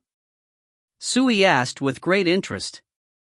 Xiao Tianran said solemnly, "Worldly men have always judged others by their appearance and status. Little do they know, those like you are the true experts." Sui laughed and shook his head. "No need to be so polite." Zijin hesitated, then said apologetically, "Master Su, earlier, I was the one who arranged for people to investigate your background, as well as to monitor your movements in secret. However, I swear by the heavens themselves that I had no other intentions. If I've displeased you, I humbly request your forgiveness." As she spoke, she lowered her beautiful head and bowed. "Just don't do it again." Sui nodded, and Zijin inwardly sighed in relief. Only then did she dare straighten her back. "Master Su, about my injuries." Xiao Tiankei couldn't help but ask. Wait just a moment. I'll attend to your wounds as soon as I've completed my cultivation. As Sui spoke, he stopped in a clearing amidst the mulberry trees. He held his breath, focused, and emptied his mind. Then, he gradually began practicing the pine and crane body refining technique. He completely disregarded the two pairs of eyes still watching him from not far away. Chapter 17, A Tree Destined to Reach the Clouds. Master Su was about to practice martial arts in front of them. Xiao Tianke and Zi Jin glanced at each other. Despite themselves, they were curious, and they watched with rapt attention. Sui's movements were smooth and unhurried, but with every shift of his hands and feet, he emanated a unique, mysterious charm. Zi Jin could faintly discern an immortal crane spreading its wings amidst the nine heavens, soaring through the sea of clouds, free and at ease as it wandered the skies. Suddenly, the scene changed. The crane became a towering, ancient tree, like the majestic backbone of its era, supporting heaven and earth with all their mountains and rivers, vast without limit. Zi Jin unwittingly found herself fixated. Her heart shook. What level of martial Dao cultivation method is this? At the same time, Xiao Tiang's pupils constricted slightly. He could sense that as Sui's energy revolved, the spiritual energy around the mulberry grove was forming wisps and flowing towards Sui, like rivers flowing into the sea. O.org. What fist technique is this? It can actually draw spiritual power into his body? Xiao Tianke was stunned. His cultivation was at the third level of the inner furnace realm. Within the Great Zhou, he was a grandmaster of the martial Dao. His name shook the nation, and his position was so lofty, the masses could only gaze at him from afar. Even so, this was his first time witnessing such a mysterious technique. It has the charm of the pine and crane, as well as an innate, transcendent truth. With every breath he takes, he pulls spiritual energy into him to refine his body. Could this be an origin realm's secret art? Xiao Tiang's gaze was uncertain. He suddenly recalled a certain secret. Rumor had it that when your cultivation broke past the four realms of the martial Dao, after stepping onto the path of the origin Dao, you could master the incredible secret origin arts. At that level of power, a single movement could cut down mountains or sever a river. You could breathe thunder and soar through the skies, like an immortal god. Experts of this level were called earthly immortals. And the secret arts of the origin realm were known as origin arts. They were miraculous inheritances that shook the old and illuminated the new, techniques that skillfully wrested control over fortune. Xiao Tianke was a grandmaster of the martial Dao, and he'd once been fortunate enough to witness the bearing of an earthly immortal. As such, he could confirm that Origin's secret arts really existed. When Sui finished practicing, Xiao Tianke reacted as if awakening from a dream. When he next looked at Sui, there was a subtle difference to his gaze. Master Su, what level of cultivation technique are you practicing? It actually made me hallucinate, exclaimed Zi Jin. Her thoughts were nowhere near as complicated as her grandfather's. She just thought this secret art was unbelievable. It's just a foundational technique, said Sui casually. Although the pine and crane body refining technique was arguably the top foundational technique of the 9 provinces of the wilds, it was still just a foundational technique. It was only used to temper the body during the 4 realms of the martial Dao. A foundational technique. Zi Jin was stunned, and a bit baffled. Can mere foundational techniques really be that mysterious? Sui didn't explain any further. His gaze turned towards Xiao Tianke. There are 2 ways to treat the root of your injuries. First, I can write you another prescription. Within 10 days, your injuries will clear up completely. However, if I do so, you'll remain at your current level for the rest of your life. You will never make any further breakthroughs in the martial Dao. Xiao Tiang's heart clenched. He couldn't help but ask, might I ask what the second option is? The second option is simple, said Sui casually. All you have to do is tell me the cultivation method you're using. Ah! Zijin cried out. She'd obviously been caught off guard. Her grandfather, Xiao Tiankei, practiced the Golden Billows incantation. It was a secret art, an ancestral inheritance of the Lanling Xiao family. Only disciples of the direct line of descent were qualified to cultivate it. How could they reveal it so easily? Xiao Tiankei was clearly hesitant. Revealing their secret art was no small matter, it would affect the entire clan. Even though he was a grandmaster of the martial Tao, he had to think this over carefully. But soon, he grit his teeth and said, I choose the second option. Zijin was obviously frantic, but Xiao Tiankei shook his head, indicating that she needn't speak. Sui nodded. A smart choice. Xiao Tiankei then repeated the Golden Billows incantation for him on the spot. Listening from the sidelines, Zijin realized that her grandfather hadn't hidden anything at all. Her heart shook. This is our clan's ultimate technique, passed down over generations. He revealed it, just like that? If the family found out about this, even Grandpa would be subject to immense criticism and pressure. It's even possible that they'd do everything in their power to kill and silence Master Su. As Zijin's thoughts raced, Sui said, Indeed, it's as I suspected. Your cultivation technique is deeply flawed. If you relied on it to reach the third level of the inner furnace realm, I'm afraid you must have overcome potentially fatal danger on multiple occasions. Flaws? Zijin's lustrous eyes widened with disbelief. This is the inheritance Lanling Xiao family has used to protect itself for generations. It's been passed down for over 1,000 years. It's a breathing technique publicly recognized as top class. How could it possibly be flawed? Xiao Tiankei, however, was recalling episodes from his past. He broke out into cold sweats, and his expression changed.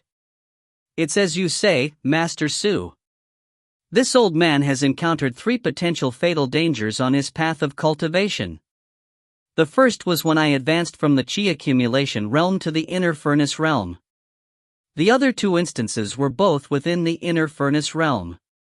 That sounds about right, said Sui. That means that if I used the first method I proposed to heal you, even if you made a complete recovery, so long as you continued using the Golden Billows incantation, it would be difficult to advance in the slightest. Trying might even lead to fatal danger. Xiao Tiankei could no longer remain calm. He said anxiously, Then what about the second method? Sui laughed. This Golden Billows incantation has significant flaws, but not enough to pose a problem for me. I've already helped you improve it. Use this enhanced version, and you won't just heal completely from your injuries, you might even be able to proceed further down the martial Tao. As he spoke, he reached up and broke off a mulberry branch, then started writing on the ground. Swoosh, swoosh, swoosh. One character after another appeared in the sandy dirt. The characters were grandiose and unrestrained, with big swoops and swirls, and the branch darted smoothly back and forth at top speed. Xiao Tiankei unwittingly found himself transfixed. Before long, shock rose on his face. The more he saw, the more shocked he felt. By the end, his face was a mask of utter disbelief. Zijin looked too, but her insufficient cultivation limited her, and she couldn't fully fathom its profundities. Only when Sui finished writing did he toss the branch aside and say, Only by writing it down can I ensure that you'll remember each and every character, without the slightest deviation. This will prevent misunderstandings.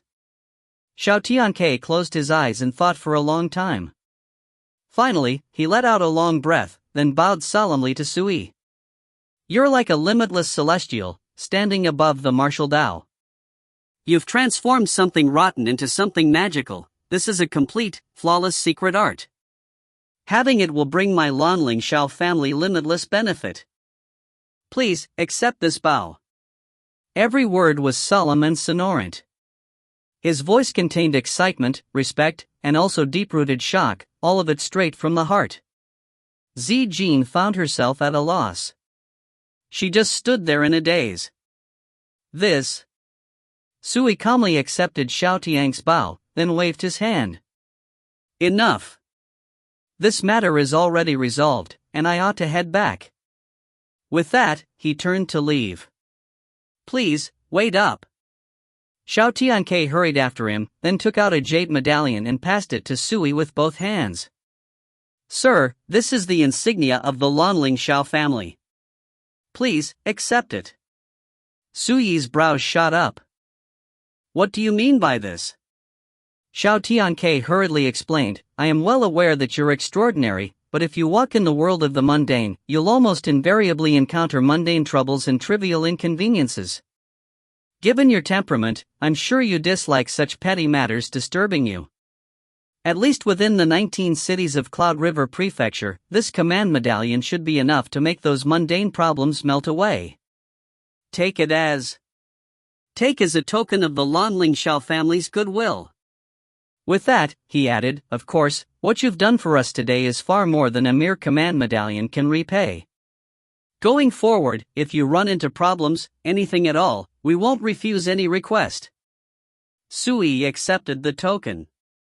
This display of goodwill is a bit surprising. Thanks. Even as he spoke, he was already turning around to leave. Xiao Tianke clasped his fist and watched him leave. Only after Sui disappeared from view did he relax. A smile rose on his gaunt face. I finally established a bit of a connection with Master Su. Grandpa, is Master Su's revised Golden Billows incantation really? Is it really that incredible? Zijin had watched all of this play out, and it sent waves through her heart. She could no longer hold back from voicing her questions. Xiao Tianke sighed with emotion. He merely heard me describe the Golden Billows incantation once, but that was enough for him to determine the near-fatal dangers I've encountered on my road of cultivation. Then, in less than an instant, he revised the incantation and eliminated its flaws. How could something like that merely be incredible? It's no different from turning stone to gold or garbage to treasure with a single touch. As he spoke, he turned to Zijin, a broad smile on his face. Lass, you're still young, and you don't understand. After undergoing Master Su's revisions, our clan's inheritance, the Golden Billows incantation, has completely changed. Going forward, our Xiao family is certain to see grandmasters spring up in far greater numbers. Zijin was finally starting to understand, and she couldn't help but get excited. That's wonderful. Do you dare say even now that Master Su is nothing but the when families live in son-in-law? Asked Xiao Tianke with a smile. Zijin was instantly shamefaced. She said awkwardly, Grandpa, I really didn't see the bigger picture earlier. I was ignorant and narrow-minded. Xiao Tianke looked at his transcendently beautiful granddaughter and said amiably, ordinary men cannot determine which trees will one day soar into the clouds. Only after a tree breaks through the canopy and towers over the rest of the forest do they realize its magnificence. Sui is still young, and he's hidden himself within the mundane world. He is just like a tree destined to reach the clouds. We were fortunate enough to encounter someone of his level, so we ought to do everything we can to build a relationship with him. Grandpa, said Zijin, are you trying to rope Master Su in? Rope him in? Xiao Tianke laughed. How could someone so distinguished serve beneath another? A grandmaster of the martial Dao can only look up to someone of his skill. Perhaps. Only earthly immortals are qualified to discuss the Dao with him as equals? Only earthly immortals were qualified to compare themselves to Sui? The more Zijin heard, the more surprised she felt. Besides, Master Su is still a young man. The heights of his future accomplishments are sure to be beyond our imagination. Xiao Tiang's eyes flashed like fire. If we're to build an amiable relationship with someone like him, we have to treat him with the utmost sincerity. We've already established a line of communication with him. All I can say is, this is an enormous stroke of fortune, both for me, and for our entire Xiao family.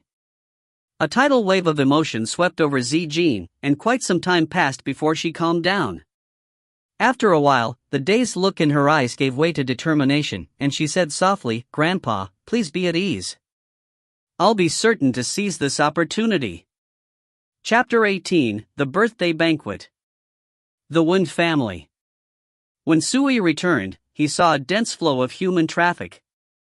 Servants were as numerous as the clouds, and the entire estate was extraordinarily lively. Today was the matriarch's 80th birthday, and the Wen family had been busy with preparations for days.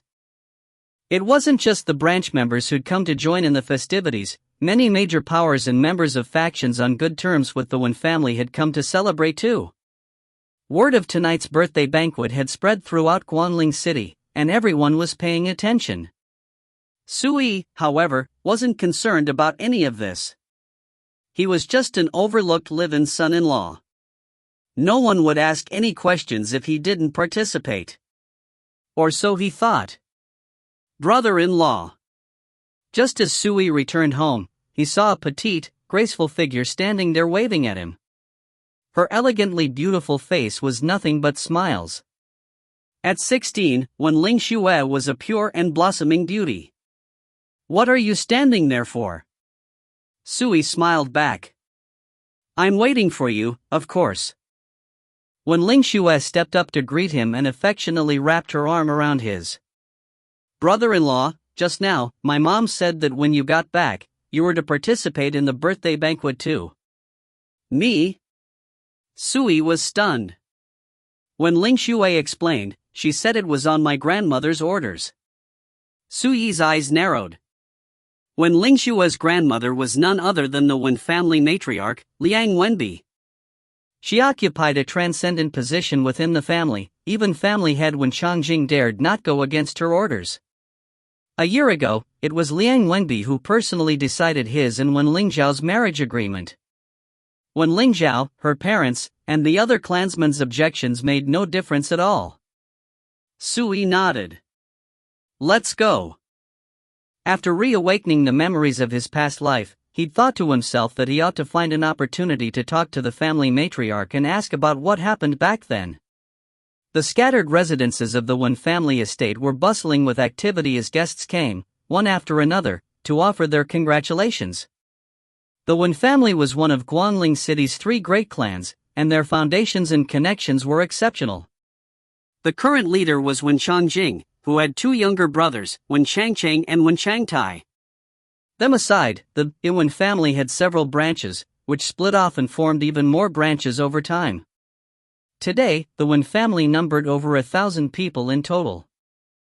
Today, countless clansmen would reconnect, and numerous guests would converge, resulting in an extraordinary spectacle. The area around the clan hall had long since been prepared, and it now held a sumptuous feast. "Ling Xue, you're here." As soon as Sui and when Ling Xue arrived, the numerous youths waiting outside the clan hall called out to her in greeting, one after another. These were members of the Wen family's younger generation, and most of them were close to Wen Ling Xue in age. However, without exception, their brows furrowed when they saw Sui. They pointedly ignored him. Except for one youth in brocade robes. "Sui," he said in obvious displeasure, "who do you think you are? There's no seat for you here. Hurry up and leave. Don't even think about ruining the mood." Wen Xiaobei. He was a handsome, talented member of the Wen family's younger generation. However, he was born into a branch family, so his status was inferior to Wen Ling Xue and other main branch disciples. As soon as Wen Xiaobei spoke up, the others laughed and chimed in their agreement. Sui had married into the family as a live-in son-in-law, and throughout the past year, everyone in the family looked down on him. Worse, they saw him as a good-for-nothing. Even the servants dared mock him openly. When Ling Xue scowled. "Wen Xiaobei, listen up. It was my grandmother who told me to bring brother-in-law to join us at the banquet. Now you're trying to kick him out? Are you trying to go against my grandmother's wishes?" That. Wen Xiaobei was instantly at a loss for words. The others were stunned as well, and their jaws clamped shut. There was no way they'd dare go against the matriarch's orders. Let's just chat on our own, he said, feigning casual ease. We can just pretend it doesn't exist. The members of the Wen family's younger generation immediately formed a circle, excluding Sui and ignoring him completely, as if he were invisible. Since when Ling Xue stood with him, they ignored her too. Sui naturally wouldn't concern himself over something like this. He called Wen Lingxu over to the side and whispered, Ling Xue, after the birthday banquet, come pay me a visit. I have something to give you. Ah? What is it? She asked curiously. Sui smiled. You'll find out. Almost immediately after he said this, someone cried out, Cousin Jue Yuan is here, When Xiaobei and the girls all looked over. Even some of the nearby guests and elders stared. They then saw a youth in white robes approaching from a distance. He had sharp, sword-like eyebrows and bright eyes, and he looked dignified and impressive. His looks and bearing stood out from the crowd. Wen Jue Yuan. The most outstanding talent of the Wen family's younger generation, someone sighed. Ah, so it was cousin Jue Yuan. When Ling Xue's pretty face lit up with admiration too. Wen Jue Yuan was the son of family head Wen Changjing. He entered Pinecloud Sword Manor at 9 years old. At 13, he became a disciple of Blue River Sword Manor's outer sect. Then, just 4 short years later, he was promoted to the inner sect in a single attempt. He'd spent his life cultivating, and he'd already reached the 4th layer of the blood circulation realm, refining bone. This level of accomplishment was, within Guangling City, enough to make even major powers sigh over their own inferiority. Wen Jue Yuan was already effectively the leader of the family's younger generation. He walked over and looked at Wen Lingxue, Wen Xiaobei, and the other youths, then gently commanded, Today is my grandmother's birthday. You'd best be on your best behavior. Don't do anything to embarrass the family in front of our guests. As for Sui? Wen Jue Yuan ignored him too. Yes. All of them hurriedly voiced their agreement. Wen Jue Yuan nodded, but said no more. Instead, he walked directly into the clan hall and took a seat. At tonight's banquet, only high-ranked elders and the very pinnacle of the younger generation were qualified to dine within the clan hall. The likes of Wen Lingxue and Wen Xiaobei currently had no such qualifications. Thus, when they looked at Wen Jue Yuan, their gazes carried a hint of irrepressible jealousy. They couldn't help wondering when they'd make it to that level too. If my big sister was here, she could definitely sit inside, said Wen Lingxue with an air of regret. No one argued with her. Wen Lingzhao was already a disciple of Heaven's Origin Academy. That status alone qualified her to sit with the family higher-ups as their equal. I heard that this birthday banquet is different, whispered one of the girls seated near Wen Xiaobei. It's of the utmost importance to the entire Wen family. Another youth added, I heard from my father that damaging rumors about the Wen family are spreading throughout the city. There are people saying that we're sure to lose our place among the 3 great clans within 10 years. Yet another youth muttered, we're hosting this banquet specifically to resolve this issue. The more influential characters who participate, the better it'll be for the family. If we make a good enough showing, those damaging rumors will disappear on their own. We'll just have to wait and see how capable first and second uncle are, said Wen Xiaobei. As for third uncle, ha. He glanced at the nearby Wen Lingxue, but left the rest unsaid. Within the Wen family's main line of descent, Wen Changjing was the family head and held the most authority. He also had the most extensive network, and he never had any shortage of famous and influential guests. Wen Shangqing was the mainline's second elder, and he was in charge of the family's properties and businesses. He, too, had a deep and expensive network. Wen Changtai was different. Although he was the mainline's third elder, he had an unsophisticated nature, and his talent was mediocre. Add that to a weak cultivation, and he had few connections at all. His position within the family wasn't at all high. If he weren't Wen Changjing and Wen Changqing's little brother, others might even look down on him.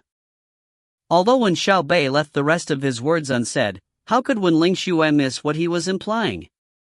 Her beautiful face darkened into a scowl. He made fun of Sui earlier, and now he was talking smack about her father. Of course she was angry. And yet, she couldn't really argue. She knew full well that her father really was a bit overly unexceptional. As she thought this, she felt stifled, and her spirits sank. It was then that a big hand patted her on the shoulder. Immediately afterward, Sui whispered in her ear, "Lingxue, during our time on this planet, we'll inevitably become the targets of cold glances and mocking words. If you're weaker than the person insulting you, there's no harm in enduring their insults. But if you endure and retreat blindly even when you're strong enough to fight back, you'll only encourage their arrogant blustering." When Lingxue thought it over, then took a deep breath. "I understand, brother-in-law." With that, she walked right up to Wen Xiaobei and said icily, "Apologize." Her gaze was clear, but her words were cold as ice. Wen Xiaobei and the other youths were whispering amongst themselves when they stopped, dazed. "Lingxue, what do you mean by that?" "We were just chatting." "How did we offend you?" Wen Xiaobei furrowed his brow. When Lingxue seemed incomparably imposing, and her clear eyes flashed like thunder as they bore into Wen Xiaobei. "If you don't apologize," she said, pausing for emphasis between each word, "I'll go tell my uncles everything you just said. I'll be curious to see whether they let you off or not." Wen Xiaobei looked uncertain. Those beside him had all shut their mouths, not daring to get involved. No matter what, Wen Lingxue was a member of the main bloodline. Her father was the third elder of the main bloodline, family head Wen Changjing's biological younger brother. In terms of status, mere branch members like them couldn't even begin to compare to her. And, Wen Lingxue's older sister, Wen Lingzhao, was now a disciple of Heaven's Origin Academy. Even the family head attached enormous importance to her. If, under these circumstances, when Lingxue disclosed this matter, there was no need to even question it, Wen Xiaobei was the one who'd get in trouble. "I'll say it once more, apologize." As everyone watched, Wen Xiaobei's expression changed in rapid succession, and a long time passed before he said anything. When Lingxue's expression grew frostier and frostier. She was just a 16-year-old girl, but her anger was shockingly constricting and oppressive. Finally, when Xiaobei lowered his head and whispered, his voice as quiet as a gnat, I was wrong." When Lingxue's heart instantly filled with indescribable delight, but her voice went cold. "Speak up, I couldn't hear you." When Xiaobei reacted as if he'd been beaten. He slumped, then said bitterly, "Lingxue, I was wrong. Please, don't take this any further." The others, meanwhile, were silent as cicadas in winter. Sui watched as this played out, and he couldn't help but nod to himself. Everyone had to grow up sooner or later. Chapter 19, When Heaven and Earth Are on Your Side. When Lingxue returned to Suyi's side, her cold demeanor disappeared, like an icy lake melting and revealing the warm waters below. Her beautiful eyes shone. "Brother-in-law, this feels great." The young woman's gaze revealed a thread of excitement. Sui laughed, then offered her another pointer. When conducting yourself in society, knowing how to use your position is a type of knowledge, like sailing with the wind or swimming with the current. Some incredible cultivators can even call upon the power of heaven and earth to prove their Tao. But at the same time, borrowed power never lasts. An ancient poem states, when your situation is advantageous, it seems as though heaven and earth themselves are on your side, but when fortune departs, even a hero struggles to retain their freedom. If you rely on external power will eventually cast you away. When she heard this, Wen Lingxue sank into thought. "Brother-in-law, you're saying that when you take advantage of your situation, you have to know the proper limits, and that at the end of the day, what matters most is becoming strong in your own right. Is that it?" Sui smiled and nodded. She was clever. Some things, he merely needed to touch on for her to understand. Not far away, a pair of hateful eyes bore into Sui. This gaze belonged to Wen Xiaobei. He dared not offend Wen Lingxue, so he planned to vent his rage on Sui instead. Furthermore, he was confident that there was nothing she could do about it. This was because, throughout the entire Wen family, no one else cared if Sui got bullied. Sui naturally noticed his gaze, but he paid it no heed. If that kid dares try anything, I'll naturally teach him how to behave himself. He and Wen Lingxue sat at one of the drinking tables. However, when Lingxue gradually realized that something was amiss. All the other tables were packed, the guests chatting and laughing amongst themselves. They looked vibrant and bustling. Their table, however, only had the two of them. They were strikingly, unusually alone, the sight impossible to miss. Brother-in-law. When Lingxue glanced at Sui, she was a bit angry, but also a bit concerned. There was no way she'd miss that both the Wen clansmen and the banquet guests looked at Sui as if he were some god of plague, or as if they feared nothing more than failing to avoid him. Sui, however, seemed perfectly at ease. He lifted his cup of wine, refilled it, then laughed. None in attendance are worthy of drinking with us, that's all. When Lingxue couldn't help but cover her mouth and laugh. She finally relaxed. A cute little boy was headed in their direction. He looked about 6 or 7, and it was obvious that he was looking for a place to sit. Little Mingrong, come sit with me. When Lingxue gleefully waved him over. The boy agreed excitedly, but when he saw Sui, he immediately stopped in his tracks and let out a crisp shout. Wen Mingrong, might be young, but even I disdain to consort with a live-in son-in-law like Sui. Throughout the surrounding area, the lively atmosphere came to sudden standstill. Everyone's expressions went strange. Then, they burst into laughter. The air filled with the sound of revelry. When Xiaobei and his companions clutched their bellies and guffawed, unable to control themselves. Children spoke without scruples, but that meant that they were the most honest of all. His single sentence was enough to reveal just how low Suyi's status in the Wen family really was. When Lingxue's beautiful face frosted over, and she shot the little boy a vicious glare. Even so, she naturally wouldn't argue with a child. When she turned to Sui, it seemed he hadn't even noticed. He was happily drinking away, perfectly content. Within the clan hall, Qin Chang was decidedly displeased. The seats were packed, prominent figures as numerous as the clouds, but practically all of them were clustered around family head Wen Changjing and second elder Wen Changqing. Almost no one so much as inquired at Wen Changtai's table. She and her husband just sat there, alone and ignored. It couldn't have been any more awkward.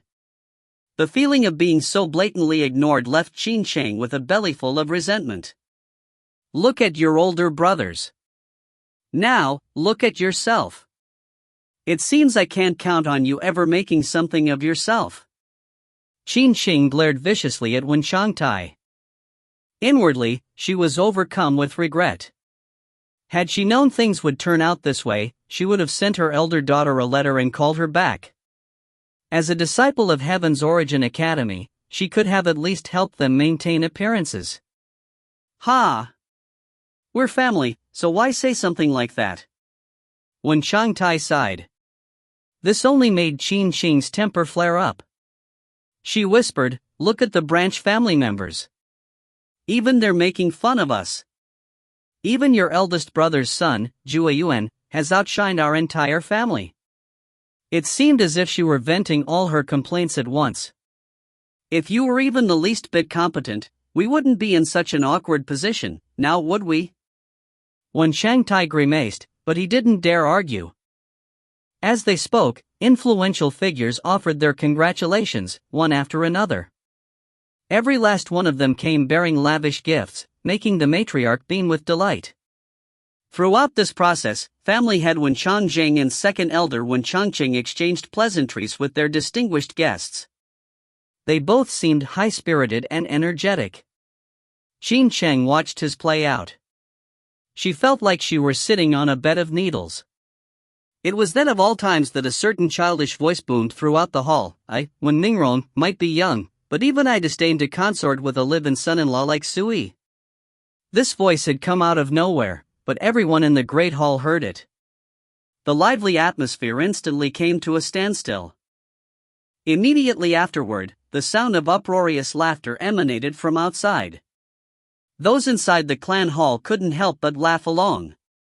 Sui. Who in Guangling City didn't know of the Wen family's live-in son-in-law? Whose kid was that? He's got such spirit at such a young age. His future is limitless. A silver-whiskered elder laughed. This only invited yet another round of laughter. Xin Qing felt her cheeks redden. She looked at her mediocre husband, then recalled Sui, her son-in-law. Despite herself, she felt utterly dismal. It's bad enough that I found myself a useless man, but even my daughter's husband is a good-for-nothing. Why are the heavens so unfair? But then, before the boisterous laughter died down, they heard another voice from afar. Family head Huang Yunchong has come to offer congratulations on behalf of the Huang family. Throughout the great hall, everyone instantly grew serious. In Guangling City, the Huang family occupied a rock-solid position as the second of the three great clans. Huang Yunchong, moreover, had shaken the entire city. He wielded true power and authority. Although there were numerous influential figures gathered within the clan hall, in terms of status, practically none of them were remotely comparable to Huang Yunchong. "Please, come right this way," said the family matriarch from the seat of honor. She was smiling. Regardless of any prior grudges between the Huang and Wen families, that the head of the Huang family would come here in person was an enormous honor. It reflected well on the entire Wen family. Wen Changjing and Wen Changqing immediately rose and prepared to welcome him. Outside the clan hall, the various Wen clansmen and guests all glanced over. Before long, they saw the valiant, purple-robed Huang Yunchong walk inside. His son, Huang Qianjun, was right behind him, followed by two elderly retainers. In this formation, they were like stars clustered around the radiant moon. The head of the Huang family. "Uncle Huang is here too? Brother Huang, what a pleasant surprise. We're flattered that you'd visit us in person." As Huang Yunchong strode along the path, the guests called out their greetings, their expressions humble and even toadyish. Even the Wen clansmen wore respectful, fervent looks on their faces. The young Huang Qianjun walked behind his father, looking proud and aloof. He'd long since grown accustomed to scenes like this. Suddenly, Huang Yunchong paused mid-step, his gaze drawn to a certain location. The crowd followed his gaze. Throughout the surrounding area, practically everyone had risen to greet family head Huang. The one exception was a certain table occupied by just two people, one man and one woman. Neither of them had moved in the slightest, and the sight was jarring. They were none other than Sui and Wenling Xue. No manners. Many of the guests inwardly shook their heads. The Wen clansmen, meanwhile, furrowed their brows. The esteemed head of the Huang family paid us a personal visit. How can they remain seated so ostentatiously? One of the elders cleared his throat, but just as he was about to rebuke Sui and Wenling Xue, his eyes widened. He just watched as Huang Yunchong hurried up to their table, bowed slightly at the waist, and clasped his fist. "Young Lord Su." The entire venue fell silent. Everyone looked utterly baffled. Sui seemed to have only just reacted. He glanced up at Huang Yunchong. "Here to offer birthday greetings?" Huang Yunchong nodded. "Exactly." "Oh," said Sui. With that, he looked away and poured himself another cup of wine, paying Huang Yunchong no further heed. But Huang Yunchong wasn't the least bit upset. He seemed to think it perfectly natural that Sui wouldn't rise or bow in greeting. Many of those present were stunned, they almost didn't dare believe their eyes. It was then that family head when Changjing hurried over. He smiled broadly and clasped his fist. "Brother Huang, what an honor to have you here. Please excuse me for not going out to meet you by the gate. Please, come with me. Let's talk further in the clan's great hall. When he saw that Sui had no objections, Huang Yunchong straightened his back. His presence seemed to change, he now looked utterly dignified and arrogant. I'll have to trouble you, then. Huang Yunchong nodded to Wen Changjing, then followed him into the clan hall. Those remaining outside watched in a daze. The entire venue fell briefly silent. Why was family head Huang so polite to that live-in son-in-law? Waves rose in many of the onlookers' hearts. They were simply shocked. What's going on? When Xiao Bei and the other Wen clansmen were at a loss. How lofty was Huang Yunchong's status? Why would he take the initiative to greet someone as lowly as Sui? The nearby guests' expressions went strange as well. They sensed that something wasn't quite right about this. Brother-in-law, this. When Ling Xue was rather confused as well. Her bright eyes flicked towards Sui. I beat up Huang Qianjun just a few days ago, right?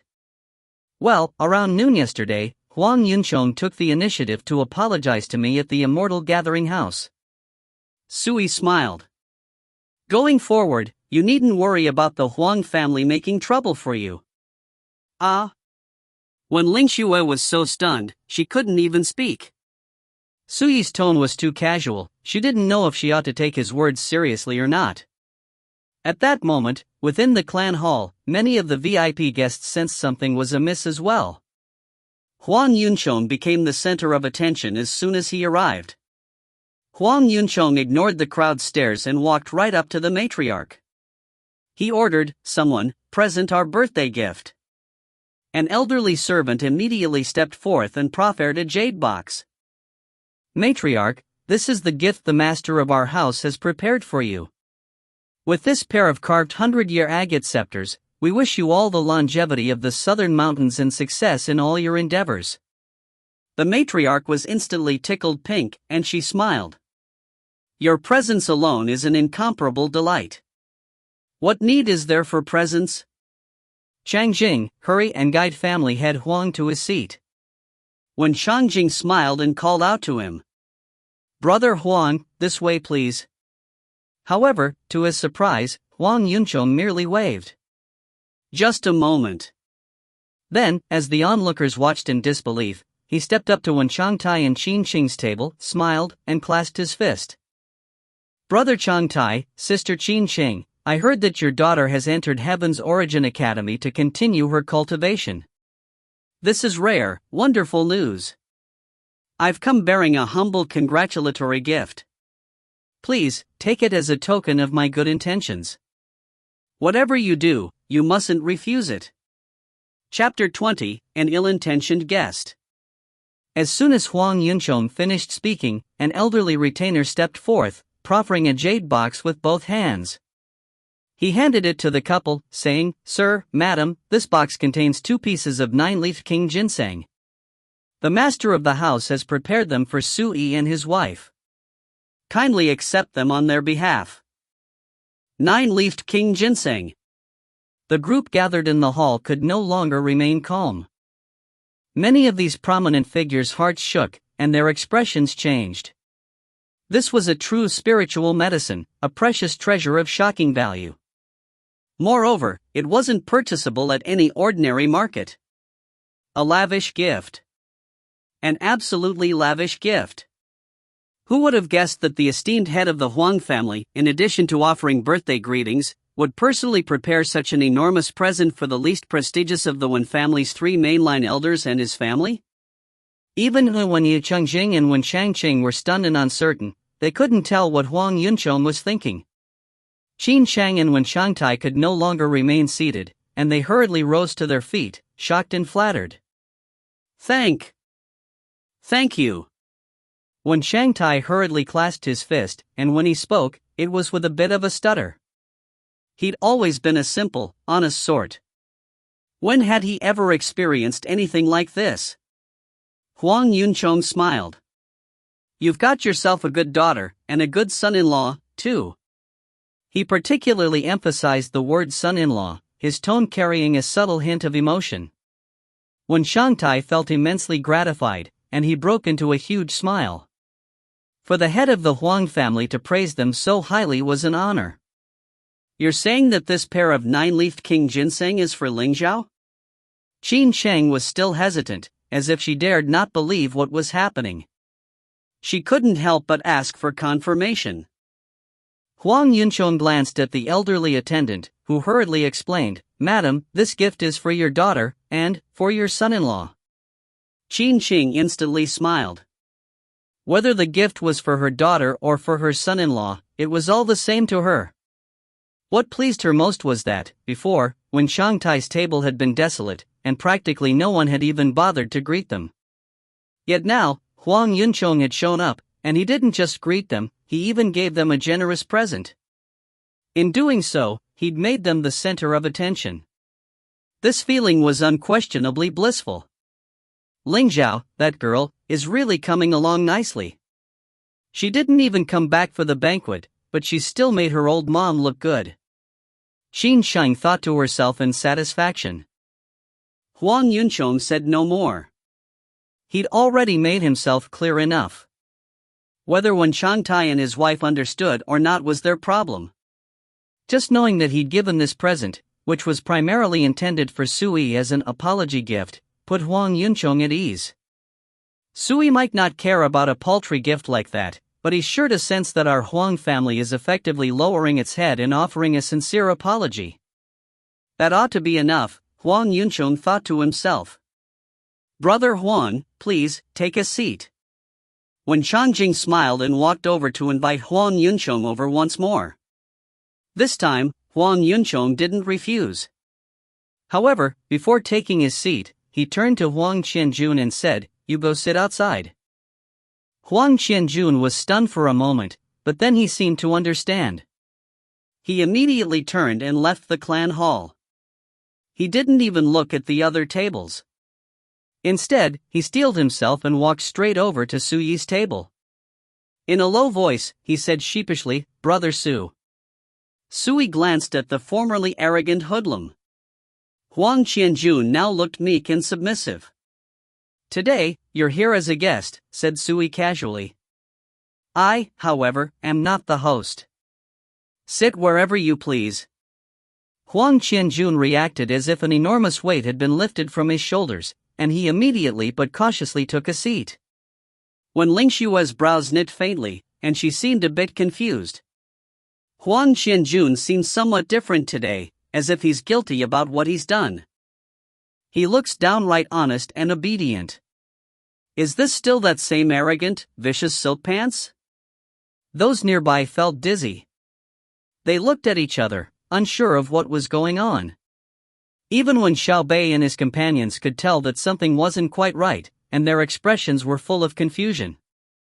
Sui, the disregarded live-in son-in-law, was drinking with great relish. Meanwhile, Huang Qianjun, the silk pants famous throughout the city, was sitting there, mild and reserved. This scene was jarringly out of place. However, no one would offer any explanations. Sui wouldn't say anything, and Huang Qianjun naturally wouldn't take the initiative to broadcast his own humiliation. All of a sudden, the surrounding atmosphere turned rather strange. Shortly after, yet another voice rang out from the distance. "Li Tianhan, head of the Li family, is here to offer his congratulations." The entire venue burst into uproar, and many of the guests could no longer remain seated. The Li family was the most powerful in Guangling City, and the current family head, Li Tianhan, had a vast and powerful network in addition to being capable in his own right. He had connections with many major clans throughout Cloud River Prefecture. And everyone in Guangling City knew that the Li and Wen families were on poor terms. Especially recently. Once the Wen family declined, the Li family started watching them hungrily, and they made numerous attempts to annex the various businesses under the Wen family's control. It was fair to say that the two families' relationship was as tense as it could get, and while their grudge wasn't necessarily irreconcilable, they already saw each other as enemies. Yet now, family head Li Tianhan had appeared to wish the Wen family matriarch a happy birthday? Was he really here to congratulate her? Or did he have other plans? As the crowd questioned his intentions, a gaunt, straight-backed man in long, navy blue robes walked over from afar. His cold eyes flashed like lightning, and his stride was as powerful as a dragon or he-tiger's. His every movement gave off a formless, imposing pressure. As he passed, no one dared speak. All the guests were as silent as cicadas in winter. This was Li Tianhan. He was a famous, valiant figure within Guangling City. A handsome youth in luxurious robes, a scabbard at his waist, followed him. His features bore a distinct resemblance to Li Tianhan's. Li Moyun. He was Li Tianhan's eldest son, as well as an inner-sect disciple of Blue River Sword Manor's East Court. He was a prominent figure among Guangling City's younger generation. When did he get back? When Xiaobei and the other youths' expressions changed dramatically. To the youths of Guangling City, Li Moyun was like a tall mountain. The pressure he put on them left them unable to even lift their heads. He was simply in a league of his own. Although Wen Changjing's son, Wen Jueyuan, was outstanding too, his reputation was somewhat inferior by comparison. Brother Li, you honor us with your presence. Forgive us for not welcoming you at the gate. Wen Changjing was startled into action, and he went up to welcome their new guest. However, his expression was visibly cold and distant, without any of the warmth he used to greet Huang Yunchong. Today is the matriarch's birthday, and the Wen family is surrounded by such distinguished guests. How could I miss such an event, said Li Tianhan flatly. Oh, I see. I came uninvited, but I trust Brother Wen won't take offense? Wen Changjing replied expressionlessly, I wouldn't dare. You're here, and that makes you our guest. Please, join us in the clan hall.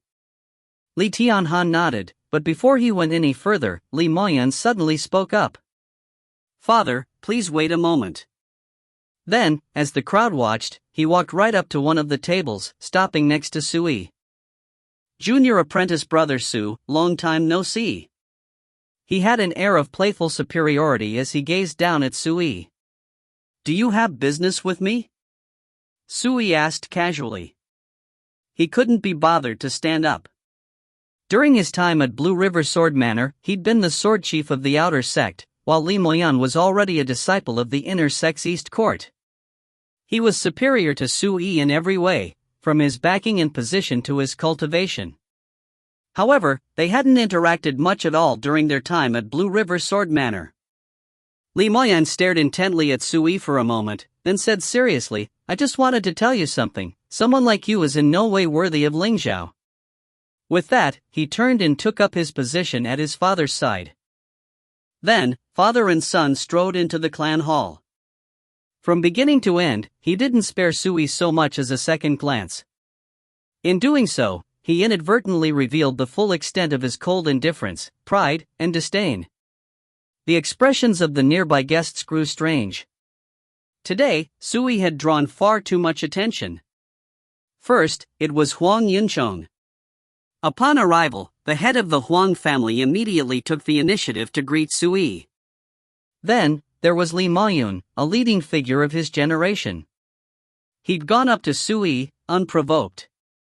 Then, without any reservations whatsoever, he told him he was unworthy of Wen Lingzhao. Either incident on its own was more than enough to draw attention. Of course, whether this limelight was a good thing or not was up for debate. Either way, Sui didn't care in the least. He hadn't planned to participate in tonight's banquet at all. If not for his desire to meet with the Wen family matriarch and ask about what happened last year, he would have left a long time ago. How detestable that guy is. Wen Lingxue scowled. He's most likely here for the same reason as Wei Zhangyang, said Sui indifferently. He's got his sights set on your sister. Brother Su, your foresight is as keen as a prophet's. Huang Qianjun, who'd been sitting there meekly all this time, added tentatively, to the best of my knowledge, Li Moyan has been infatuated with Miss Lingzhao for years, and he stated on more than one occasion that he'd marry her or no one at all. As he spoke, he snuck a furtive glance at Suyi's expression. When he saw that Suyi wasn't angry, he continued with renewed courage. But how could he possibly compare to you, Brother Su? For what he said just now, he deserves a hard slap right in the face. Suyi smiled faintly. Are you trying to encourage me to go deal with him? Huang Qianjun froze from head to toe, then broke out in cold sweats. He hurriedly waved his hands. Please, Brother Su, don't misunderstand. His insults were over the line, and it made me angry, that's all. After witnessing Suyi's methods in the Immortal Gathering House yesterday, he felt both awe and terror before Suyi. He was like a mouse who'd seen a cat. No, he was even worse off. He naturally wouldn't dare try any funny business. Suyi said nothing, but inwardly, he felt rather strange. Both Wei Zhangyang and Li Moyan harbored one-sided interest in Wen Lingzhao. This only highlighted just how extraordinarily charming she was. But at the same time, Suyi caught a whiff of latent danger. What if one of the two of them made him wear a green hat? How could he bear such a thing? He and Wen Lingzhao might be husband and wife in name only, but it still counted. Suyi had reincarnated to cultivate anew. He certainly didn't wish to bear the title cuckold in his new life. I'll have to find a chance to break things off with Wen Lingzhao completely. That way, I won't have to worry about that sort of thing happening, Suyi thought to himself. But first, I'll have to disabuse Wei Zhangyang and Li Moyun of their ideas. If nothing else works, I can always just kill them and be done with it. Meanwhile, within the clan hall. Bo. After presenting his birthday gift, Li Tianhan's gaze swept around his surroundings before finally landing on Wen Changjing. In addition to offering my congratulations, I have two other reasons for coming here today. When they heard this, every VIP's expression seemed to say I knew it. They'd long since guessed that Li Tianhan had some other purpose for coming here. Wen Changjing instantly went on guard, and his eyes narrowed. Brother Li, whatever it is, can't it wait until after the banquet? Besides, more distinguished guests will be arriving soon, and I'm afraid I have no time to discuss such matters. Li Tianhan immediately let out a carefree laugh. Distinguished guests? In the Wen family's current state? Brother Wen, don't tell me you still think the city lord is going to pay a visit in person? To the best of my knowledge, Wen Shangqing has made numerous visits to his manor over the past few days, only to be refused at the door. His words revealed faint traces of disdain and mockery. The Great Hall's atmosphere instantly came to complete standstill. The tension was palpable. By now, even the dullest among them could tell that Li Tianhan had come with ill intentions. Chapter 21, A Cold Glance, Disappearing like a puff of smoke. Wen Changjing's expression instantly darkened. Today was the matriarch's 80th birthday, and guests had come from far and wide. People were paying attention to what happened here, both in and out of Guanling City. Anything that happened at an event like this would spread to the outside world almost immediately. Although, on the surface, Li Tianhan was here to offer his congratulations, he was actually here with ill intentions. The family matriarch, second elder Wen Changqing, and the other family higher-ups all sensed that this wasn't going well, and each wore a more unsightly expression than the last. Li Tianhan seemed pleased with this result. He said flatly, "Relax, everyone. Once I resolve these two petty trifles, I'll be on my way." I certainly won't do anything to disrupt the festivities. Then, without giving Wen Changjing or the others any chance to respond, he continued, "First, I've been saying lately that with the Wen family's current foundations, it's no longer powerful enough to monopolize Guanling City's medicinal herb business. Today, you must give up half your shares." Half? Li Tianhan, I'm afraid you've gone mad. The veins bulged on Wen Changjing's forehead. He was so mad, he practically jumped. The Wen family higher-ups' anger was already written in their faces. The family's primary source of income was the medicinal herb trade. It was the foundation upon which they built their clan. Li Tianhan's demands were exorbitant. He wanted to take over half their business in one fell swoop. He was practically demanding their very lives. The guests in attendance sucked in breaths of cold air, and their hearts shook. The Li family sure is ruthless. Li Tianhan said flatly, "Brother Li, you've misunderstood something. Brother Huang and I discussed this matter earlier. The Wen family is to give up half of their shares in total, but the Li family will only take 30%, while the Huang family will take over the remaining 20%. If you refuse, well, don't blame us for our poor manners." The crowd was dazed, but more than that, terror rose unbidden in their hearts. They just realized that Li Tianhan was using the combined power of the Li and Huang families to force the Wen family to lower its head. In a situation like this, if the Wen family refused, they were in for endless trouble. After all, with their current base of power, there was no way they could resist both families at once. Wen Changjing, Wen Changcheng, and the others were obviously well aware of this.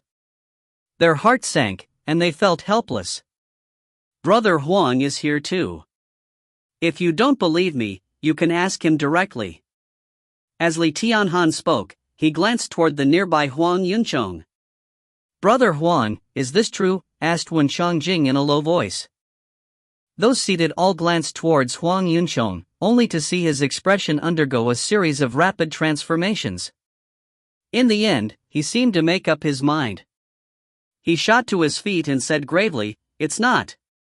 Don't talk nonsense. Nothing like that ever happened." He refuted it 3 times in a row. The guests were stunned, and at a bit of a loss.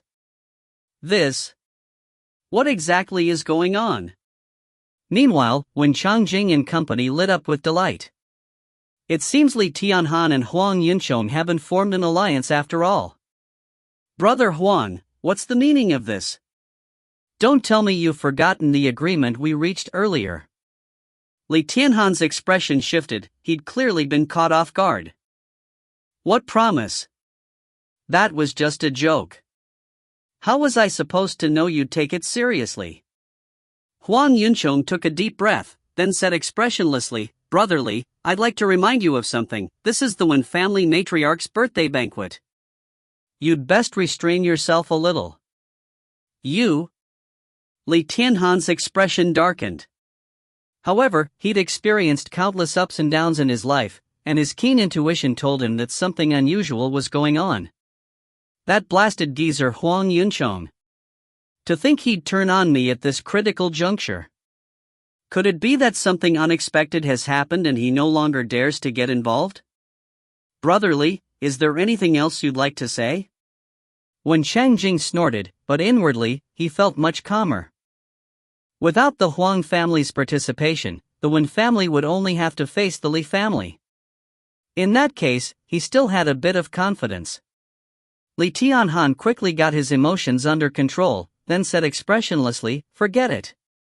Let's set that aside for now and move on to the second matter." Those seated in the clan hall felt their hearts clench. The first matter was already enough to make the atmosphere so hostile, fighting might break out at any moment. Just how terrifying would the second matter be? Then, to their surprise, Li Tianhan turned to his son. "Moyun, you say it." Li Moyun stepped forth, looked around, then spoke in a loud and clear voice, "I heard that Sui and Lingzhou are husband and wife in name only, and furthermore, that Lingzhou loathes Sui to the core of her being. Thus, I hope the elders of the Wen family can annul their wedding contract and return Lingzhou her freedom. A single falling stone could give rise to 1,000 waves." Just like that, the entire room was in uproar. Wen Changjing, Wen Changqing, and the other family higher-ups were beside themselves with astonishment. Who would have guessed that the second matter Li Tianhan had come to discuss was Suyi's marriage? When Shangtai and Xincheng looked at each other, baffled. And yet, they had a sense of déjà vu. Why? Because just 7 days ago, Wei Zhangyang of the Cloud River Prefectural Capital's Wei family had said almost exactly the same thing. He, too, had come here for their daughter. It was just. They never in a million years would have anticipated that their daughter would be in such high demand even after getting married. At the same time, outside the clan hall. As Li Moyan made this proclamation, countless strange and mocking gazes landed on Sui. The conversations within the clan hall were audible outside, and the nearby guests heard everything going on. They too were incomparably shocked. None of them had guessed Li Moyan would make such a request. Many of those present predicted that Sui, the live-in's son-in-law, would be ousted from the Wen family that very night. After all, the head of the Li family had come in person. Why would the Wen family make trouble with the Li family over a petty matter like this? Detestable. When Ling Xue's almond-shaped eyes bulged with anger, Huang Qianjun merely laughed coldly. There was even a hint of delight of schadenfreude in his gaze. This guy's looking to get himself killed. Feigning casualness, he glanced at Sui and saw that his brows had faintly knit together. This told Huang Qianjun that they were in for a good show. When Shanjing, Wen Shangqing, and the rest of the higher-ups hesitated. All of them looked toward the Wen family matriarch. It was she who single-handedly decided Sui and Wen Lingzhao's marriage, without the least regard for the family's objections. Otherwise, Wen Shangqing and the others would have kicked Sui out a long time ago. The elderly matriarch sensed their gazes, and realized it was time for her to make her position clear.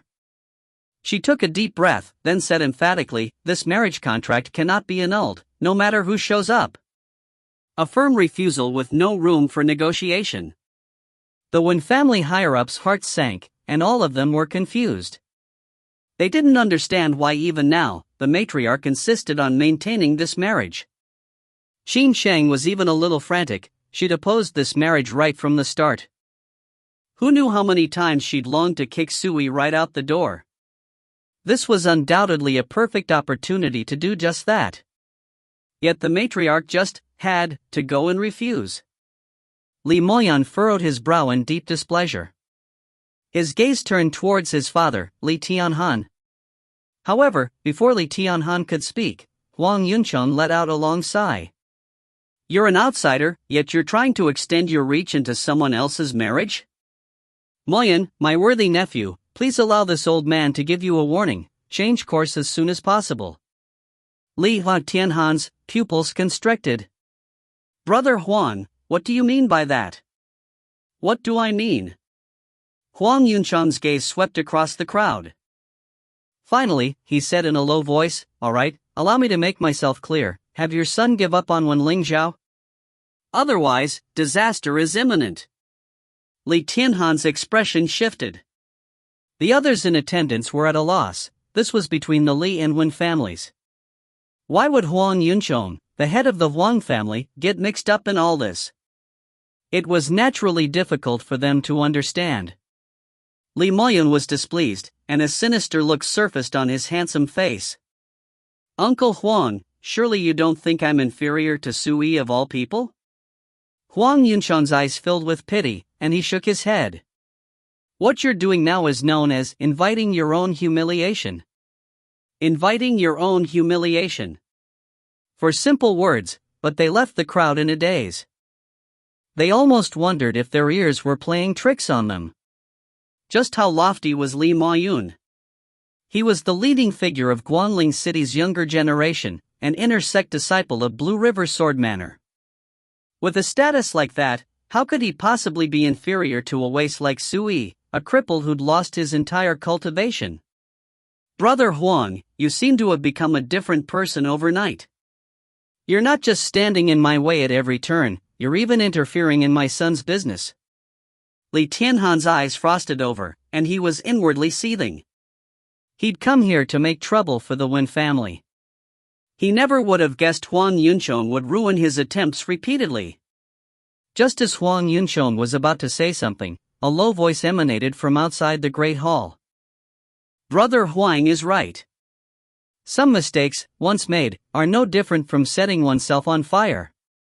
As these words echoed throughout the hall, the tall and stalwart figure of the captain of the City Lord's Old Guard, Nyabehu, strode inside. The entire venue was stunned, and the guests were bewildered. They couldn't see through what was happening. When Shangjing and the rest of the higher-ups felt the same way, they never would have guessed that the captain of the old guard, Nyebehu, would show up of his own accord.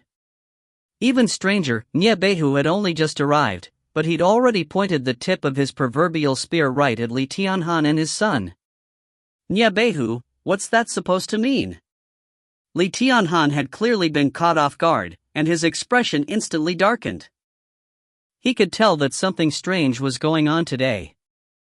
Huang Yuncheng's behavior had been out of character, and although Nyebehu had only just arrived, he was acting strange too. In the past, how could either of them have dared treat him like this? But before Li Tianhan could react, yet another voice resounded from beyond the Great Hall. Commander Nye is saying that this is the Wen family matriarch's birthday. You and your son had best leave as soon as possible so as not to disrupt the festivities.